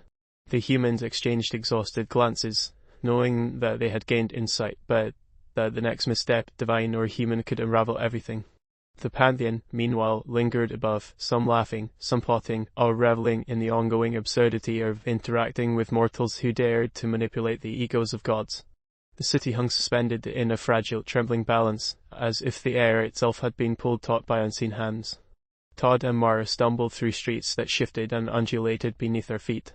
For once, they weren't the primary focus, they were witnesses, observers, occasionally collateral damage, but the main stage belonged to the gods. God stood atop a fragmented skyscraper, his form glowing and pulsing like an overcooked neon bulb. Observation, chaos, importance, humans, watch, he shouted, waving his arms in frantic, uncoordinated arcs. His attempts at a grand display immediately backfired. Nearby buildings folded in on themselves, car engines exploded midair, and a flock of birds found themselves trapped in a looping orbit that stretched across several city blocks. Is he trying to make the city look like a kaleidoscope? Mara muttered, shielding her head from a spinning fire hydrant that God had inadvertently launched like a rocket. Not exactly, Todd said, keeping his voice low as he ducked a passing streetlight. It's more like a kaleidoscope mixed with an earthquake, a tornado, and a very angry lava lamp. Above them, the gods watched with varying degrees of amusement and disdain. Odin's one eye gleamed as he leaned on the twisted remnants of a lamppost. A masterclass in incompetence, he remarked dryly. Observe, humans, every misstep is an opportunity, learn. Thor's hammer spun in his hand, arcs of lightning crackling lazily. Controlled energy versus uncontrolled ego, humans, note the difference, that is the lesson today. Loki lunged across a floating, inverted car, twirling a dagger. Lesson, oh, dear humans, the lesson is laughter, pure, unadulterated laughter at the expense of the blundering deity below. Athena perched on a warped rooftop, her gaze sharp and calculating. Observation, humans, patterns exist even in failure, identify them, survive. God, misunderstanding entirely, leaped from the top of a semi-collapsed hotel, arms flailing as he attempted a show of power. A sudden pulse of energy radiated outward, sending fragments of buildings spinning, twisting gravity in small pockets, and creating temporary floating eddies in the air. Todd and Mara scrambled to avoid being caught in the shifting currents. Vishnu appeared, multiple arms folding and unfolding in a complex pattern. Each hand sent minor miracles cascading through the city, fountains of water reversed direction, trees sprouted upside down, and a small parade of dogs barked in synchronized midair loops. Humans, he intoned calmly, perception must adjust, adaptation is key, those who survive understand intent. Shiva spun in a cosmic dance, multiple arms extending and retracting with terrifying precision. Each rotation created pockets of destruction and creation in equal measure. Streets folded like origami, entire cars duplicated and then evaporated in sparks of golden energy. God, clearly jealous, attempted to mimic Shiva's spinning form. He tripped mid-spin, sending debris flying haphazardly in every direction, narrowly missing Todd and Mara. Observation, chaos, fun, wait, stop, humans, stodge. Lucifer, perched invisibly above the scene, whispered directly into their minds. Patience, children. The ego-driven disaster is your greatest ally. I anticipate exploit. Observe the pattern in his flailing, it's absurdly predictable. Meanwhile, Ra descended, wings radiant like molten sunlight.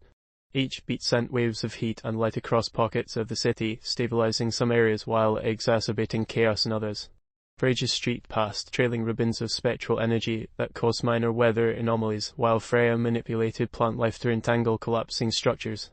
Todd ducked as a lamppost spun past like a battering ram. I don't even know how to keep track of all of them, he muttered. Focus on patterns, Todd, Lucifer's voice purred. Ignore the spectacle. The key is predicting error and exploiting it. Odin, ever the strategist, observed God's overreach with quiet amusement. He overestimates capability, underestimates consequences. Humans leverage this. Every failure is a map. Mara, struggling to maintain footing as the ground undulated like water, nodded. We're learning, but this is insane, absolute chaos. Chaos, Lucifer mused in their minds, is the natural environment for the incompetent. You will see, every grandiose gesture follows the same curve: arrogance, overreach, collapse.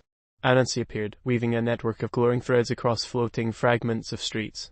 Humans, he cackled, your timing and observation matter more than your strength. Exploit the blundering one. God attempted another display, raising his hands to channel the energy of multiple pantheon members he had seen in flashbacks, but only created a sudden localized gravity well. Cars, trees, and a small herd of deer spun upward, then fell in random directions. Zeus laughed loudly from a cloud of his own making. Brother, you never change. Predictable, yes, but spectacularly futile. Hera rolled her eyes, arms crossed. It's poetic, a tragedy, a comedy, all wrapped in ineptitude. Athena and Apollo shared a glance, calculating the human's probability of survival amid the ongoing pandemonium. Observation and timing, Athena said, is their best chance. Intervene subtly, but let them act. Todd and Mara, dodging debris and carefully observing God's patterns, began to see a strange rhythm in the chaos. Each overreach was followed by a predictable pause, a twitch of pride, and then an escalation. I think we can anticipate him, Mara whispered. Yeah, Todd replied, ducking under a floating streetcar. Just barely, and we might die trying. Lucifer's voice purred softly in their minds. Exactly. Anticipate, manipulate, survive. Ego is your guide. Every move he makes will betray him. Meanwhile, the Norse gods continued to add layers to the spectacle. Baltic glowed with serene light, counteracting small fragments of chaos, while Hell silently shifted pockets of reality to test human perception. Tyr intervened occasionally, guiding a falling structure without drawing attention. Broggi strummed words of power, subtly influencing the outcome of minor mishaps. From the east, Kali appeared, her multiple arms creating arcs of destruction and restoration simultaneously. Lakshmi followed, weaving prosperity in small pockets. Buildings repaired just enough to remain unstable, creating temporary shelters. Kensha rolled into the scene, using his trunk to redirect falling debris with calm precision, saving a human or two in passing. Even the Celtic gods had their say. Dagda's staff flattened the small, twisted street to allow humans a path. Lug nudged gravity subtly to redirect falling objects, while Morrigan's crows circled, their presence a warning and a test. God, attempting to encompass all the chaos at once, screamed, observation, chaos, fun, wait, stability, humans, observe stability.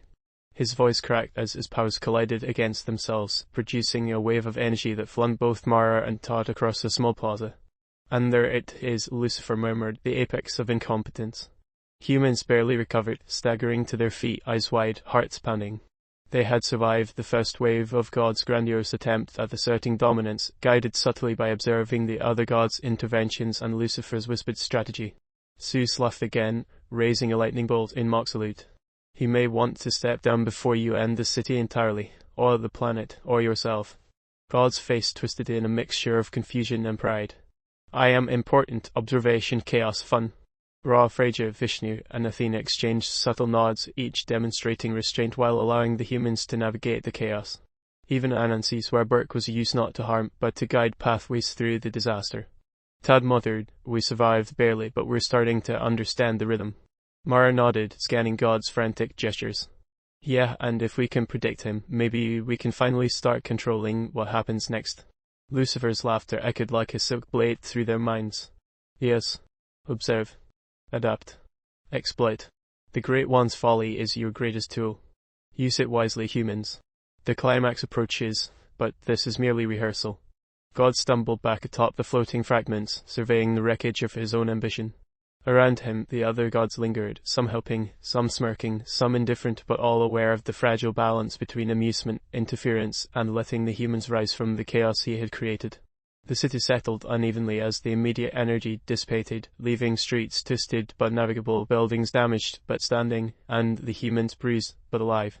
Temporary calm returned, but the tension in the air suggested that the next miscalculation, the next burst of ego-driven brilliance, would be far worse. Above it all, Lucifer drifted insane, grinning. And so the students learn. Each error, each flub, each glorious overreach of pride teaches more than any lecture ever could. Patience, humans. The performance is far from over. The city, or what remained of it, throbbed like a living organism, veins of energy pulsing in unpredictable rhythms. Todd and Mara, bruised, exhausted, and mentally fraying, trudged through streets walked by God's last display. Every corner threat into the new calamity, floating vehicles, inverted buildings, molten street lamps, and pockets of time that seemed to slow, then snap forward violently. Lucifer's voice slipped into their minds again, smooth and teasing. Ah, humans. Notice how your world bends under their interference. Every decision, every action, ripples through reality. But don't worry, I've arranged the chaos with subtle purpose. Consider it practical lessons with a side of entertainment. What the hell even happened here? Todd muttered, kicking a broken curb that spun lazily into the air. Mara didn't respond immediately, her gaze drawn to a twisted plaza where gravity seemed reversed, cars hovering midair while debris spun around in perfect chaotic arcs.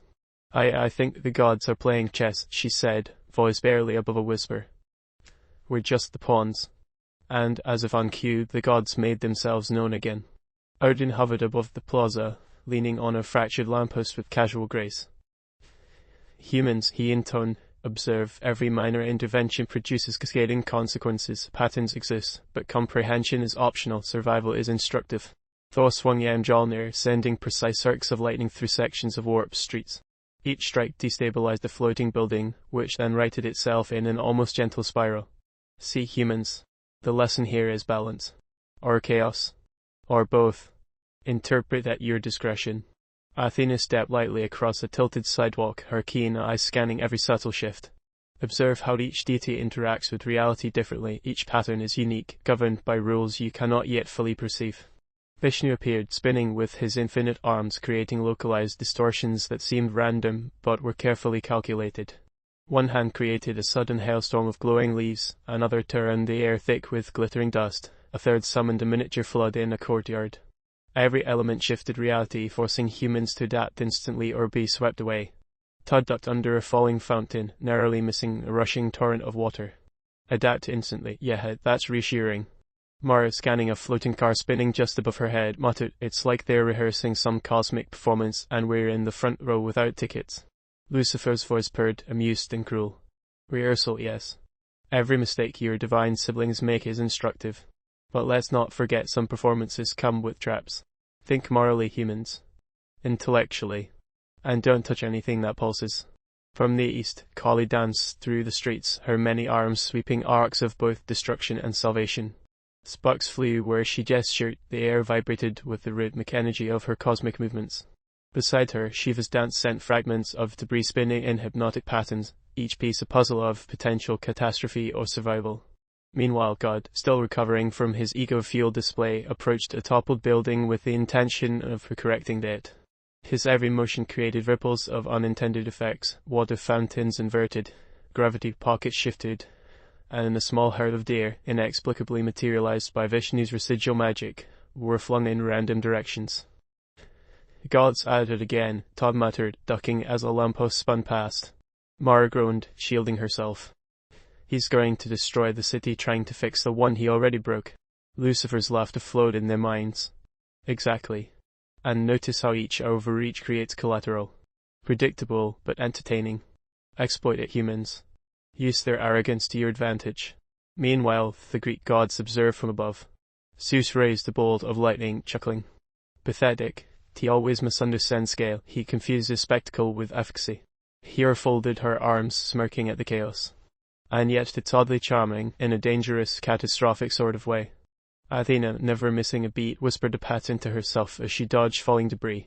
Apollo's arrows flew between collapsing structures, subtly redirecting hazards away from pockets where humans might survive. Hermes zipped through the chaos, leaving trails of minor magic to guide Mara and Todd if they paid attention. From the Norse pantheon, Loki twirled across the scene, tossing small fireballs and illusions, each causing temporary confusion.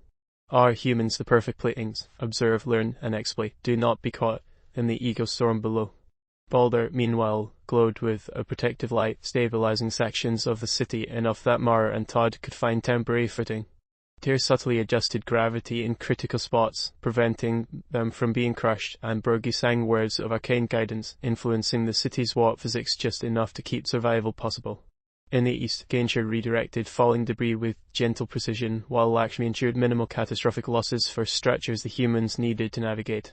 Krishna appeared briefly, whispering illusions that guided Todd around the lethal pockets, forcing him to make split-second decisions.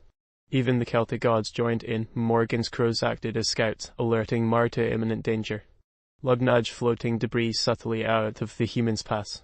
Dagda used his staff to create temporary paths in the chaos, showing that divine interference could occasionally be helpful. Todd glanced around, dizzy from the constant shift. I don't know how we survive this. Mara, squinting through the chaotic tableau, noted, "We're learning their patterns, not well, but it's happening." Lucifer purred, a mix of amusement and satisfaction in their minds. Exactly. Humans adapt. Exploit every predictable error. Use the arrogance, the jealousy, the overreach. It is all laid bare before you. God, oblivious to the subtleties, attempted the synchronized display, trying to mimic the moves of multiple pantheon members at once. A surge of chaotic energy erupted, throwing reality into temporary flux, gravity reversed for short intervals, streets twisted like ribbons, and time itself hiccuped. Mara barely caught Todd as they were propelled through a looping air corridor. "Why can't he just stop?" Todd yelled, catching his breath mid-spin. Lucifer's voice, like velvet in their heads, replied, "Stop. And miss all the fun? No. This is instructional chaos. Learn, adapt, survive. And possibly laugh. At least in your own private way." Shiva, Vishnu, and Kali continued their intricate cosmic dances, creating pockets of controlled chaos, some for protection, others as tests. The humans slowly began to recognize subtle rules. Timing mattered, angles mattered, and overreactions from God always followed the same egotistical rhythm. The Greek gods watched and commented. Apollo's arrows continued to redirect minor threats. Athena's strategy guided chaos into discernible patterns. Zeus occasionally nudged energy to test God's reactions, while Hera whispered small, mocking truths about the limits of divine memory and pride. Odin's single eye glimmered with patience and amusement. Humans, the lesson is ongoing. Observe, anticipate, manipulate. God's pride is the greatest weapon and the greatest flaw. Thor slammed Mjolnir gently, sending shockwaves that rearranged pockets of floating debris. Use their own power against them, but beware, collateral is inevitable. Todd and Mara exchanged a glance. Each had been forced to make impossible decisions in seconds, navigating hazards while absorbing strategy lessons from dozens of divine entities. They were beginning to see the pattern. God's mistakes were exploitable, the other gods' interventions were predictable, and Lucifer's guidance, while sardonic, was invaluable. From above, Loki laughed, tossing minor fireballs that harmlessly bounced in loops.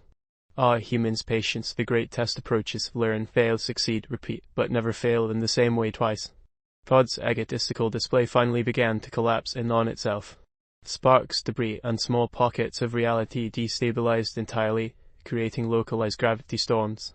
Todd and Mara dove into pockets of stability created by Shiva, Vishnu, and Dagda, just narrowly escaping obliteration. Lucifer's voice purred, triumphant. Excellent. You see? Egos, errors, and overreach. Every action predictable. Every failure useful. Use it wisely, humans, for the next stage is coming, and this one has tested both your courage and your wits. The immediate chaos subsided, leaving streets twisted but intact, buildings warped yet navigable, and humans bruised but alive. Temporary calm descended, though the hum of residual energy suggested that any misstep could trigger another chain reaction. Todd muttered, catching his breath, "We barely made it through that, but we're getting it, slowly." Mara nodded, scanning the landscape. "Yeah, and the more we understand the gods' methods, the more we can influence them, maybe even survive the next one." Lucifer's laughter echoed softly, promising more tests. "Indeed. You are learning, and that knowledge will become invaluable. The Great One's folly is your tool. Use it wisely, humans." Above the city, the pantheon lingered, some watching, some amused, some intervening subtly. God fumed, exhausted and unaware of the true lessons the humans had gleaned. The stakes were rising, and the balance between amusement, catastrophe, and instruction hung by a tenuous thread. God hovered above the fractured skyline, his form shifting like molten clay as he tried futilely to assert control.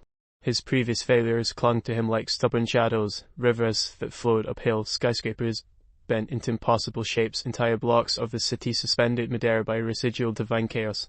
The humans below Todd and Mara among them observed cautiously, trying to anticipate the next wave of catastrophe. They had learned much in recent days, the patterns of divine folly, the subtle interventions of the more competent gods, and the biting sarcasm of Lucifer, who seemed to take particular delight in teasing God while shepherding the humans along invisible threads of instruction. Lucifer's voice purred inside their minds, velvet and razor-sharp. Ah, the Great One grows paranoid.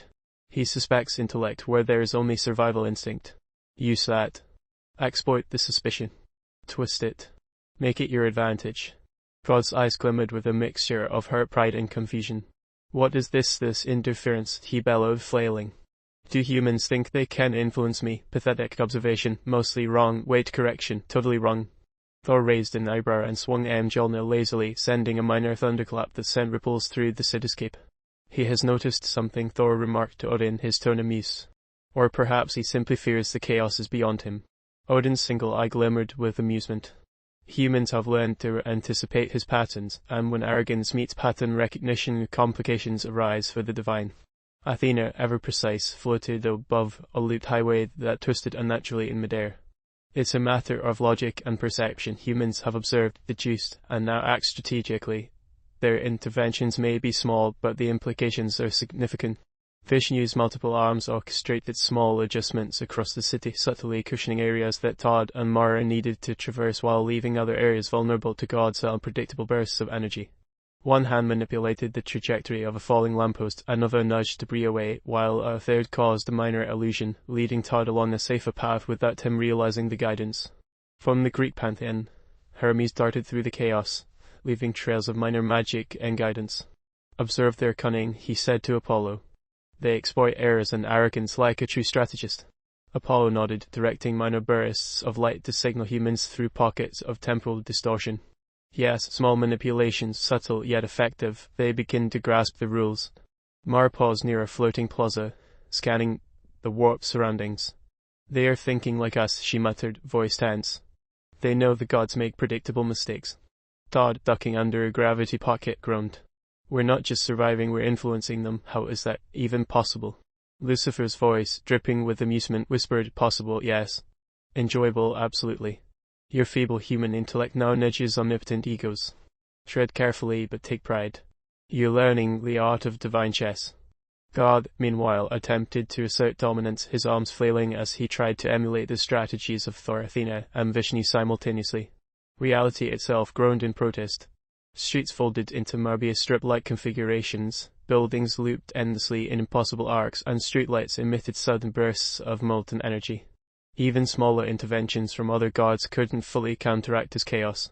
Here we go again, Todd muttered, diving into a safe zone orchestrated by Shiva and Boulder. Mara, covering her head as a minor shockwave passed overhead, muttered, and yet we can predict some of this. God's overreach is predictable now. From above, Loki laughed, twirling fireballs with casual precision.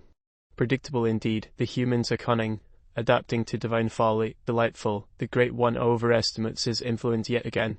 Kali's many arms moved in rhythmic precision, countering hazards just enough to allow human maneuverability while leaving the sense of danger intact. Shiva and Vishnu continued their delicate interventions, nudging debris and illusions to reinforce safe zones. Thor observed amusement in his booming voice. The human's ability to predict and exploit errors increases. It's almost as if the lessons we provided, whether intentionally or through observation, are bearing fruit. Odin leaned on a warped lamppost. Fruit, yes, or perhaps a trap disguised as fruit. Their ingenuity is developing, but remember, even the greatest strategist is limited by human fragility. God, unaware of the orchestration around him, tried again, this time attempting a coordinated storm, lightning, fire, minor earthquakes, and gravitational distortions. Each effort collided with subtle corrections from the other gods, creating unexpected feedback loops. Todd was hurled briefly into the air, only to be caught by a temporarily stabilized gust controlled by Vishnu. Mara scrambled along an impossibly inclined building surface, guided by Apollo's signal light, narrowly avoiding a collapsing balcony. Lucifer's soft, mocking tone filled their minds. Observe humans. The Great One is flailing. Every ego-driven overreach produces openings. Exploit each weakness. Play carefully or be crushed. Not literally, of course, though the option exists. In the north corner of the pantheon, Tyr adjusted gravity subtly under a suspended vehicle, preventing its deadly descent. Heimdall signaled to the humans through faint roars in the sky, marking temporary safe corridors. Balder emitted protective light across key pathways. Loki, as always, reveled in the chaos he partially instigated, whispering mockery to God with every trick he performed.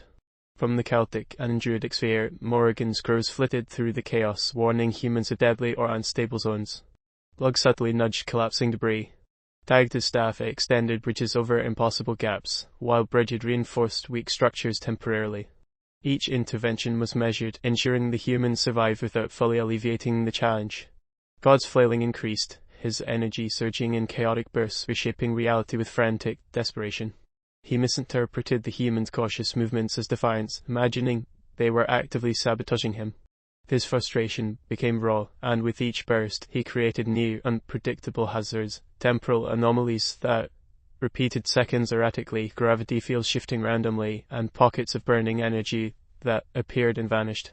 Todd yelled over the chaos. "He thinks we're messing with him. We're not. He's just insane." Mara ducked a falling streetlight.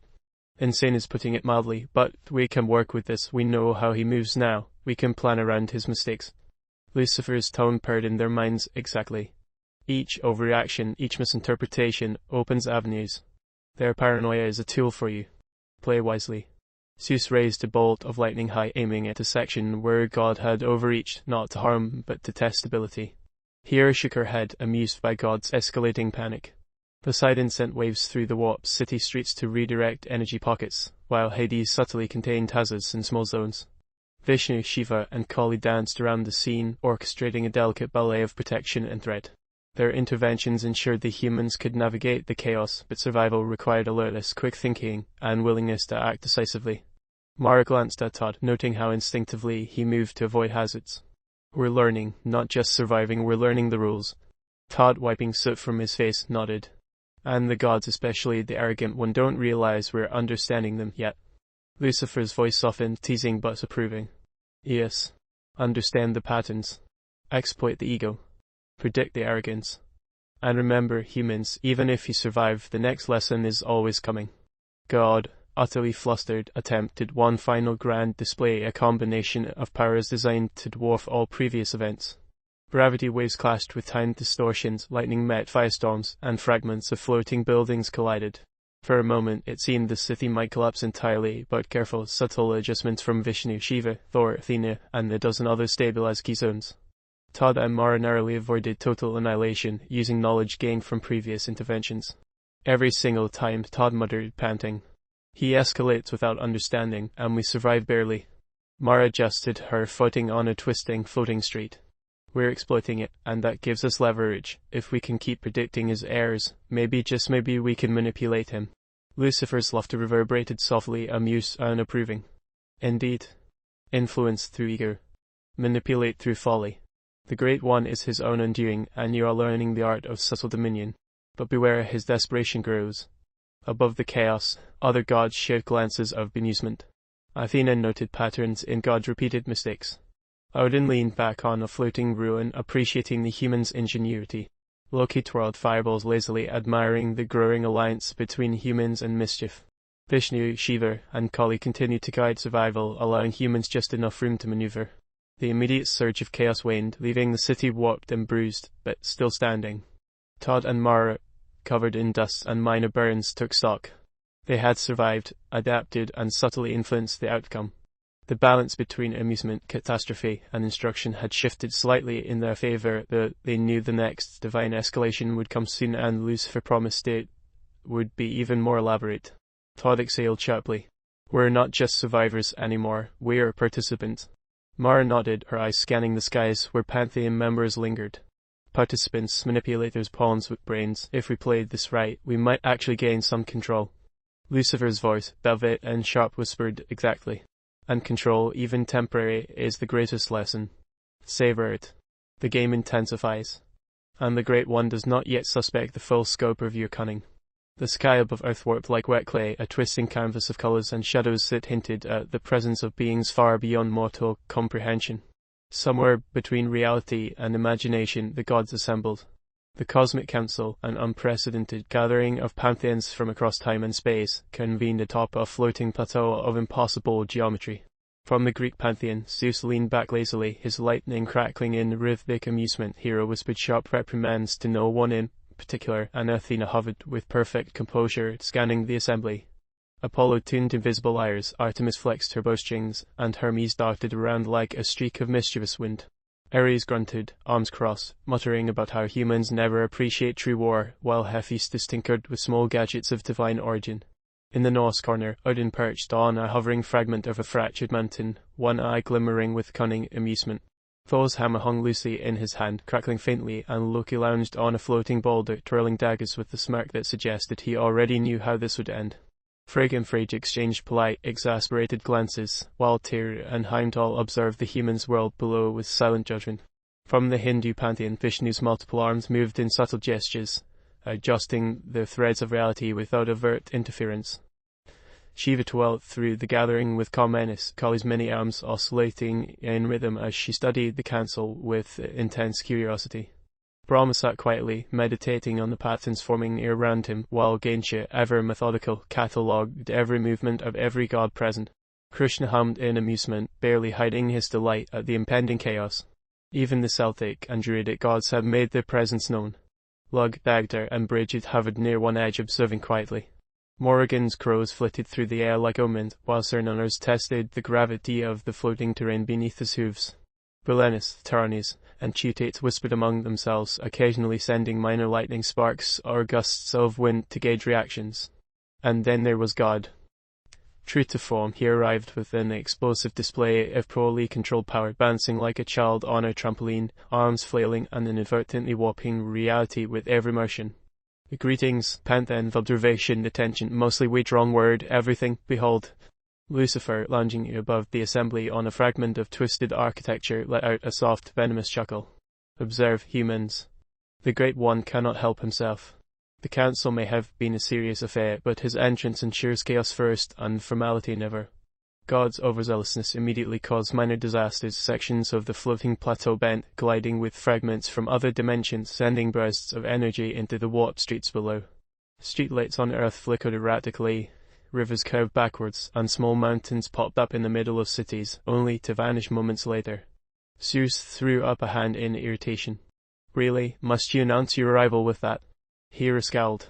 Always disruptive, always dramatic, honestly, it is exhausting. Athena, hovering near God, pinched the bridge of her nose. He cannot comprehend the concept of subtlety. I advise all humans nearby to take immediate cover. He will inevitably misstep. Thor snorted. Subtlety is not his strong suit. Odin's lone eye gleamed. Humans have adapted to his follies before. They may yet endure. God waved his arms, attempting to assert authority over the assembly. I am leader. Observe, obey. Fun, mostly no, not mostly, just do it. Vishnu, with calm precision, adjusted the energy streams God accidentally produced, preventing a total collapse of the council platform. Shiva and Kali orchestrated minor interventions, subtly guiding reality so that the catastrophic effects would be mitigated, but not eliminated, preserving the element of chaos. Lucifer's voice cut through Todd and Mara's minds below, teasing, all council meetings, serious business, so much strategy, and the Great One is already on page 1 of a completely different book. Do you enjoy the human observation deck? It's exquisite. Even as the council attempted formal debate, the assembly dissolved into chaotic commentary. Thor slammed Mjolnir into the ground, creating minor shockwaves to emphasize his point. Loki twirled daggers and whispered to minor gods, subtly influencing their actions. Athena proposed a structured observation plan, while Krishna subtly guided humans below, helping them understand the opportunities hidden in the chaos. God misunderstood the nuances of discussion immediately. He flailed, misinterpreted comments as insults, and accidentally redirected a river in Tokyo into a literal loop, trapping hundreds of floating boats in suspended animation. Attack, you insult me. Observation, mostly wrong, she bellowed. Zeus sighed. Mostly wrong indeed, though you've managed to misalign 4 continents, impressive in a catastrophic sort of way. Poseidon shook his head, sending minor tidal corrections to prevent total disaster, while Hades quietly contained volatile energy pockets beneath the earth. Aphrodite floated nearby, sighing in irritation at God's obliviousness. Does he always behave this predictably? Lucifer's low chuckle rumbled in the humans' minds. Predictably. Always predictable. That's your key. Exploit it. Observe his overreaches. Manipulate arrogance. It is enjoyable to watch. Meanwhile, Todd and Mara, who had observed from the fringes, noted patterns forming in God's chaos. Each failed attempt to assert dominance created openings, pockets of predictability hidden in the pandemonium. They exchanged quiet glances, silently acknowledging that even the council of gods had a weakness in God's ego. Every mistake is a step forward, Mara muttered. Todd nodded. If we can leverage his pride, we might survive, maybe even influence the outcome. In the council, tensions rose among the gods themselves. Loki played subtle pranks on Thor, sending harmless fireballs to bounce near the humans for amusement. Frasier raised an eyebrow at Odin, muttering about propriety and effectiveness. Krishna and Athena exchanged subtle nods, signaling humans when opportunities to exploit God's overreach arose. God, utterly oblivious to the subtle manipulations around him, continued to escalate. Gravity waves collided with energy spikes from his flailing, creating brief micro-apocalypses in small cities worldwide. Minor gods from Celtic and Druidic pantheons joined in, nudging the balance in both chaotic and protective directions. Log conjured temporary bridges over collapsing streets. Dagda provided light shields over human paths. Morrigan's crows circled, warning of hazards. Lucifer's sardonic commentary flowed directly into human awareness. See, every flaw, every misstep a tool. Play carefully, humans. And laugh quietly at his expense. It soothes the mind and sharpens the reflexes. Even as God attempted a grand, sweeping motion to realign the multiverse according to his own vision, the collective subtle interventions of Vishnu, Shiva, Thor, Athena, Hermes, and the minor gods ensured that the humans could survive and observe. Todd and Mara moved with precision, following invisible pathways and cues that allowed them to avoid catastrophe. Zeus, shaking his head, muttered to Hera, "We could have had a serious council. Instead, the meeting has become what? A circus." Hera's glare didn't soften. A circus run by an incompetent child, and yet the humans below are thriving in spite of it. Fascinating. Athena nodded, appreciating the humans' ingenuity. They have learned to predict errors, exploit ego, and survive. The council's own participants, divine beings centuries old, are collateral to these mortal strategy. God, of course, had no clue that the humans were gaining leverage. Victory, observation, mostly no, not mostly complete. Humans obey. Lucifer's purr in their minds was sharp, witty, and cruel. Complete. Perhaps in imagination. In reality, it's fodder for strategy. Continue and exploit. Their ego is your playground. As the session drew to a chaotic pause, small victories had been achieved. Humans had avoided deadly zones, subtly redirected God's energy bursts, and even influenced minor gods to provide just enough aid to survive. The council remained fractured, the ground debate unresolved, but one clear truth emerged: the gods' incompetence was the fulcrum upon which mortal ingenuity could pivot. Even as the gods whispered, pranked each other, and occasionally sabotaged one another, Todd and Mara realized that survival was no longer about passive endurance. They had leverage. They understood the rules of the divine chessboard, and they had begun to play. Lucifer's final commentary echoed softly through their minds, dripping with amusement. Yes. Leverage. Influence. Survival. Play carefully, but savor it. The Great One is blind to your power, and the Council is helpless to stop you. Now enjoy the quiet before the next storm. The cityscape shivered under a tension it hadn't known existed. Todd and Mara had been studying the chaos for weeks, cataloging the ways God tended to overreach, the patterns that made his interventions predictable. They had discovered a crucial truth: his incompetence was the key to their survival. While the other gods operated with precision, subtlety, and a mischievous flair, God crashed through reality like a toddler smashing blocks together loudly, obliviously, and with disastrous consequences. Lucifer hovered just beyond perception, enjoying the human small victories with the glint in his mind's eye. Ah, yes, exploiting the divine buffoon. Clever humans. You stumble, you dodge, you improvise, but every time, you win a little. Watch closely. Hubris is predictable, failure is the pattern. God was attempting a new feat, a towering construct of floating skyscrapers arranged into a divine spiral of wonder, or at least that's what he called it. He bounced atop a levitating crosswalk, hands raised, eyes wide with misplaced pride. Observation: humans, behold, marvel, mostly magnificent, complete. The other gods, assembled nearby in a celestial council that spanned space and thought, shook their heads in various combinations of disbelief and amusement. Athena moved her hands over the city's layout, straightening improbable bends in buildings with precision. Odin muttered in Norse cadence, "The one who cannot measure even upon claims to sculpt the oceans. Impressive incompetence, as always." Loki's grin was wide, dagger in hand, a phantom flame flickering around his fingertips. "How delightful." The performance continues. "Shall we make it slightly more interesting? Perhaps a few illusions for our meatbags below?" He sent shadows flickering across the streets, causing human reflexes to surge in response. Todd ducked under a floating traffic light, groaning. "He's going to kill someone, Mara, or at least destroy half the city." Mara's eyes narrowed as she scanned the shifting landscape. "No, Todd, he'll do neither. He'll just make enough chaos that we have to adapt. That's the pattern." Lucifer's soft skating whisper filled their minds. "Adapt, improvise, exploit." He cannot anticipate the clever, the cautious, the observant.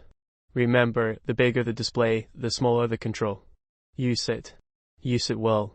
Odd, hearing a faint echo of Lucifer's taunt as if in defiance, flailed more dramatically. He lifted two floating towers and attempted to pivot them together like puzzle pieces, missing by a mile. Sparks of cosmic energy arced from the near collision, scorching the sky and raining tiny fragments over the street below. From above, Thor's hammer flicked casually, nudging the fragments safely away from the humans. Vishnu extended a set of 4 extra arms, redirecting potential debris with precise movements. Shiva twirled in a controlled orbit, each spin radiating energy that neutralized the more dangerous effects of God's mania. Kali circled, her arms forming patterns in the air that acted as subtle protective wards around the surviving humans. "Move!" Mara shouted, grabbing Todd's arm as a floating taxi skidded along an impossible trajectory.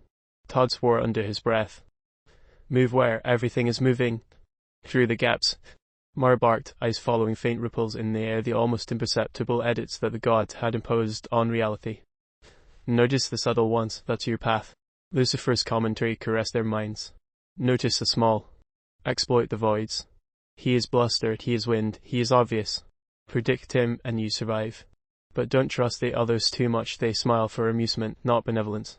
Meanwhile, God, convinced he was demonstrating omnipotence, leapt from one unstable skyscraper to another, inadvertently triggering a chain reaction. Buildings pivoted, streets folded like paper, and a river that had been frozen in midair began cascading erratically through the warped cityscape. Zeus raised his hand, sending a controlled lightning bolt to divert the river safely. Poseidon muttered something unintelligible about human arrogance and water management, flicking waves in precise, yet non-lethal ways. Athena noted patterns, recording probabilities with meticulous grace. Hermes had passed, whispering cryptic advice to Mara and Todd: distract the bluster, follow the gaps, and trust the illusions. The humans, careful to follow the subtle cues, managed to navigate collapsing streets and falling debris even while God continued to bounce, flail, and declare his magnificent achievements. Lucifer appeared near the humans as a wisp of smoke, his presence both chilling and exhilarating. "Observe carefully, humans. You've turned incompetence into strategy. Now escalate subtly. Task him. He will respond predictably. And when he does, the opportunity." Todd, panting as he ducked a drifting lamppost, muttered, "He's going to notice, isn't he?" Mara gave a half-smile, eyes sharp. "Not if we're clever, that's the point. We're leveraging him." In the council above, minor gods whispered to each other. Freyja twirled a strand of energy between her fingers, amused. "He never learns, does he? Each time the humans adapt." Odin's one eye glimmered. "The fools below exploit his flaws. It is satisfactory." Loki laughed, twirling daggers and illusions around the human duo. "Oh, the thrill, predictable hubris, fragile models delightful." God, hearing their laughter, misinterpreted completely. "You, everyone, witness my majesty, observation complete." He lunged forward, attempting to create a tower of energy that would somehow top his previous work. The energy spiraled out of control, cracking the sky and pulling at gravity itself. A massive floating street teetered above Todd and Mara, snapping precariously. "Enough!" Mara yelled. She grabbed Todd, vaulting over a fragment of floating car, landing just beyond the sudden collapse. Lucifer's voice dripped with sarcasm. "Bravo. Predictable, yet effective. Humans, you are improving rapidly. Careful, though God is loud, he is clumsy, and he notices little. Exploit the little, survive the loud." Above, Athena shook her head, but allowed subtle guidance to assist the humans. Vishnu's extra limbs folded energy into protective corridors, while Thor and Odin subtly nudged dangerous debris aside. Kali and Shiva danced in controlled patterns, keeping the humans' immediate path viable. Todd gasped, "I don't know how we're surviving this." Mara, scanning the chaotic skyline, whispered, "Because we're thinking 2 steps ahead, and God isn't, that's all it takes." God, still triumphant, took a leap into what he imagined was a pinnacle of awe, inadvertently crashing into the very energy spiral he had attempted to create. Sparks, arcs of lightning, and floating debris scattered in a chaotic spray that threatened everything nearby. Lucifer's voice purred into the humans' minds. "Art perfection. Observe the mistake, follow the gap, exploit distraction. That is survival. That is leverage. That is clever." As the chaos began to settle, minor gods continued to argue and prank each other quietly, enjoying the spectacle of humans navigating the frenzied landscape. Freya nudged a fragment of cloud into Hell's path for comic effect. Vishnu produced a subtle illusion to trip Loki's dagger, and Bridget shifted a ray of sunlight into a harmless but disorienting rainbow. Todd and Mara, panting and bloody from minor scrapes, paused to catch their breath, realizing they had survived another major catastrophe. Each small victory had reinforced a dangerous but critical truth: God's ego and incompetence were manipulable, predictable, and ultimately exploitable. Lucifer appeared one last time before fading into the ether. "Humans, remember this, you are the clever ones, though fragile. You dance on the edge of chaos because you observe, improvise, and anticipate.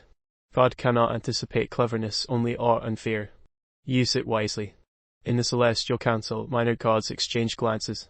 Athena's eyes reflected both amusement and admiration. Odin nodded quietly. Loki smirked, clearly enjoying the unfolding patterns. The lesson was clear: even among immortals, flaws created opportunities, and humans, when clever, could turn incompetence into leverage. And somewhere, God bounced happily on an unstable street, convinced he had just demonstrated his unparalleled omnipotence, oblivious to the subtle victories of mortals and the quiet machinations of Lucifer. Todd whispered, almost to himself, "We actually won this round." Mara shook her head, a mixture of disbelief and pride. "Small victory, but yes for now."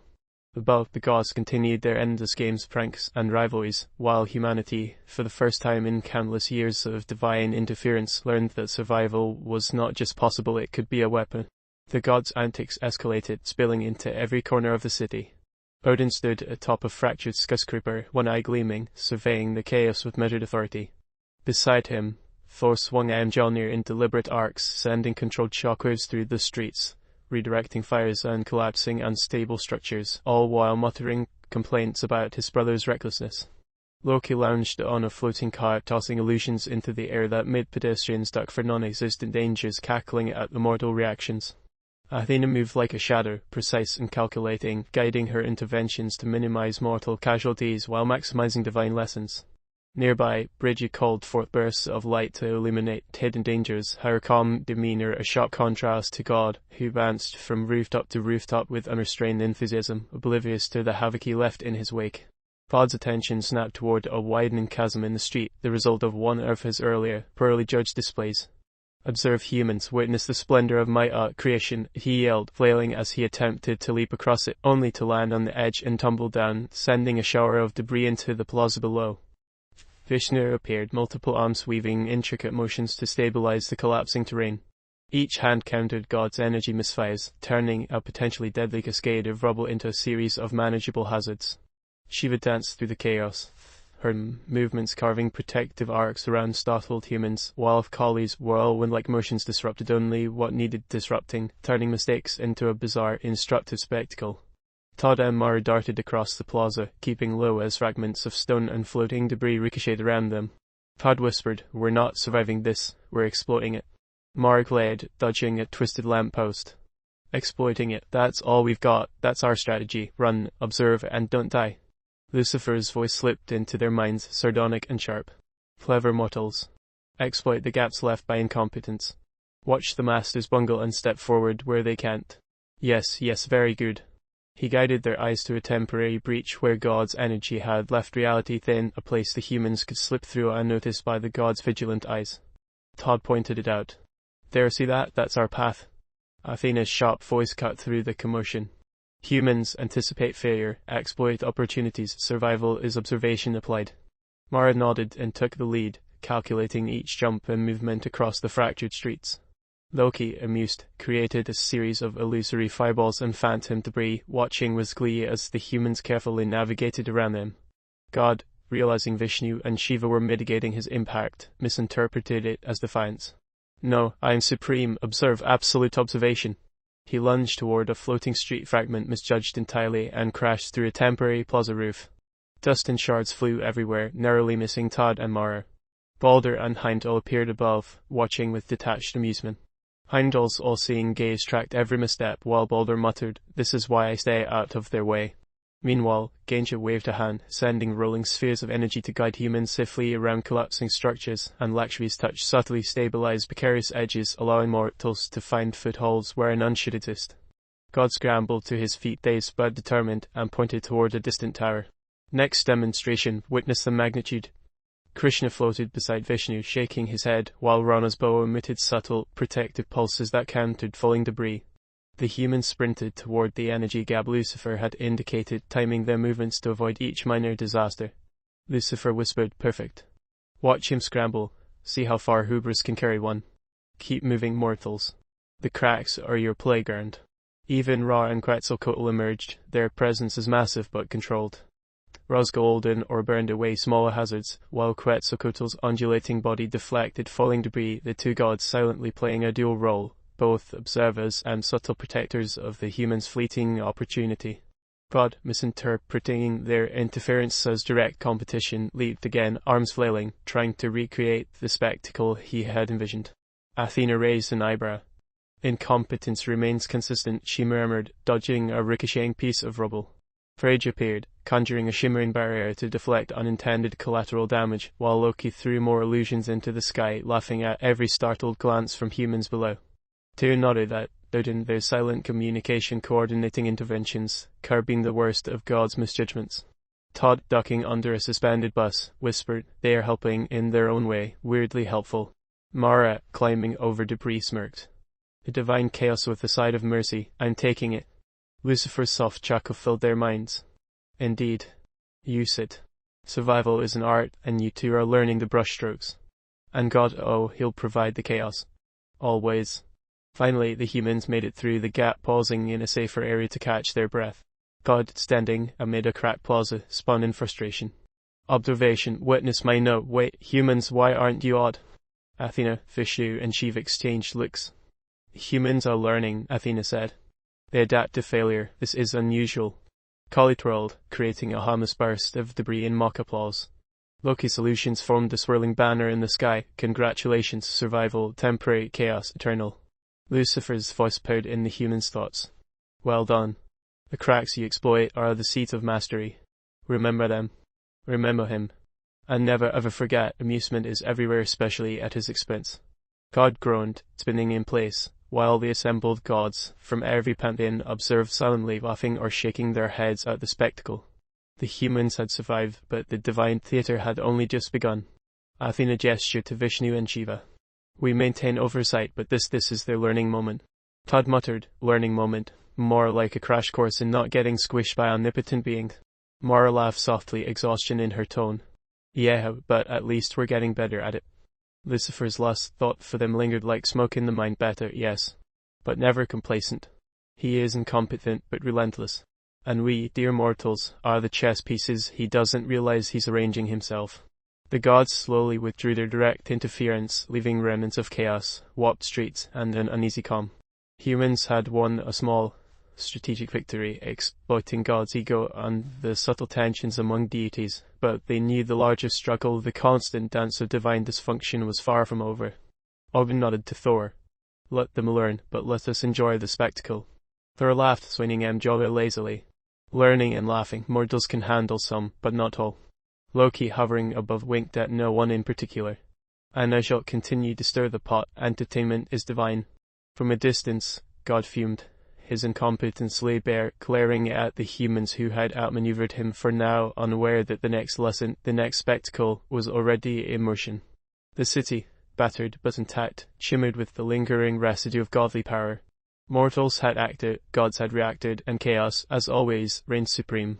God hovered above the fractured city, limbs flailing in a combination of triumph and utter confusion, as if he were conducting an invisible orchestra of chaos.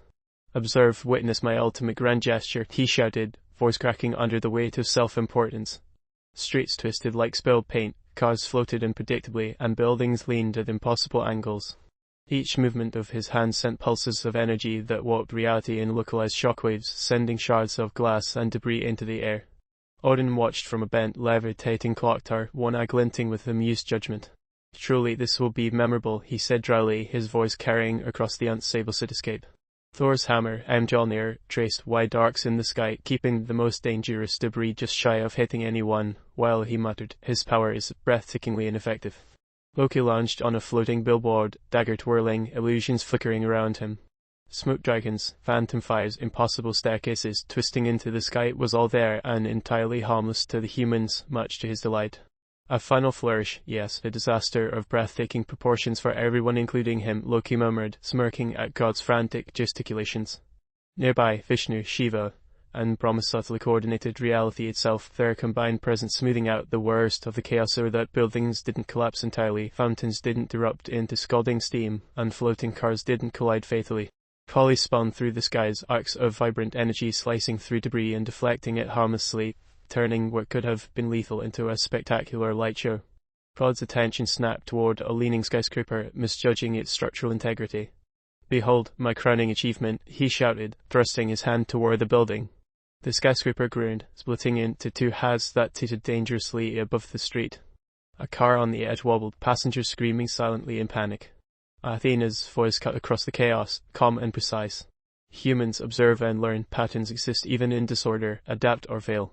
God spun, ignoring the warning, and leapt, shouting about observation, patterns, and ultimate human admiration. Buildings bent unnaturally, streetlights twisted into impossible spirals, and vehicles floated sideways. Each gesture produced unpredictable, physics-defying results that were terrifying to any mortal observer. Ra descended from molten skies, his heat radiating but harmless, stabilizing collapsing structures and turning broken glass into flowing golden streams that moved gracefully along warped streets. Quetzalcoatl undulated overhead, massive coils redirecting destructive energy, ensuring that the chaos didn't become outright lethal. Lucifer's voice whispered directly into the minds of the humans scattered among the debris. "Enjoy. Learn from it. His hubris is your shield, his incompetence your tool." God, oblivious to the subtle interventions of the other deities, attempted another flourish, arms spinning wildly. Lightning crackled from nowhere, rain fell selectively, and streetlights emitted colors not found in any human spectrum. He shouted incoherently about patterns, humans, and observation, his pride blinding him to the fact that the other gods were the ones preventing catastrophe. Athena gestured at a skyscraper splitting in midair. "Structural analysis in progress. Humans survive through comprehension, not courage." Odin's voice cut across the chaos again. "Caution, humans, he cannot grasp consequence, you must." God, frustrated at the lack of visible admiration, spun in place, summoning another mini-storm over the city. Clouds formed, lightning crackled, and debris floated in wild arcs. "Observe, witness me, humans, behold my supreme expression of divinity." Thor raised his hammer in a wide arc, deflecting falling metal beams. Loki sent illusory fire into the streets, only to have it harmlessly dissipate before it could reach anyone. Vishnu's multiple arms moved in precise, intricate patterns, orchestrating a symphony of balance amid the chaos. Kali's spinning arcs of energy swept aside hazardous debris, leaving only the dazzling visual display for humans to navigate. God tried to leap onto a floating car to gain a better vantage point, but miscalculated. The vehicle spun slowly in the air, flinging him harmlessly back into a fountain that had frozen in midair thanks to subtle interventions by the gods. He flailed, shouting about observation, patterns, and ultimate achievement. Hera and Zeus exchanged glances, amused. "I cannot decide what is more tragic," Hera said, his overconfidence or our amusement at his blunders. Poseidon tapped a fountain with his trident, sending a controlled wave that deflected debris while Hades shook his head from the underworld, muttering about the inevitability of disaster when God was involved. God, now covered in floating water, debris, and sparks of energy, struggled to rise. "Humans witness, praise me." Lucifer purred in the minds of those watching. Praise is irrelevant. Survive. Observe. Exploit his hubris while you can. God attempted yet another dramatic gesture, a combination of spins, leaps, and hands raised skyward, which resulted in a floating car spinning into a billboard that bent like paper. He collapsed onto the billboard, helpless but triumphant in his own mind. Athena, arms crossed, remarked calmly, supreme incompetence executed with maximum visibility. Odin, perched high above, muttered, his confidence is as vast as his ability to comprehend reality is small. Vishnu, Shiva, and Brahma continued to smooth the worst of the city's fractures, while Kali's arcs of energy continued to deflect potentially lethal debris. Loki laughed silently, sending harmless illusions that made the humans' task of survival slightly more disorienting but mostly entertaining. Prod's final attempt involves summoning a massive whirlwind of energy above the city. Lightning danced, debris spiraled, and floating vehicles collided harmlessly, creating a spectacle of chaos and color. God spun, shouting about patterns, humans, and divine superiority.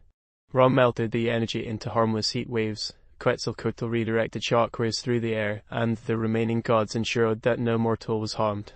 Finally, God flopped onto the sidewalk, exhausted, humiliated, and convinced of his own brilliance. Observation funny important, humans, look, praise me. Lucifer's voice, sly and amused, whispered, observe, learn, survive. His failure is your advantage. The city lay warped, shattered, and impossible. Streets twisted like ribbons, buildings leaned dangerously, but no human had perished.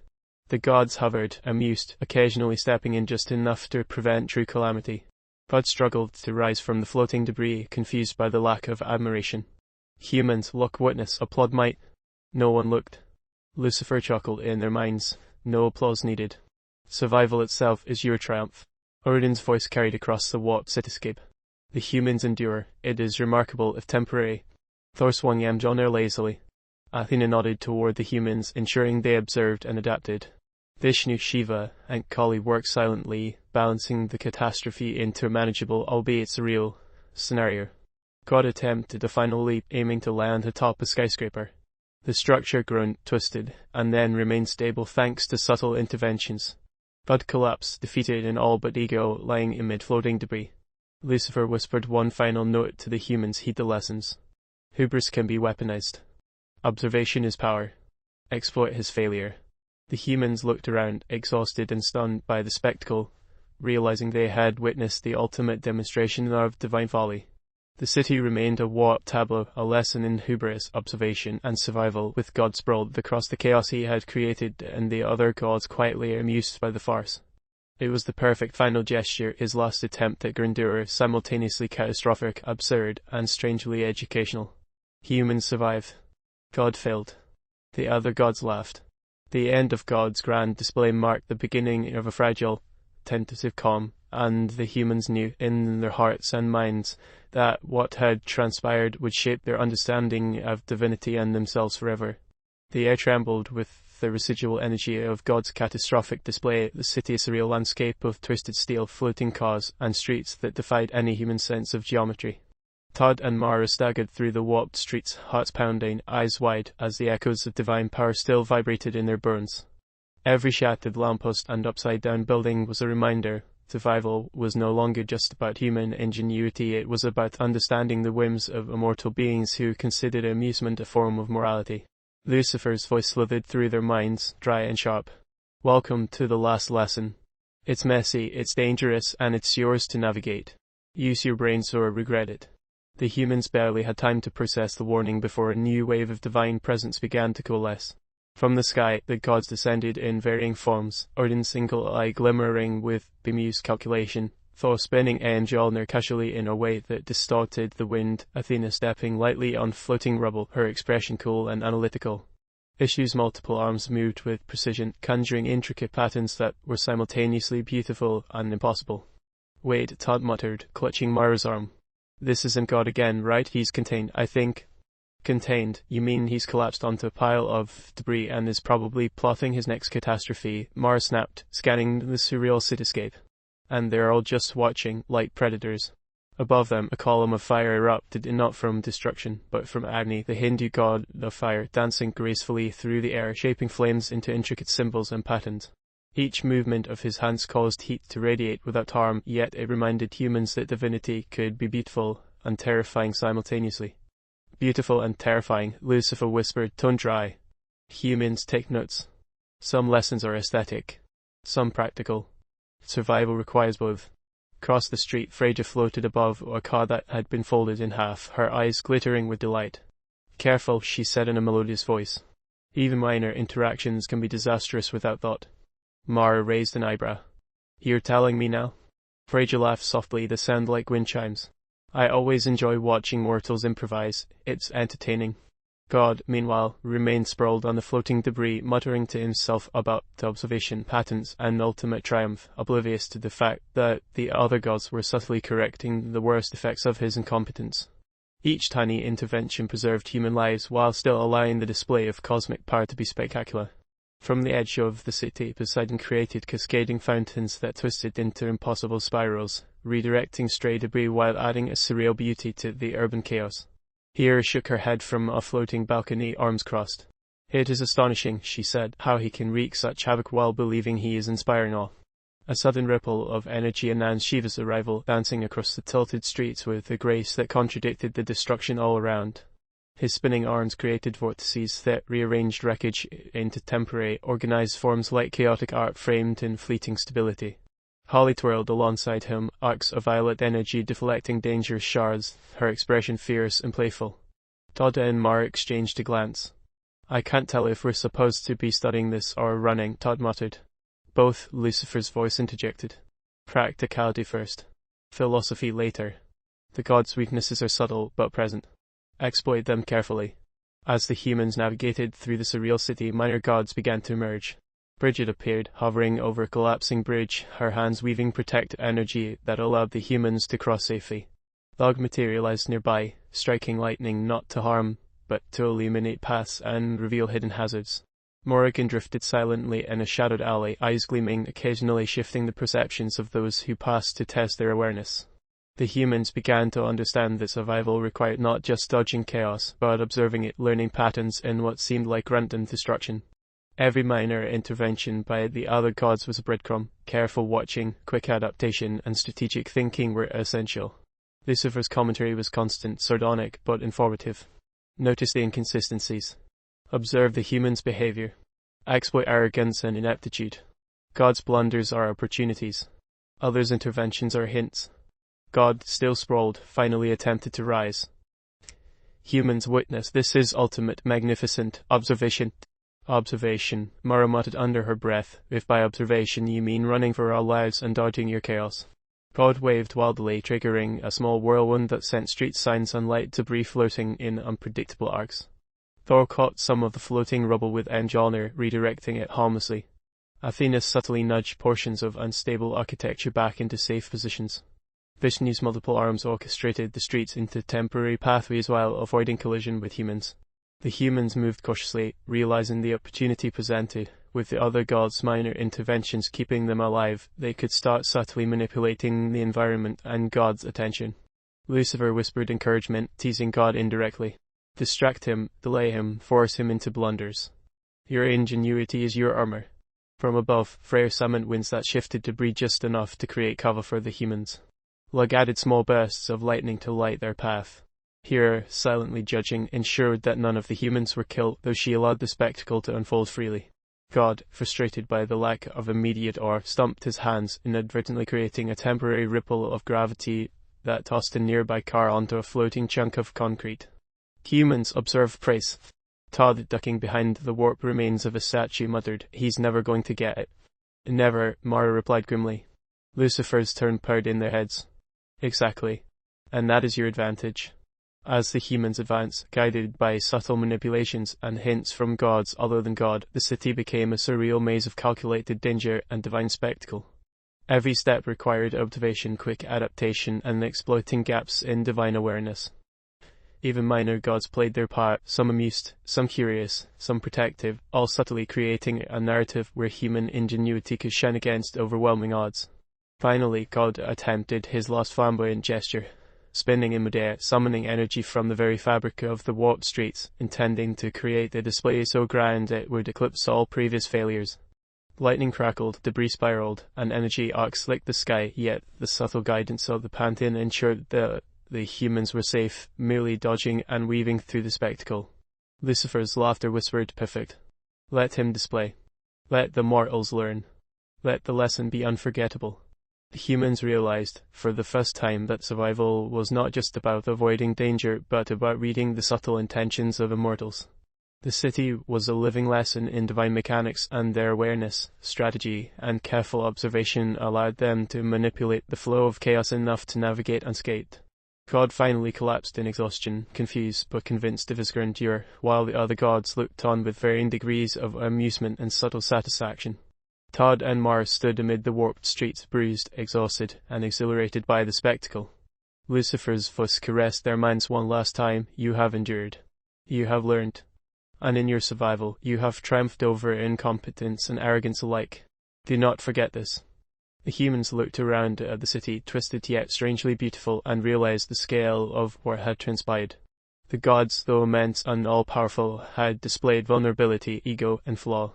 And in exploiting those traits, humanity had achieved something spectacular, not victory over the divine, not quite, but survival with agency, understanding, and the satisfaction of walking through chaos intact. The sky had begun to settle into a bruised purple, streaked with the remnants of chaos, yet the city beneath remained alive with traces of divine fingerprints, streets warped, buildings impossibly angled, and strange, flickering lights that refused to obey any earthly laws. Todd and Mara stumbled along one of the few streets that still seemed passable, each step a reminder that survival had become a mastery of observation, cunning, and sheer nerve. The god's presence lingered in a way that felt both tangible and suffocating. From the horizon, God appeared once more, puffed with self-importance, as though the last catastrophic display had done nothing to humble him. Humans, he bellowed, arms spread wide, eyes gleaming with misplaced pride. Behold, my final ultimate. God, please, Mara muttered, rubbing her temples. For the love of everything, just stop. God paused mid-gesture, confusion flickering. He scanned the humans as if suddenly noticing them for the first time. Stop, but observation, magnificence, mostly no, forget the adverbs, humans, praise. From above, the rest of the pantheon observed quietly. Odin sat cross-legged on a floating fragment of what had once been a skyscraper, one eye squinting in calculated amusement. Athena hovered nearby, arms folded, her gaze piercing. Vishnu's multiple arms created subtle patterns of light, arranging floating debris into almost legible signs. Thor spun Amjolnir lazily, generating gentle gusts that shifted the floating rubble. Every god present radiated restrained power, laughter, and anticipation. Lucifer appeared between the humans and God in a shimmer of crimson light, eyes glinting with cold delight. Ah, the piece de resistance, he purred. Finally, the finale. Let's see how incompetence meets ingenuity. Mara and Todd froze as a subtle vibration coursed through the air. The humans had learned to sense patterns, to watch the gods, and understand the edges of their power, but nothing could have prepared them for what came next. The gods began moving in coordinated but unpredictable arcs. Not at God, at the city itself.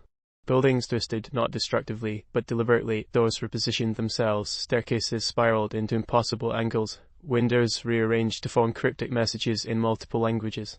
A fountain erupted with water that shimmered with tiny constellations, as if the night sky itself had descended. The humans began to understand that they were being herded, guided, funneled through a labyrinth designed not to kill them, but to test their comprehension and strategic thinking in real time. God, sensing the shift, flailed with increasing desperation. Stop it, humans, this is my finale, witness. Lucifer chuckled softly. Oh, he thinks it's about him. Precious naive mortal pride wrapped in divine flesh. The humans moved carefully through the city's shifting architecture, watching as gods like Frasier, Brigid, Shiva, and Kali subtly nudged pathways, manipulated hazards, and created opportunities. Each small decision became critical. A step to the left might save a life, a hesitation could plunge them into a temporary chasm of spinning debris.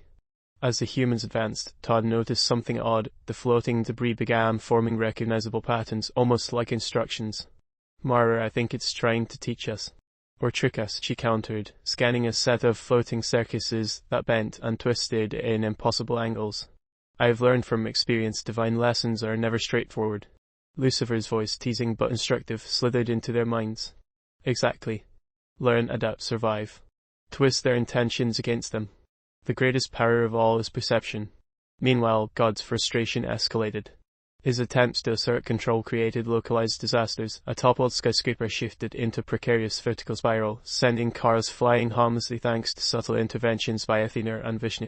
Thor's hammer glimmered as he gently redirected dangerous elements. Odin's eye sparkled as he anticipated God's blunders, and Athena's precision subtly prevented catastrophe. The humans navigated this divine chessboard, their every decision amplified by the cosmic stage. From above, Vishnu folded time slightly, allowing Mara to perceive paths a few seconds ahead. Shiva's spinning dance created temporary bridges across perilous voids. Kali's energy arcs deflected falling debris with calculated ferocity. Each god contributed, their personalities shining through the laughter of mischief, the cold efficiency of Athena, the fiery joy of Thor. The city had become a living canvas of divine intent, ego, and subtle assistance. Finally, Lucifer revealed the twist. With a flick of his fingers, the city's geometry solidified into an almost impossible structure, a mirrored labyrinth of pathways, stairs, floating platforms, and ethereal lights. It was a playground for humans, yes, but one that could collapse if misinterpreted. He whispered, "Do not think of this as escape. Think of it as mastery. Your ingenuity is the only thing keeping the immovable from crushing the unprepared." God lunged forward, attempting a final display of energy, intending to claim the labyrinth as his triumph. But in doing so, he triggered an unintended chain reaction. A pulse of energy surged through the structure, but thanks to the subtle calibrations of the other gods and the human's own understanding, nothing fatal occurred. Instead, the labyrinth began to shift once more, aligning to create a single path out, rewarding observation, deduction, and precise timing. Todd and Mara realized they weren't running from divine wrath. They were solving a puzzle designed by immortal egos, and they were winning. Lucifer's laughter echoed softly, warm and teasing. Observe, adapt, manipulate, survive. Did you enjoy that? No. Good. It was supposed to be discomforting. God collapsed in the center of the labyrinth, exhausted, humiliated, still convinced he had somehow orchestrated the display. Around him, the other gods remained: Odin, Athena, Vishnu, Thor, Freyja, Shiva, Kali, Hera, Poseidon, Lurg, Brigid, Morrigan, and countless others observing quietly. None intervened further. They had seen what they wished, judged what they would, and found amusement in God's ego. Finally, the humans reached the labyrinth's exit, a glowing portal that shimmered with stability and safety. Stepping through, they found themselves back in the remains of the city, the streets walked but no longer actively threatening. They looked around, the gods were dispersing, retreating to their realms, some lingering to watch in silent amusement. Lucifer materialized last, his eyes gleaming. "Remember," he said, voice soft but cutting, "this lesson is permanent. You have survived incompetence, ego, chaos, and omnipotence. Do not think it is over. But do not despair, you have agency, cunning, and wit. That is more than most mortals ever achieve." God attempted a final flourish, waving his arms in dramatic resignation, only to trip on a floating fragment, crashing with a muted oof. The other gods laughed, silently or overtly, some shaking their heads in exasperation, others with barely contained amusement. The universe had been reminded that even the all-powerful could be absurd. Todd and Mara surveyed the city, scarred and surreal, hearts pounding. They were alive, wiser, and irrevocably changed. Humanity had endured, outmaneuvered divine folly, and survived to tell the tale.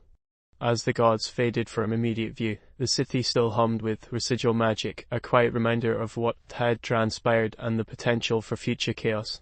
And somewhere in the shadows, Lucifer lingered, his eyes glinting with the promise that the lesson was not over, that subtle manipulation and dark amusement still thrived. The final lesson: the universe is neither just nor orderly. It is a stage for folly, cunning, and survival.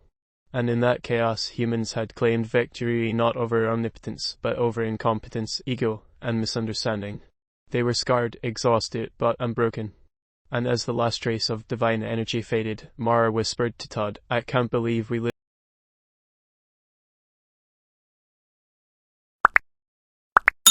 I would like to thank you for watching the video to the end.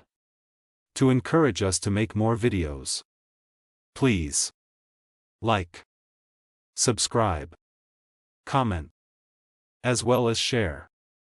Check out this other video if you haven't already.